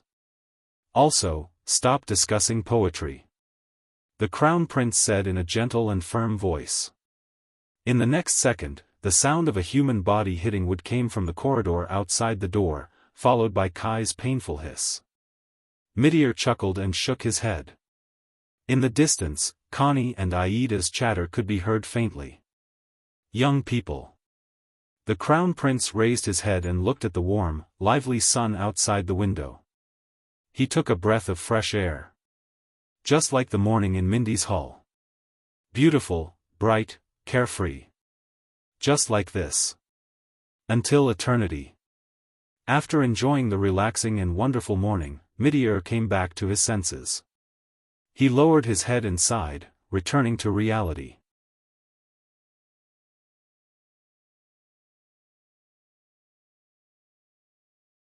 Chapter 465. 6 years ago, Thales, who had yet to become a prince, was told by Gilbert in Mindy's hall. The history of Constellation has never lacked blood. Blood. Is this the real blood? Thales stared at the agitated Samuel. The man reminded him of the Duke of the Northern Territories' almost hopeless roars in Renaissance Palace a long time ago. The same hatred. The same pain. The same desolation. Similarly, he would stake everything on a single throw. The atmosphere in the storage room reached its peak. Even Belden, who stood in front of Thales, put down his weapon in a daze. Samuel's panting was filled with anger that had not subsided for a long time. Nalji bit his lower lip tightly. Barney Jr. was like a lost traveler who fell into the fog. He raised his head in confusion. As for Zacriel, he only pressed his hand against his forehead and lowered his head. He did not say a word. Even Quick Rope, who tried his best to act as if it had nothing to do with him, inadvertently revealed a contemplative and surprised expression that a low-ranking mercenary would not have. He looked at Thales. "What do you want to do?" But Thales ignored him. He only stared at the center of attention in the room. Finally, after the extreme clamor and the extreme silence, the voice that had disappeared for a while reappeared shakily. "What are they talking about, Zacriel?" Thales, who felt complicated and could not put his feelings into words, turned his gaze. Barney Jr., who was kneeling on the ground, widened his eyes, which looked as if they had been ravaged by a storm. Father? Jade Star? They. Zacriel did not speak. The knight shuddered and turned his head slightly. At that moment, he hid his expression so that his colleagues could not see it. This was not what he wanted. No. Never. But from Zacriel's silence, Barney Jr. had already sensed something. They are loyal to another Jade Star? The other. Highness? Barney Jr. repeated in a daze. He ignored the disappointment on Nalji's face and the indignation in Samuel's eyes. Answer me. The man's unusual silence agitated Barney Jr. His tone became more and more anxious. Nalji snorted. Barney Jr. turned to him for help. Go and ask your father. Ask our respected vice-captain, Nalji said softly. The sarcasm and reproach in his voice still lingered. He is the instigator who appeared in secret, followed orders from his superiors, and made promises to his subordinates. Too bad he didn't tell you. Barney Jr.'s unfocused gaze became focused again. On the other side, Nair sighed as if he had accepted his fate. Enough. Finally, Zacriel's dull and mechanical voice rose into the air. He released the hand that was pressing down on his forehead, exposing his face to the light of the fire again. His pupils were dim, and they reflected the burning torches on the ground in a lifeless manner. Apathetic. Just like a dead person. Why can't you just let go? The Knight of Judgment asked absent-mindedly. Let go of everything in the past. Keep everything in its original state, no increase, no decrease, no more, no less. In the end, there was still a slight fluctuation in his calm and hollow voice. Let them end here. Why not? His words caused the expressions of many of his colleagues to change. Nalji's shoulders trembled. He looked at Barney Jr. and flashed a sarcastic, bitter smile. Yes, why not? Asterisk rumble. Asterisk Barney Jr. got up from the ground abruptly. His senses, which had been ravaged by the alchemy ball, made him stagger for a second before he managed to regain his footing. Because. Zacriel, because if it's true, at that moment, the disheveled Barney Jr.'s numb eyes shone with a rare hint of excitement. If the bloody year is really a lie, then it means, he looked at his other colleagues eagerly and longingly, the sobbing Canon, the whimpering Bruley, the desolate Tardin, and Belden and Nair, who exchanged glances. They seemed to want to get some support. But his colleagues did not respond. Only Samuel sneered in disdain. Thales sighed softly. He cleared his throat and spoke in the unbearable silence and darkness. That means, Barney, that the people who swore loyalty to the Jade Star royal family in the past, including your father, might not have committed treason. The prince's words echoed in the dungeon, and the light in Barney Jr.'s eyes grew brighter. Thales sensed the fatigue and pain all over his body. He tried his best to make his voice sound calm and amiable so that he could slightly comfort the pitiful man in front of him, who was covered in wounds. At least, it was not so absolute and thorough. The prince's voice caused the guards to react differently. Some lowered their heads and did not speak, some opened their mouths, and some closed their eyes and sighed. But Thales ignored them. He only spoke slowly, and there was a desolation and sorrow that the teenager usually did not have. They are still loyal to the Jade Star royal family, and they only listen to orders. In the internal strife of the royal family, they choose a side. Choose their own masters. And fight to the death. Thales buried these words in his heart. Barney Jr.'s expression relaxed a little, as if he had obtained some sort of release. The guards fell silent, regardless of whether they knew about it or not, regardless of their ranks. The dungeon sank into silence again. But Quick Rope, who was watching from the side, felt that the silence this time was not so unbearable. Is it? Barney Jr. nodded faintly and repeated blindly. They're just, on the other side, Zachriel released a long sigh. Don't blame them, Barney. There was sadness hidden in the Night of Judgment's eyes. Especially your father. In that chaotic era, families, oaths, righteousness, loyalty, traditions, royal power, family, the kingdom, His Majesty, His Highness. They just don't know that among so many people. Zachriel paused for a moment, as if he was organizing his words. What should they be loyal to? After he finished speaking, the Knight of Judgment closed his eyes in desolation and unclenched his fists. Barney Jr. stared at the floor tiles in a daze. He was filled with conflict and realization, and he seemed to be unable to speak anymore. But at this moment, Nalji let out a disdainful sneer again.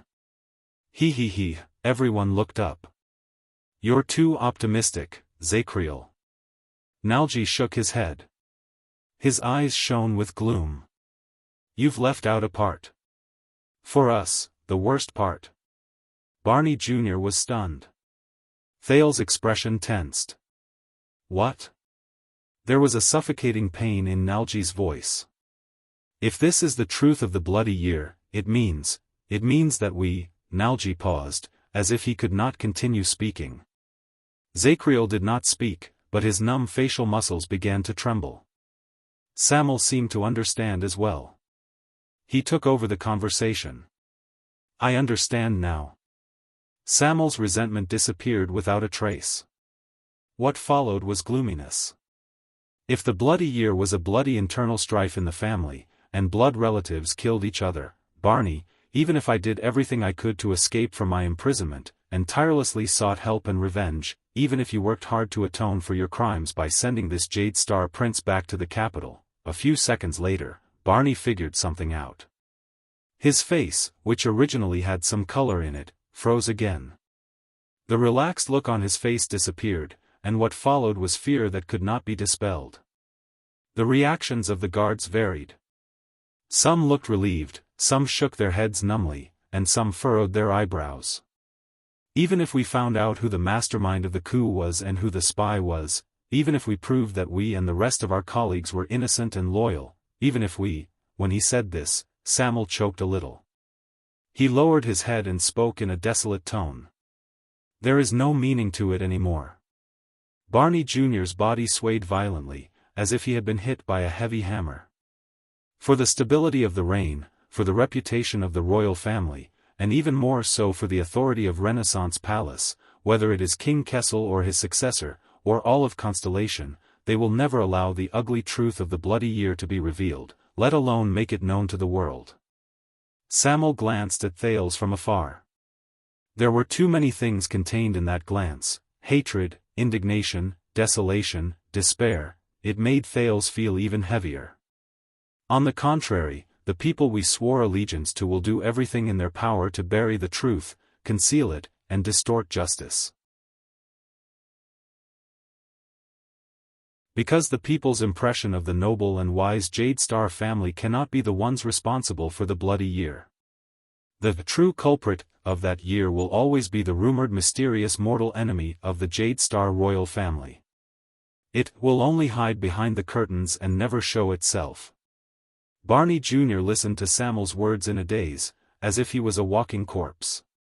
As for us, our comrades who died in battle will never receive justice. The 37 people who died in battle will never receive justice. The survivors can only bear the stigma of injustice for the rest of their lives. As the royal guards of Constellation, we can only be traitors who colluded with the enemy. Zachriel shuddered violently, as if he had been struck by lightning. His comrades' faces were pale. Their gazes were miserable, as if they were receiving their final judgment. Sam'el's words became more urgent, and he became increasingly callous and merciless. We can only be sinners who failed in our duties, and incompetent cowards. We will never reverse the verdict, and we will not rest until we die. Aside from Sam'el's voice, the dungeon was terrifyingly silent. Sam'el panted for a while before he slowly regained his composure. However, the desolation and despair in his voice could not be any greater. No matter how innocent and pitiful those who do not know the truth are, no matter how loyal lone officials like Barney are, no matter how wronged people like me are, no matter how indignant they are. No matter how miserable and desolate a chess piece like your father is, and how helpless he is. No matter how unfair it is to us. Barney Jr.'s hands began to tremble uncontrollably. Because, Samuel's gaze was infatuated. Because as the royal guards, we are destined to be sacrifices and scapegoats under the 9-pointed star emblem. Thales listened quietly. He remembered the numb and frozen expression on Kessel V's face when he stood in front of the stone jars belonging to the Jade Star family in the Jade Star family tomb. Single quote, "I do not know how much you know about us, and I do not know what kind of imagination you have regarding the name Jade Star." Thales sucked in a deep breath. He only felt that the air in his lungs had become colder and denser. Zacriel turned his head away, as if he could not bear to listen anymore. No one could see his expression. Samuel looked up. This is why Zacriel would rather keep his mouth shut and say that he was a scapegoat, why Nalji did not want to seek justice, and only wanted to leave quietly, and why today, when the prison was broken and the matter came to a head, everyone pretended to be deaf, dumb, and numb. Samuel said mournfully, because they knew that it was meaningless. Barney Jr. looked at his other comrades in disbelief. Many of them lowered their heads in shame when they met his gaze. Zacriel still did not speak. Barney, for the past 18 years, the things that kept us alive, whether it was clearing our names of injustice, restoring justice, or even the laughable so-called revenge, were all fabricated.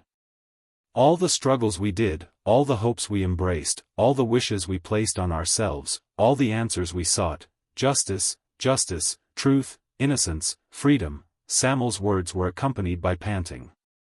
They were intermittent, and there was pain in his words that could not be resolved. All of it was in vain. Barney Jr. turned his head around mechanically. The expression in his eyes became more and more stiff and numb. Samuel sucked in a deep breath and stared at the dark, bottomless corridor. He smiled brokenly and ended his speech.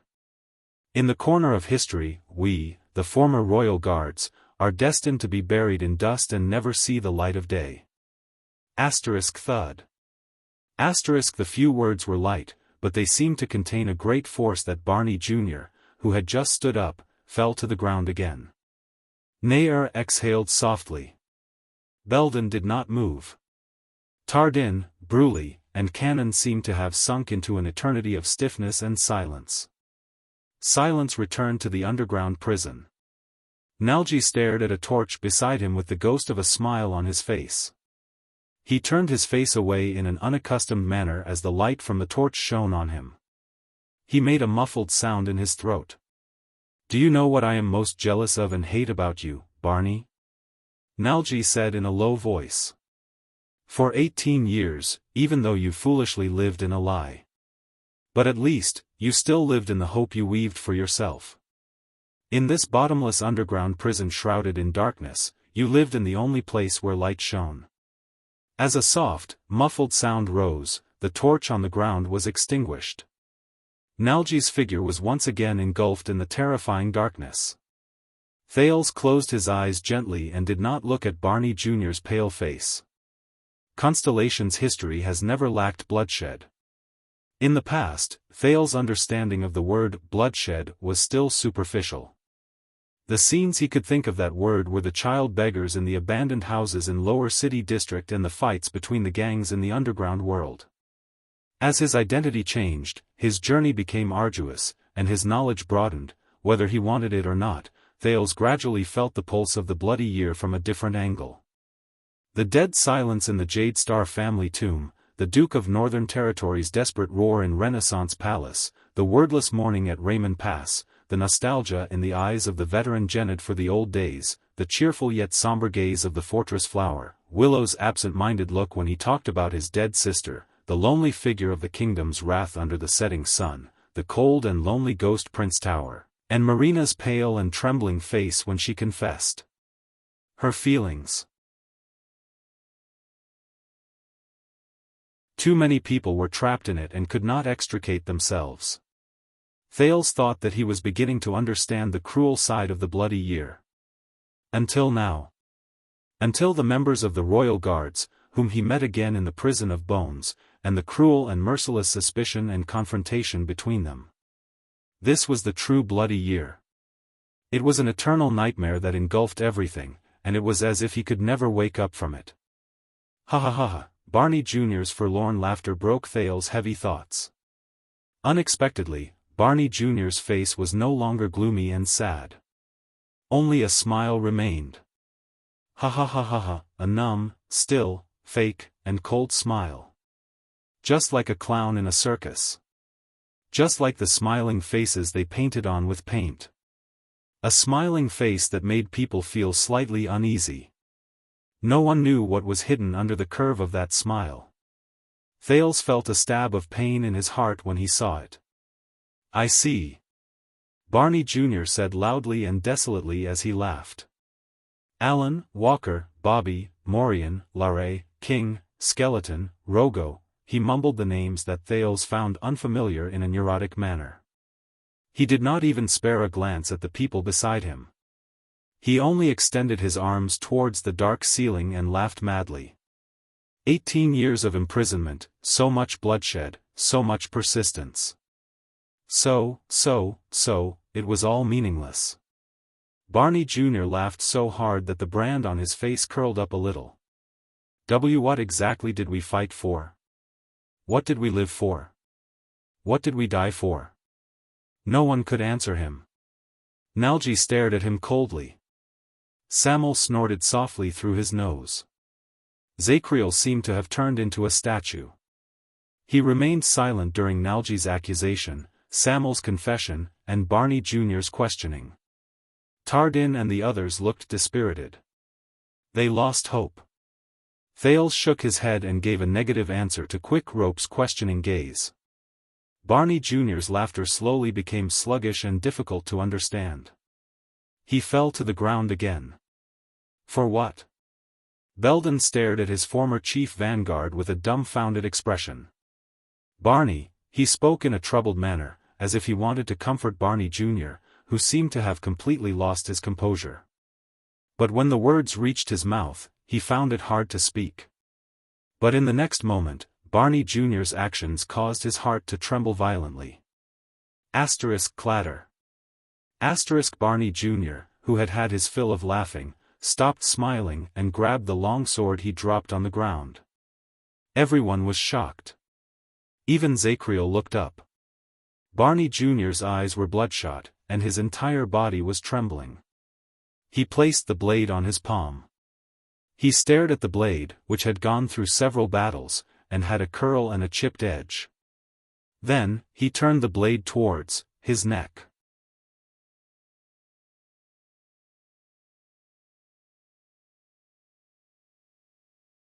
Chapter 466. Barney. Belden was the first to cry out involuntarily. What do you want to do? While everyone was in disbelief, Barney Jr. laughed bitterly. He looked at everyone as if he had been freed and resigned to his fate. What do I want to do? Nothing. Barney Jr.'s gaze slowly calmed down, and he looked even more ominous. My father, you, and all of you, Barney Jr. snorted and shook his head slowly. Samuel was right. Everything we did was meaningless. Samuel lowered his head in anguish. Nalji was also right. We already belong here. We can't leave. Nalji snorted coldly. Even Zacriel was right. Some things should never be mentioned. Zacriel's expression was complicated. In this prison, the only person who is wrong and stupid, has always been me. Under everyone's horrified gazes, Barney Jr. laughed coldly and said loudly, I should be buried in the ground for all eternity. Once he finished speaking, his arm moved. Thales sucked in a sharp breath. However, before everyone could cry out in surprise, a figure pounced on him and seized Barney Jr.'s sword-wielding wrist. No, under Thale's astonished gaze, Nair, the former second logistics officer, grabbed Barney Jr.'s chest and wrestled with him while his arm trembled. No, Barney, no. Nair pursed his lips and shook his head fiercely. He struggled to speak through gritted teeth. Barney Jr. pushed against Nair, who refused to budge an inch. Let go, Nair. I don't want to hurt you. Belden gritted his teeth and took the chance to sneak behind Barney Jr. I am the logistics officer of the guards, you know. Nair seemed to be trying to be humorous, but his gaze was almost pleading. Non-combat casualties are my responsibility. Many people reacted to his words. Barney Jr. was stunned for a moment before he chuckled. Logistics officer, what? You don't even care about what little dignity I have left. In the next second, Barney Jr.'s expression changed, and he shouted angrily, are you going to take it all away? With hell's senses, Thales saw Barney Jr.'s power of eradication surge. Nair's hand was instantly released, and his opponent turned around and threw him away. Dong! Nair crashed into Belden, who intended to seize the opportunity to launch a sneak attack and snatch the sword.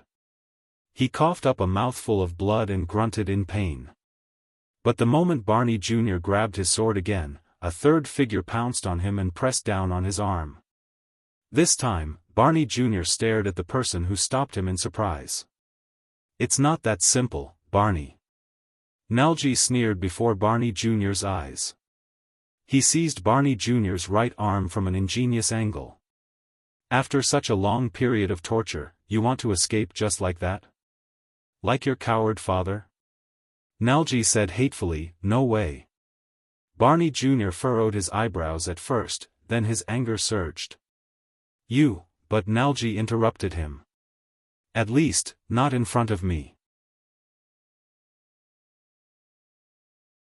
In the next second, against everyone's expectations, Nalji raised Barney Jr.'s arm with a cold smile. He faced the edge of the sword himself. Chi! There was a ripping sound.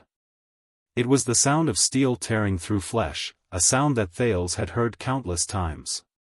No! Thales cried out in surprise with his eyes wide open. No! It shouldn't be like this. It shouldn't be. He was not the only one who reacted this way. Most of the royal guards cried out in surprise. Asterisk clang. Asterisk the long sword fell to the ground. Asterisk thud. Asterisk with a languid smile that he had not shown for a long time, Nalji slowly let go of Barney Jr.'s arm. Endless blood gushed out from his neck.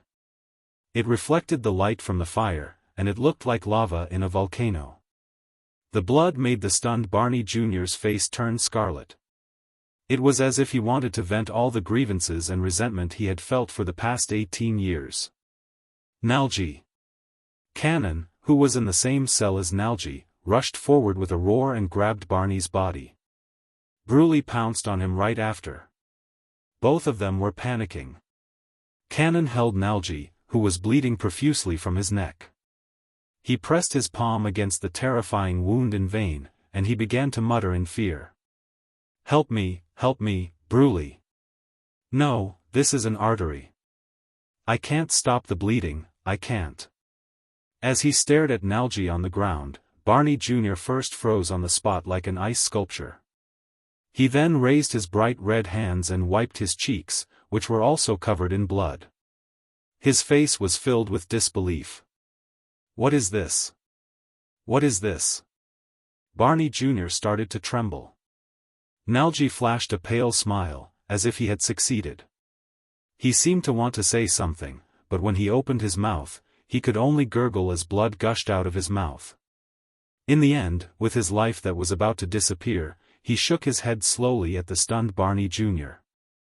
The sudden accident frightened everyone. Quick Rope, who was frightened, pulled Thales back with him. F***CK, is this your plan? You want to turn them into dangerous lunatics? Thales widened his eyes and stared at the scene in front of him. He stared at the blood that was slowly spreading on the ground. He remembered a long time ago, when he was in an abandoned house. The blood on Quide's neck was also the same. It was bright red, surging, and did not seem real at all. It was like bright paint. It was all over his head and face. Or maybe they have been crazy for a long time, and you just dug out their madness. This. Quick Rope stared at Nalji in disbelief, who only wanted to die. Thales trembled. No, this isn't what I want. But, they want to commit suicide? Thales thought in a daze. No. Maybe, Mr. Wu. She took you for a ride that day, maybe she went to, at that moment, the terrifying red blood seemed to have surpassed the ground. It rose like a tidal wave and surged towards him. It swallowed him whole. In the dark dungeon, Samel, Tardin, and even Zakriel were shocked. They stood dumbfounded on the spot, not knowing how to react. Then, another panicked shout attracted their attention. Nair! Nair, you! What's wrong with you? Belden cried out in terror. Everyone turned their gazes. Nair, who was thrown over by Barney Jr. earlier, was lying in Belden's arms and coughing in pain. His chest was covered in bright red, and the color deepened as he coughed up mouthfuls of blood. Ahem.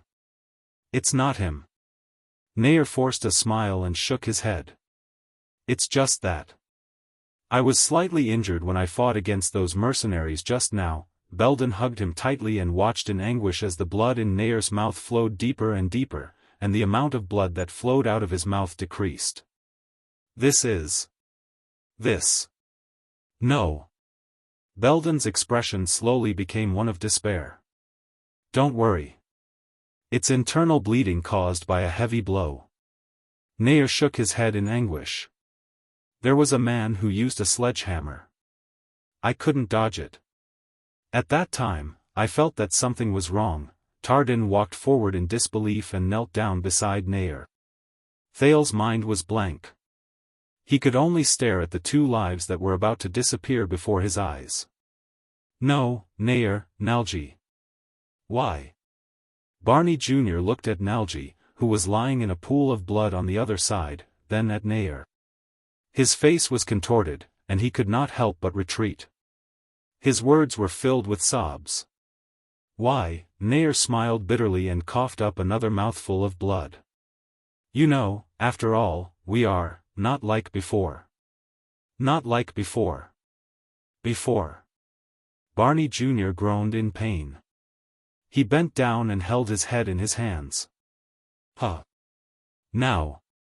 On the other side, Nalji, whose life was continuously draining away, tried his best to speak. With a languid smile, he could only mutter a few words. Even now, Barney Jr. trembled and knelt on the ground. No, you can't do this to me. You can't. Under the sorrowful and terrified gazes of all the guards, Barney Jr. roared and grabbed the long sword on the ground again. You can't. However, in the next second, Barney Jr. staggered. He tried his best to regain his footing and tried to find the thing that affected his balance just now. But Barney Jr. did not manage to react. He only stared at his hands in a daze. The long sword had mysteriously disappeared. How? Where's the sword? Where's my tool to free myself? Asterisk clang. Asterisk the dull sound of metal clashing against metal rose. The long sword fell on the ground in a strange manner, attracting everyone's attention. On the other side, Thales panted non-stop. He withdrew his right hand with a pale face. The intense pain in his body spread again. No, never. Never. His body went limp. Quick Rope held him tightly so that he did not fall. But in the next moment, before everyone noticed that something was off, a figure who had not moved for a long time rushed forward. Asterisk thud. Asterisk there was a loud explosion. The attacking figure punched the side of Barney Jr.'s face with a right hook. He then tripped Barney Jr. with his knee and tripped him on the ground. The figure knelt down abruptly. He pressed his arms against Barney Jr.'s shoulders and pinned him to the ground. "No, no," the attacker hissed. When he saw the person in front of him clearly, Barney Jr.'s pupils shrank. He roared in indignation, "Zacriel!" Barney Jr. roared and broke free from the grip on his shoulders. He straightened his upper body desperately, grabbed the back of Zacriel's neck, and delivered a fierce elbow strike. But the Knight of Judgment did not dodge. He only raised his left arm and took the elbow strike head-on. The clear sound of bones cracking rose from Zacriel's left arm. The Knight of Judgment shuddered slightly. In the next second, the bloodless Zacriel seized the opportunity to grab Barney Jr.'s right arm. He exerted force with both hands. Asterisk crack. Asterisk there was another clear sound. With his broken right arm, Barney Jr. lay on the ground again with a cry of pain. Barney Jr. held his useless right arm and hissed in pain. He could no longer pick up his sword. Zacriel held his badly injured left arm. He swayed for a moment, then fell backwards with a pale face. Everything happened in the blink of an eye. In just a few seconds, the battle was over. Even Samuel, who had picked up his weapon at the first moment, could only stare at the scene in front of him in a daze. "Why?" Barney Jr. pounded the ground with the back of his head in pain and asked in agony, "Why? Why did you do this to me? Why?" While Barney Jr. screamed in pain, Nalji lay on the ground with little life left in him. He flashed his signature languid smile. Nair, who kept coughing up blood, breathed in pain. He wanted to straighten out the blood that choked his lungs. At that moment, asterisk slap. Asterisk a crisp slap to the face. It sealed Barney Jr.'s screams in his mouth. It also attracted everyone's panicked, pained, sad, and helpless attention. Barney Jr.'s teeth chattered. He raised his head like a dying patient. 11 times, no, it was Zacriel. With wounds all over his body, he lay beside Barney Jr. He gritted his teeth and squeezed out a few words. 11 times, no more, his words trembled, and his tone was sorrowful. Barney Jr. seemed to have sobered up a little. He stared blankly at Zacriel, who was convulsing. "What, 11 times?" Zacriel inhaled laboriously and exhaled even more laboriously. Then, he slowly raised his head. He exposed his face to the light of the fire.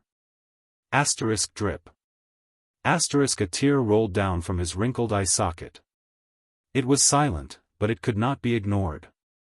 Zacriel knelt on the ground and raised his empty hands. His face was covered in tears. "Enough," he said in a daze.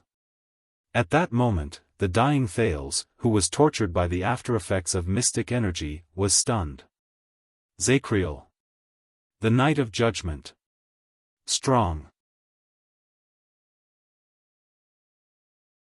Steady. Determined. Callous. Unparalleled. Unstoppable. Unshakable. That was his impression of Zacriel. But now, he had never seen Zacriel like this. A weeping Knight of Judgment. Everyone fell silent. They stared at their watchman in disbelief. 11 times. Zacriel sobbed and trembled like a child who had done something wrong. He was filled with remorse and pain. Year 86 of the calendar of eradication, John I passed away on his journey. The 3 stars under him fought for the throne, and internal strife lasted for years. His tear-filled eyes stared into the air. From then on, the royal guards served their masters. Their comrades fought against each other with swords. Nalji's breathing quickened uncontrollably. Nair's coughing grew softer and softer.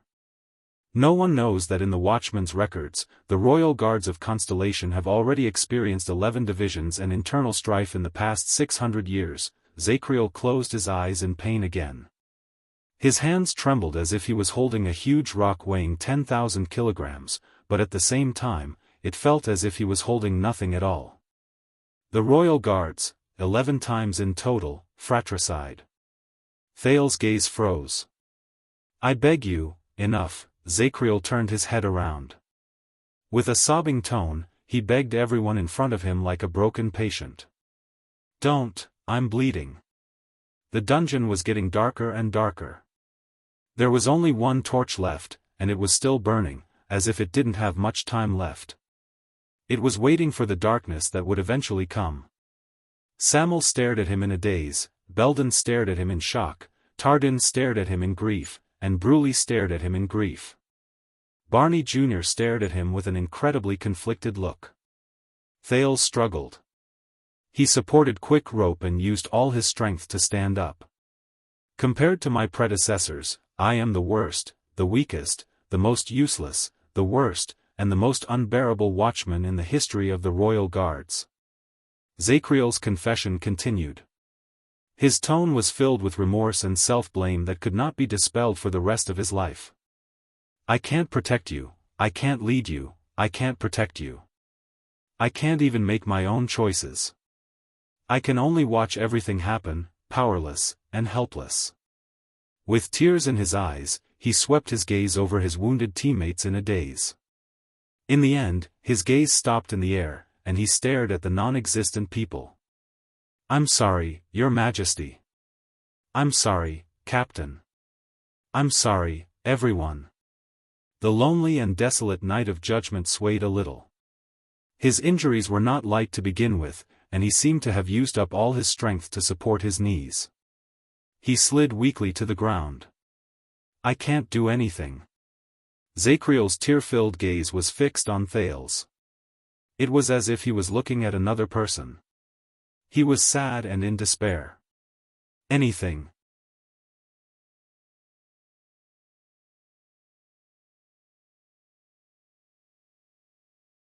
Chapter 467. Asterisk thump. Asterisk another heartbeat sounded like a heavy hammer. Pain. Excruciating pain. Thales struggled to stand with quick rope support. He was drenched in cold sweat. No, asterisk thump. Asterisk another heartbeat. After he forcefully snatched Barney's sword, the terrifying aftereffects attacked him again. Every breath he took and even every heartbeat was accompanied by an excruciating pain. Each time was worse than the last. It was as if the ferryman was summoning him to crush him inch by inch from head to toe. But that was no longer important. He could not fall. At least, not now. Thales glanced at the 9 men in front of him, who were covered in wounds and had despair in their eyes. The former royal guards. Asterisk thump. Asterisk after the next heartbeat, the nearly exhausted sin of Hell's River surged again, as if it had been saved from a desperate situation. It filled his limbs and surged towards his heart, which could not bear the heavy burden, and his body, which was on the verge of collapse. An unfamiliar yet familiar fluctuation attacked him, and the scene of him fighting against the Star Killer on the night of Dragon's Blood appeared again. The sin of Hell's River began to consume a large amount of energy to speed up the regeneration and recovery of the damaged tissues in his body. It was accompanied by an infinitely magnified pain. Thales began to tremble uncontrollably. But unlike before, when he listened to Zacriel's confession, Barney Jr.'s sobs, the sound of Nalji gulping down blood, and Nayer's increasingly chaotic breathing, Thales suddenly realized that he could ignore the pain that had once made him wish he was dead. Zacriel's words rang in his ears like it was a lifetime ago, but they were incredibly clear. The royal guards served their masters, and comrades fought each other with swords, a total of 11 times, they fought against each other. Asterisk thump. Asterisk the night of judgment stared blankly into the darkness in Thales' increasingly dim vision. I can only watch as everything happens, powerless, and helpless. I'm sorry, Zacriel said emptily. I can't do anything. Thales subconsciously tightened his grip on Quick Rope's arm and closed his eyes. The sin of Hell's River was like a beast that had found its prey. It continued to roar in his body. But at that moment, Thales seemed to have returned to that night in the abandoned house. He lay powerlessly on the dilapidated floor. He heard Quide's maniacal laughter. Kellett, Ned, Ursula, and the deceased child beggars floated in the air, looking at him expressionlessly. He watched as Quide walked past Thales and walked towards the weak and trembling Coria. And he could only watch helplessly as everything happened. Nothing could be done. Thales clenched his fists. Can't do anything? No. There seemed to be a voice whispering in his heart. No. Thump. As if he was ordering his body, Thales trembled and let go of quick rope. He stood up straight in pain. The chaos and blood in Dragon Cloud City that night flashed across his mind. Do anything. No, do it. He suddenly understood. What he learned from Taurus teachings was not just the use of mystic energy, the mystic's contactor, or the thing stage. It was something more important. Thales' eyes flew open. No. The youth's calm and resolute voice attracted everyone's attention. Quick Rope stared in surprise at the Prince of Constellation, who had relied on him to stand steadily just a second ago. At that moment, he was drenched in cold sweat as he walked forward. This has nothing to do with what we can or cannot do. Thales staggered over Barney's sword and picked up the extinguished torch from the ground. He swung it in the air so that it could burn fully again. The light illuminated the dark storage room. Zacriel looked at him blankly. Barney Jr. was still lying on the ground, sobbing silently. Nalji, who was hovering at the edge of death, gradually lost focus. Nayer's coughs became soft and silent. Instead, it depends on whether we have made the right choice when the time comes. Thales inhaled with all his might and forced himself to lock the after-effects of mystic energy and the pain from the sin of Hell's River's treatment outside of his consciousness. He held the torch and walked towards the dark pool of blood in front of him. No matter what you plan to do now, it's too late. Sam'l snorted softly. His tone was filled with endless sorrow and mockery. This is the truth. Thales shook his head and continued walking forward. Blood from Nalji's neck stained the soles of his shoes. It was just like that night when he stepped into the pool of blood in the abandoned house. Everyone's gazes were focused on the prince. Thales gasped as he stepped into the pool of blood. In the next second, the pain in his body suddenly increased. The teenager slipped. He could no longer support his weak body and knelt on one knee in front of Nalji and Cannon. Thales! Quick Rope cried out in surprise, but he was stopped by the prince, who raised his hand resolutely. Now, at least. Thales panted and took a few steps forward on his knees to get closer to Nalji. He met the man's almost dry gaze. We can still do one last thing. One last thing? Quick Rope was stunned for a moment. Idler, Nalji of the Defense Division, right? Thales endured the waves of pain and looked at the man in front of him, whose life was slipping away. With Cannon's support, Nalji glanced at Thales with a blank expression. Blood from his neck gushed out continuously through the gaps between Cannon's trembling fingers. Then, Nalji shifted his gaze away while trembling. He avoided Cannon's gaze and looked weak, as if he did not dare to face the teenager with the surname Jade Star. I know what you've done. Nalji shuddered slightly. The light from the fire illuminated Nalji's face, which was about to leave. His face was sallow and dry, and it was wrinkled with despair and pain. Thales gritted his teeth and squeezed out a calm smile as he watched Nalji's neck bleed profusely. He tried his best to make his words sound calmer. You participated in the conspiracy and civil strife. During the chaotic era, you wavered between your family and the royal power. In the end, you chose to deny the late king and pledge your loyalty to another Jade Star. You chose the future he represented. You were stained with a blood debt that cannot be washed clean, including that of your fellow guards. Nalji began to tremble while he lay in Cannon's arms. His eyes, which were already dark and gloomy, swept over Thales. They were filled with regret and pain. Thales watched him calmly. The sorrow in his heart momentarily overshadowed the pain in his body. You paid the price for this. You were tortured by your conscience. You wore the brand of sin on your face amid guilt, indignation, and resentment. You struggled for half your life. The teenager sighed. You wasted your time. Nalji opened his mouth in pain, but he could only make gurgling sounds as blood flowed from his throat. His gaze as he stared at Thales became more and more desperate. The guards stared at the prince with different gazes. Some of them were desperate, some were miserable, some were indifferent, and some were empty. But Thales ignored them. He only smelled the stench of blood that filled his nostrils. He stared at Nalji, who lay in a pool of blood, as though he wanted to stare at his only remaining soul. But I also know. Thales forced out a weak smile. I know that you refused to plead guilty and were imprisoned because of your own selfishness, but because you wanted to carry out your choice and cover up the Jade Star royal family scandal. That might have been a sad but respectable choice. When he finished speaking, the guards' expressions changed slightly. Cannon, who was still holding Nalji, even raised his head in surprise. Nalji's dirt-covered face struggled for a moment. He looked at Thales in disbelief and clenched his fingers into a fist. In the next second, Thales sighed. But those are not important anymore. The teenager stared at Nalji seriously. His bruised and disheveled face was calm and indifferent in the firelight.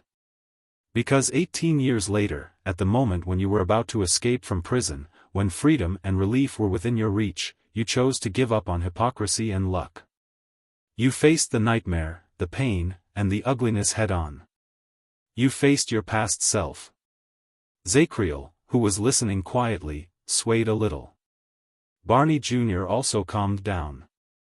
As he listened to Thales' words, Nalji's breathing, which had worsened due to his bleeding, started to become chaotic. Perhaps what I'm saying now is insignificant, and I came too late. The weak Thales extended his left hand while trembling. He gently caressed the ugly brand of sin on Nalji's face. It was carved with the letters of the ancient empire. His touch seemed to have some sort of magic that made Nalji gradually calm down. Thales clenched his teeth gently. But at least, I want you to know. Even if the world does not know, even if the kingdom refuses to admit it, even if it will never be cleared up, at least I know in my heart. Thales took a deep breath and smiled. I don't think you are a bad person, Nalji. At that moment, Nalji's pupils shrank abruptly. The way he looked at the prince changed, just like his expression. You are not a selfish, simple, and evil traitor. The teenager's voice was very soft, and it could only cause the dust to tremble. But it traveled in the dungeon, and it was incredibly clear. It traveled into everyone's ears. On the contrary, you are a respectable person. You made your own choice, and then you bore the consequences without any complaints or regrets. You carried out your own principles. Nalji's breathing began to speed up, and it drowned out the sound of blood flowing out of his neck. He looked at Thales. His lips opened and closed, and he let out intermittent grunts. But his slightly agitated words were buried in the surging blood. Thales smiled. I know, Nalji. I understand. The prince pressed gently against Nalji's forehead and closed the distance between them. Nalji's grunts continued, but they became weaker and weaker. So, at this moment, during the last breath of your life. Thales realized that his voice was trembling, and it was even more than the trembling Nalji had when he was dying. Thales Nalji. Thales breathed in a daze. Nalji's haggard face began to blur in front of him. In the name of the second prince, Thales Jade Star, the legitimate descendant of the Jade Star family, the only heir to the 9-pointed star crown. The teenager heard himself speak in a trembling voice. I forgive you. At that moment, the dungeon was terrifyingly quiet. Everyone stared blankly at the teenager who held the injured man and spoke softly. I forgive you for all the sins and wrongs you have committed, may have committed, and did not commit. The prince's voice faded away. At that moment it was as if nothing had happened. The dungeon was as quiet as ever. But a few tenths of a second later, Nalji's chest began to rise and fall violently, as if he was struggling to get up. Ugh! Finally, like a dam that had been holding up for a long time, Nalji collapsed at the last moment. His eyes had lost focus, but he still stretched out his powerless left hand while trembling violently. He scratched the air in vain. His lips twisted and twitched. He let out violent sobs and whimpers at Thales, as if he wanted to say an endless number of things. Ugh! Nalji's violent reaction caught Kanan off guard while he pressed down on Nalji's wound. He could only try his best to control Nalji so that his helpless situation would not worsen. Thales put down the torch and ignored the blood all over his body. He held Nalji's empty and helpless palm tightly and bent down to hug the man who was about to die. No matter who you betrayed, no matter who you were loyal to. No matter what your heart is, no matter what your body is. No matter how you treated yourself in the past and today. He pressed his cheek against Nalji's forehead so that Nalji's struggles gradually calmed down as he spoke. I hope that you will no longer be trapped in sin, conflict, torture, and guilt. Be free from now on. Thales panted and fought back the stinging sensation in his nose. I hope that your past will vanish into thin air, and that your nightmare will end now. Rest in peace from now on. No one made a sound. At that moment, the only sound in the dungeon was Nalji's slowly calming and weakening breathing. 1 second, 2 seconds, 3 seconds. After an unknown amount of time, Nalji's struggles finally calmed down. Thales exhaled, patted the frozen cannon, and let go of Nalji. He lowered his head in a daze. At some point in time, the person in his arms had already closed his eyes. He no longer moved. He's gone. Thales said to himself bitterly. After 18 years of torture, he's gone. But Thales immediately moved. An endless amount of crystalline tears slid down Nalji's lifeless face. Tears gushed out of his eyes, and they surpassed the blood flowing from his neck. Thales felt his heart ache. Thank you, Your Highness. Kanan sobbed while still holding his comrade's body. Thank you, Your Highness. Nalji. Nalji, Thales raised his head and stared at him in a daze. Nalji's tear-stained face was contorted into an arc. He seemed to be suffering from intense pain. But Thales knew. It was not pain. It was something that Nalji had not shown for 18 years, a smile. Thales froze for a moment in his bewilderment. Then, he staggered to his feet and raised the torch again. It was only then that he realized that at some point in time, everyone in the dungeon was staring at him. They were either surprised, excited, worried, or sad. It was as if the teenager was the main character on the stage at that moment. Even Zacriel stared at Thales in a daze. He did not move. Quick Rope was silent. There was a hint of meaning in his gaze as he stared at Thales. Thales took a deep breath and moved his gaze away from Nalji. He walked to the other side. He did not know whether the aftereffects of his mystic energy had let him go, or whether the sin of Hell's River had finally recovered. The pain in his body began to become numb, and it was not worth mentioning in his current state. With weak steps, Thales approached Belden, who was still holding Nair. Nair coughed in pain. As he stared at Thales, his eyes reflected the light from the fire and brightened. Your Highness, we. As he watched Nalji, who was no longer breathing, Belden suppressed the emotions in his chest. He was just about to speak when Thales raised his right hand and stopped him. Wait. The teenager shook his head. Belden immediately closed his lips. He did not show any objection. It was as if this was his duty. Perhaps they were affected by what happened just now, but no one wanted to interrupt Thales. Just like before, Thales knelt on one knee in front of Nair. He stared at the man who was still smiling at that moment and coughed continuously. A large amount of internal bleeding after a blunt blow. As a logistics officer, I know this very well, Nair said with difficulty. His face was pale, and he was drenched in cold sweat. Belden, who was beside him, could not bear to watch. He closed his eyes. Thales stared at him with grief.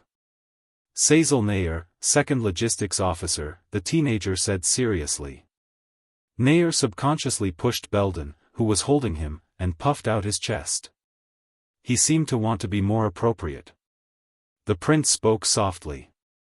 I don't know what you have experienced over the past 18 years, but I know that what happened to you was not fair. Nair stared at the prince calmly. His heavily injured body gradually became numb. Thales suppressed the resentment in his chest. It has been 18 years. You have suffered injustice and pain, and you have borne the consequences that are not commensurate with what you have done. I know that you have nowhere to complain about the injustice you have suffered, that you cannot speak of your pain, and that the justice and innocence you deserve may never come. As he listened to the prince's words, Nair's gaze gradually became unfocused, and grief filled his eyes. But Thales held his palm. Nair's palm was very cold, as if his blood had never flowed through it. But you, logistics officer.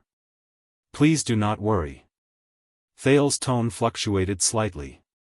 Because at least I will remember your innocence and righteousness. Nair's cold palm began to tremble. I will remember that there was a person who, no matter how much pain and injustice he suffered, whether it was in the past or now, whether he was alive or dead, believed and cherished his comrades from the beginning until the end, and never wavered. Nair's vision was already very blurry, but he tried his best to smile at the prince. This made Thales feel rather gratified, and it made his heavy heart slightly ease after he experienced Nalji's death. Thales took a deep breath and suppressed the sadness at the bottom of his heart. Sazel Nair. As Thales spoke, he pressed his forehead against Nair's. May Hell's river have a smooth journey. Thales said softly, may you rest in peace. Nair's body trembled slightly, even though he did not have much vitality left. The dungeon was still very quiet. But at that moment. No, your highness, Thales let go of Nair and stared in surprise at Nair, whose face was covered in tears, but he still spoke up to refute him. We swore an oath. Nair shuddered. His lifeless eyes stared at the empty ceiling, but there was a tearful smile on his face as he spoke laboriously. As the Emperor's Praetorian guards, our souls, will not enter heaven, nor will they descend to hell. Instead, they will be forged in the mighty empire. Souls? Thales was slightly stunned. Nair's smile became even brighter as tears fell from his eyes. Thales felt a pang in his heart. Just like my brothers in the past, Nair could no longer see the scene in front of him clearly, but he still used what little strength he had left to turn in everyone's direction while trembling. Sazel Nair, second logistics officer of the Royal Guards. Thud. He laboriously clenched his right fist and punched his chest. He did not care about the heavy burden and pain this action brought to him. Thales looked at him in surprise. He suddenly realized that the guards around him, be it Zakriel, Barney Jr., Belden, or Samuel, had subconsciously puffed out their chests and put on stern expressions. It was as if they were attending the most solemn occasion. Everyone. Nair widened his eyes, which only served to reflect the darkness, and spoke hoarsely. My sword is broken. My mission is complete. He seemed to be forcing his weak lungs to breathe as he tried his best to squeeze these words out of his mouth. His words were articulate, and his tone was firm. Every word caused the guards to tremble. Nair sucked in a deep breath. I have fulfilled my duty, I have fulfilled my duty. Halfway through his sentence, Nair's breathing stopped, and he panted a few times. But Nair recovered and quickly continued.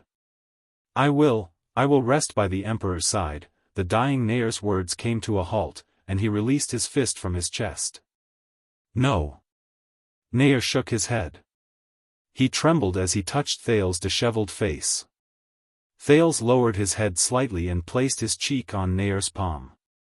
Nair touched the prince's face and cast a profound glance in Thales' direction. In the next second, Nair put on his palest and most gentle smile. He said firmly, I will rest by the Emperor's side. My sword is broken. My mission is complete. I have fulfilled my duty. I will rest by the Emperor's side. The prisoners listened to his last words in a daze. They were either touched or sighed. Nair stared at the air and tried his best to hold his breath, as if he was waiting for something. Finally, as rustling sounds rose, the ashen-faced Barney Jr. looked as if he had just woken up from a nightmare. He hugged his aching right arm, pressed it against his chest, and leaned against the wall. Second Logistics Officer, Cecil Nair. You have fulfilled your duty. Barney Jr. suppressed the change in his voice as he spoke in a hoarse voice. You will rest by the Emperor's side. Finally, Thales saw Nair's pale smile relax, as if he had let go of a burden. Thales raised his head and saw all the guards pressing their hands against their chests at the same time. They spoke solemnly, sorrowfully, or agitatedly in unison as they recited the royal guard's funeral oration. Only the inheritance shall continue. Witness eternity.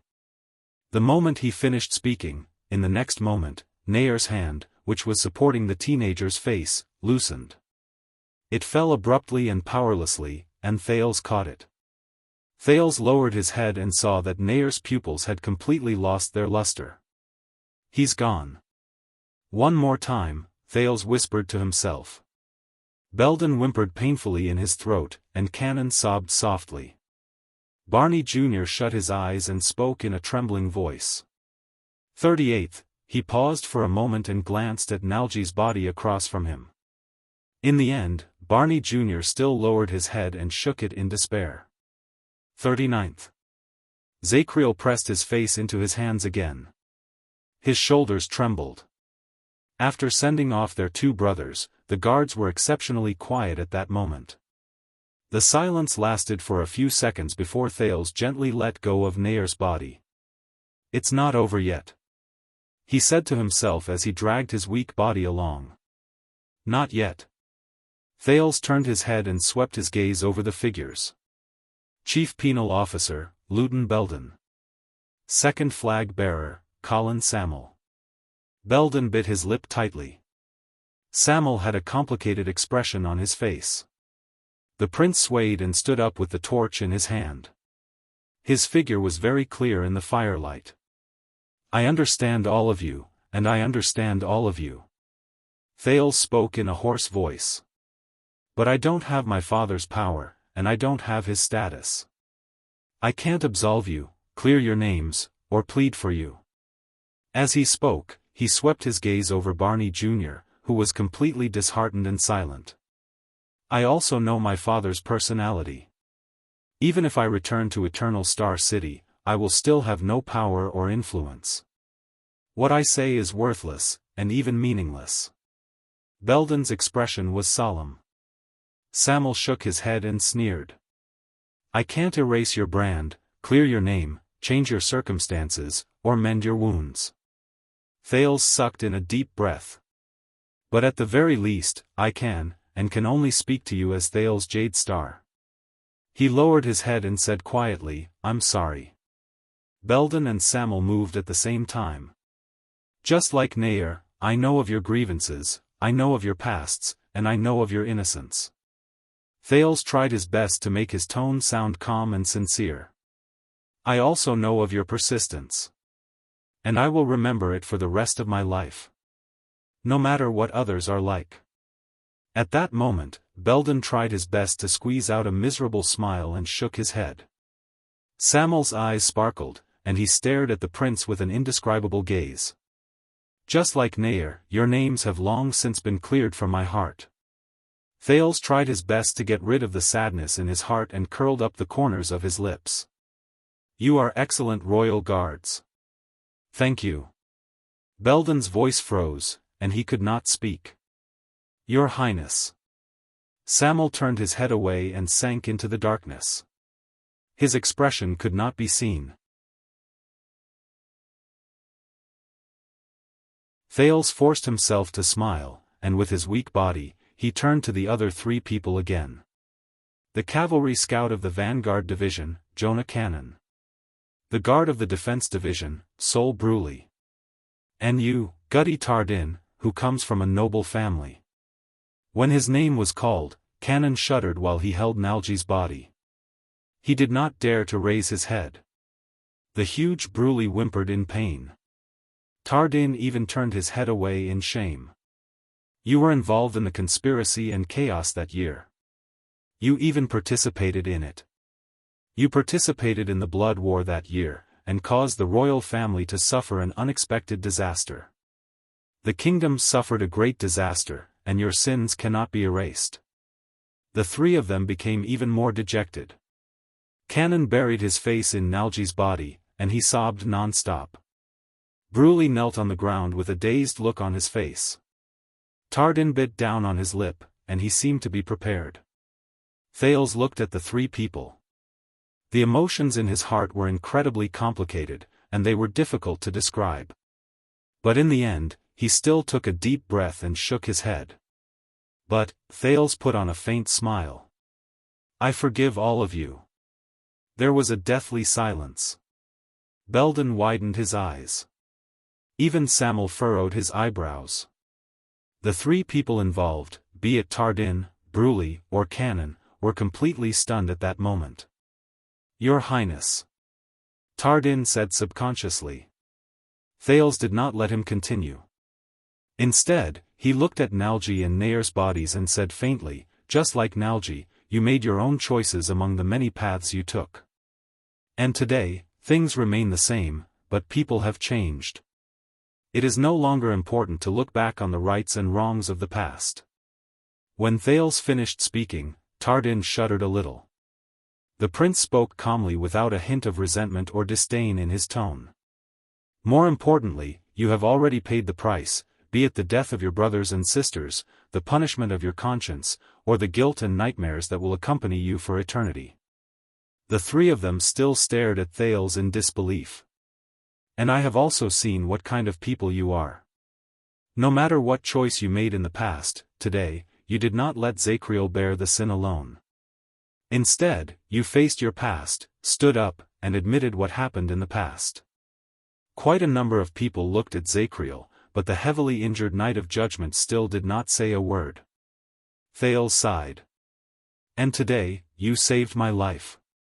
Even though you know the truth, unlike Barney, you know very well that this will not allow you to be pardoned. As he spoke, Thales felt the pain in his body disappear completely. He did not know whether it was because time was up or because the power of eradication took effect. Only weakness, absent-mindedness, emptiness, and an unprecedented sense of relief, as if a heavy burden had been lifted. Thales looked up and tried his best to smile. His voice was hoarse.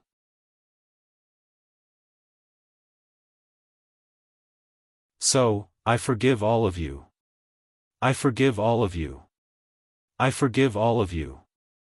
I forgive all of you from the torture of the past, and I forgive all of you from eternal guilt. I hope that all of you will be reborn at this moment. This is my choice. The voice in Thales' heart whispered. Compared to power and status, this is what I should truly cherish, care about, and hold on to. This is my true anchor.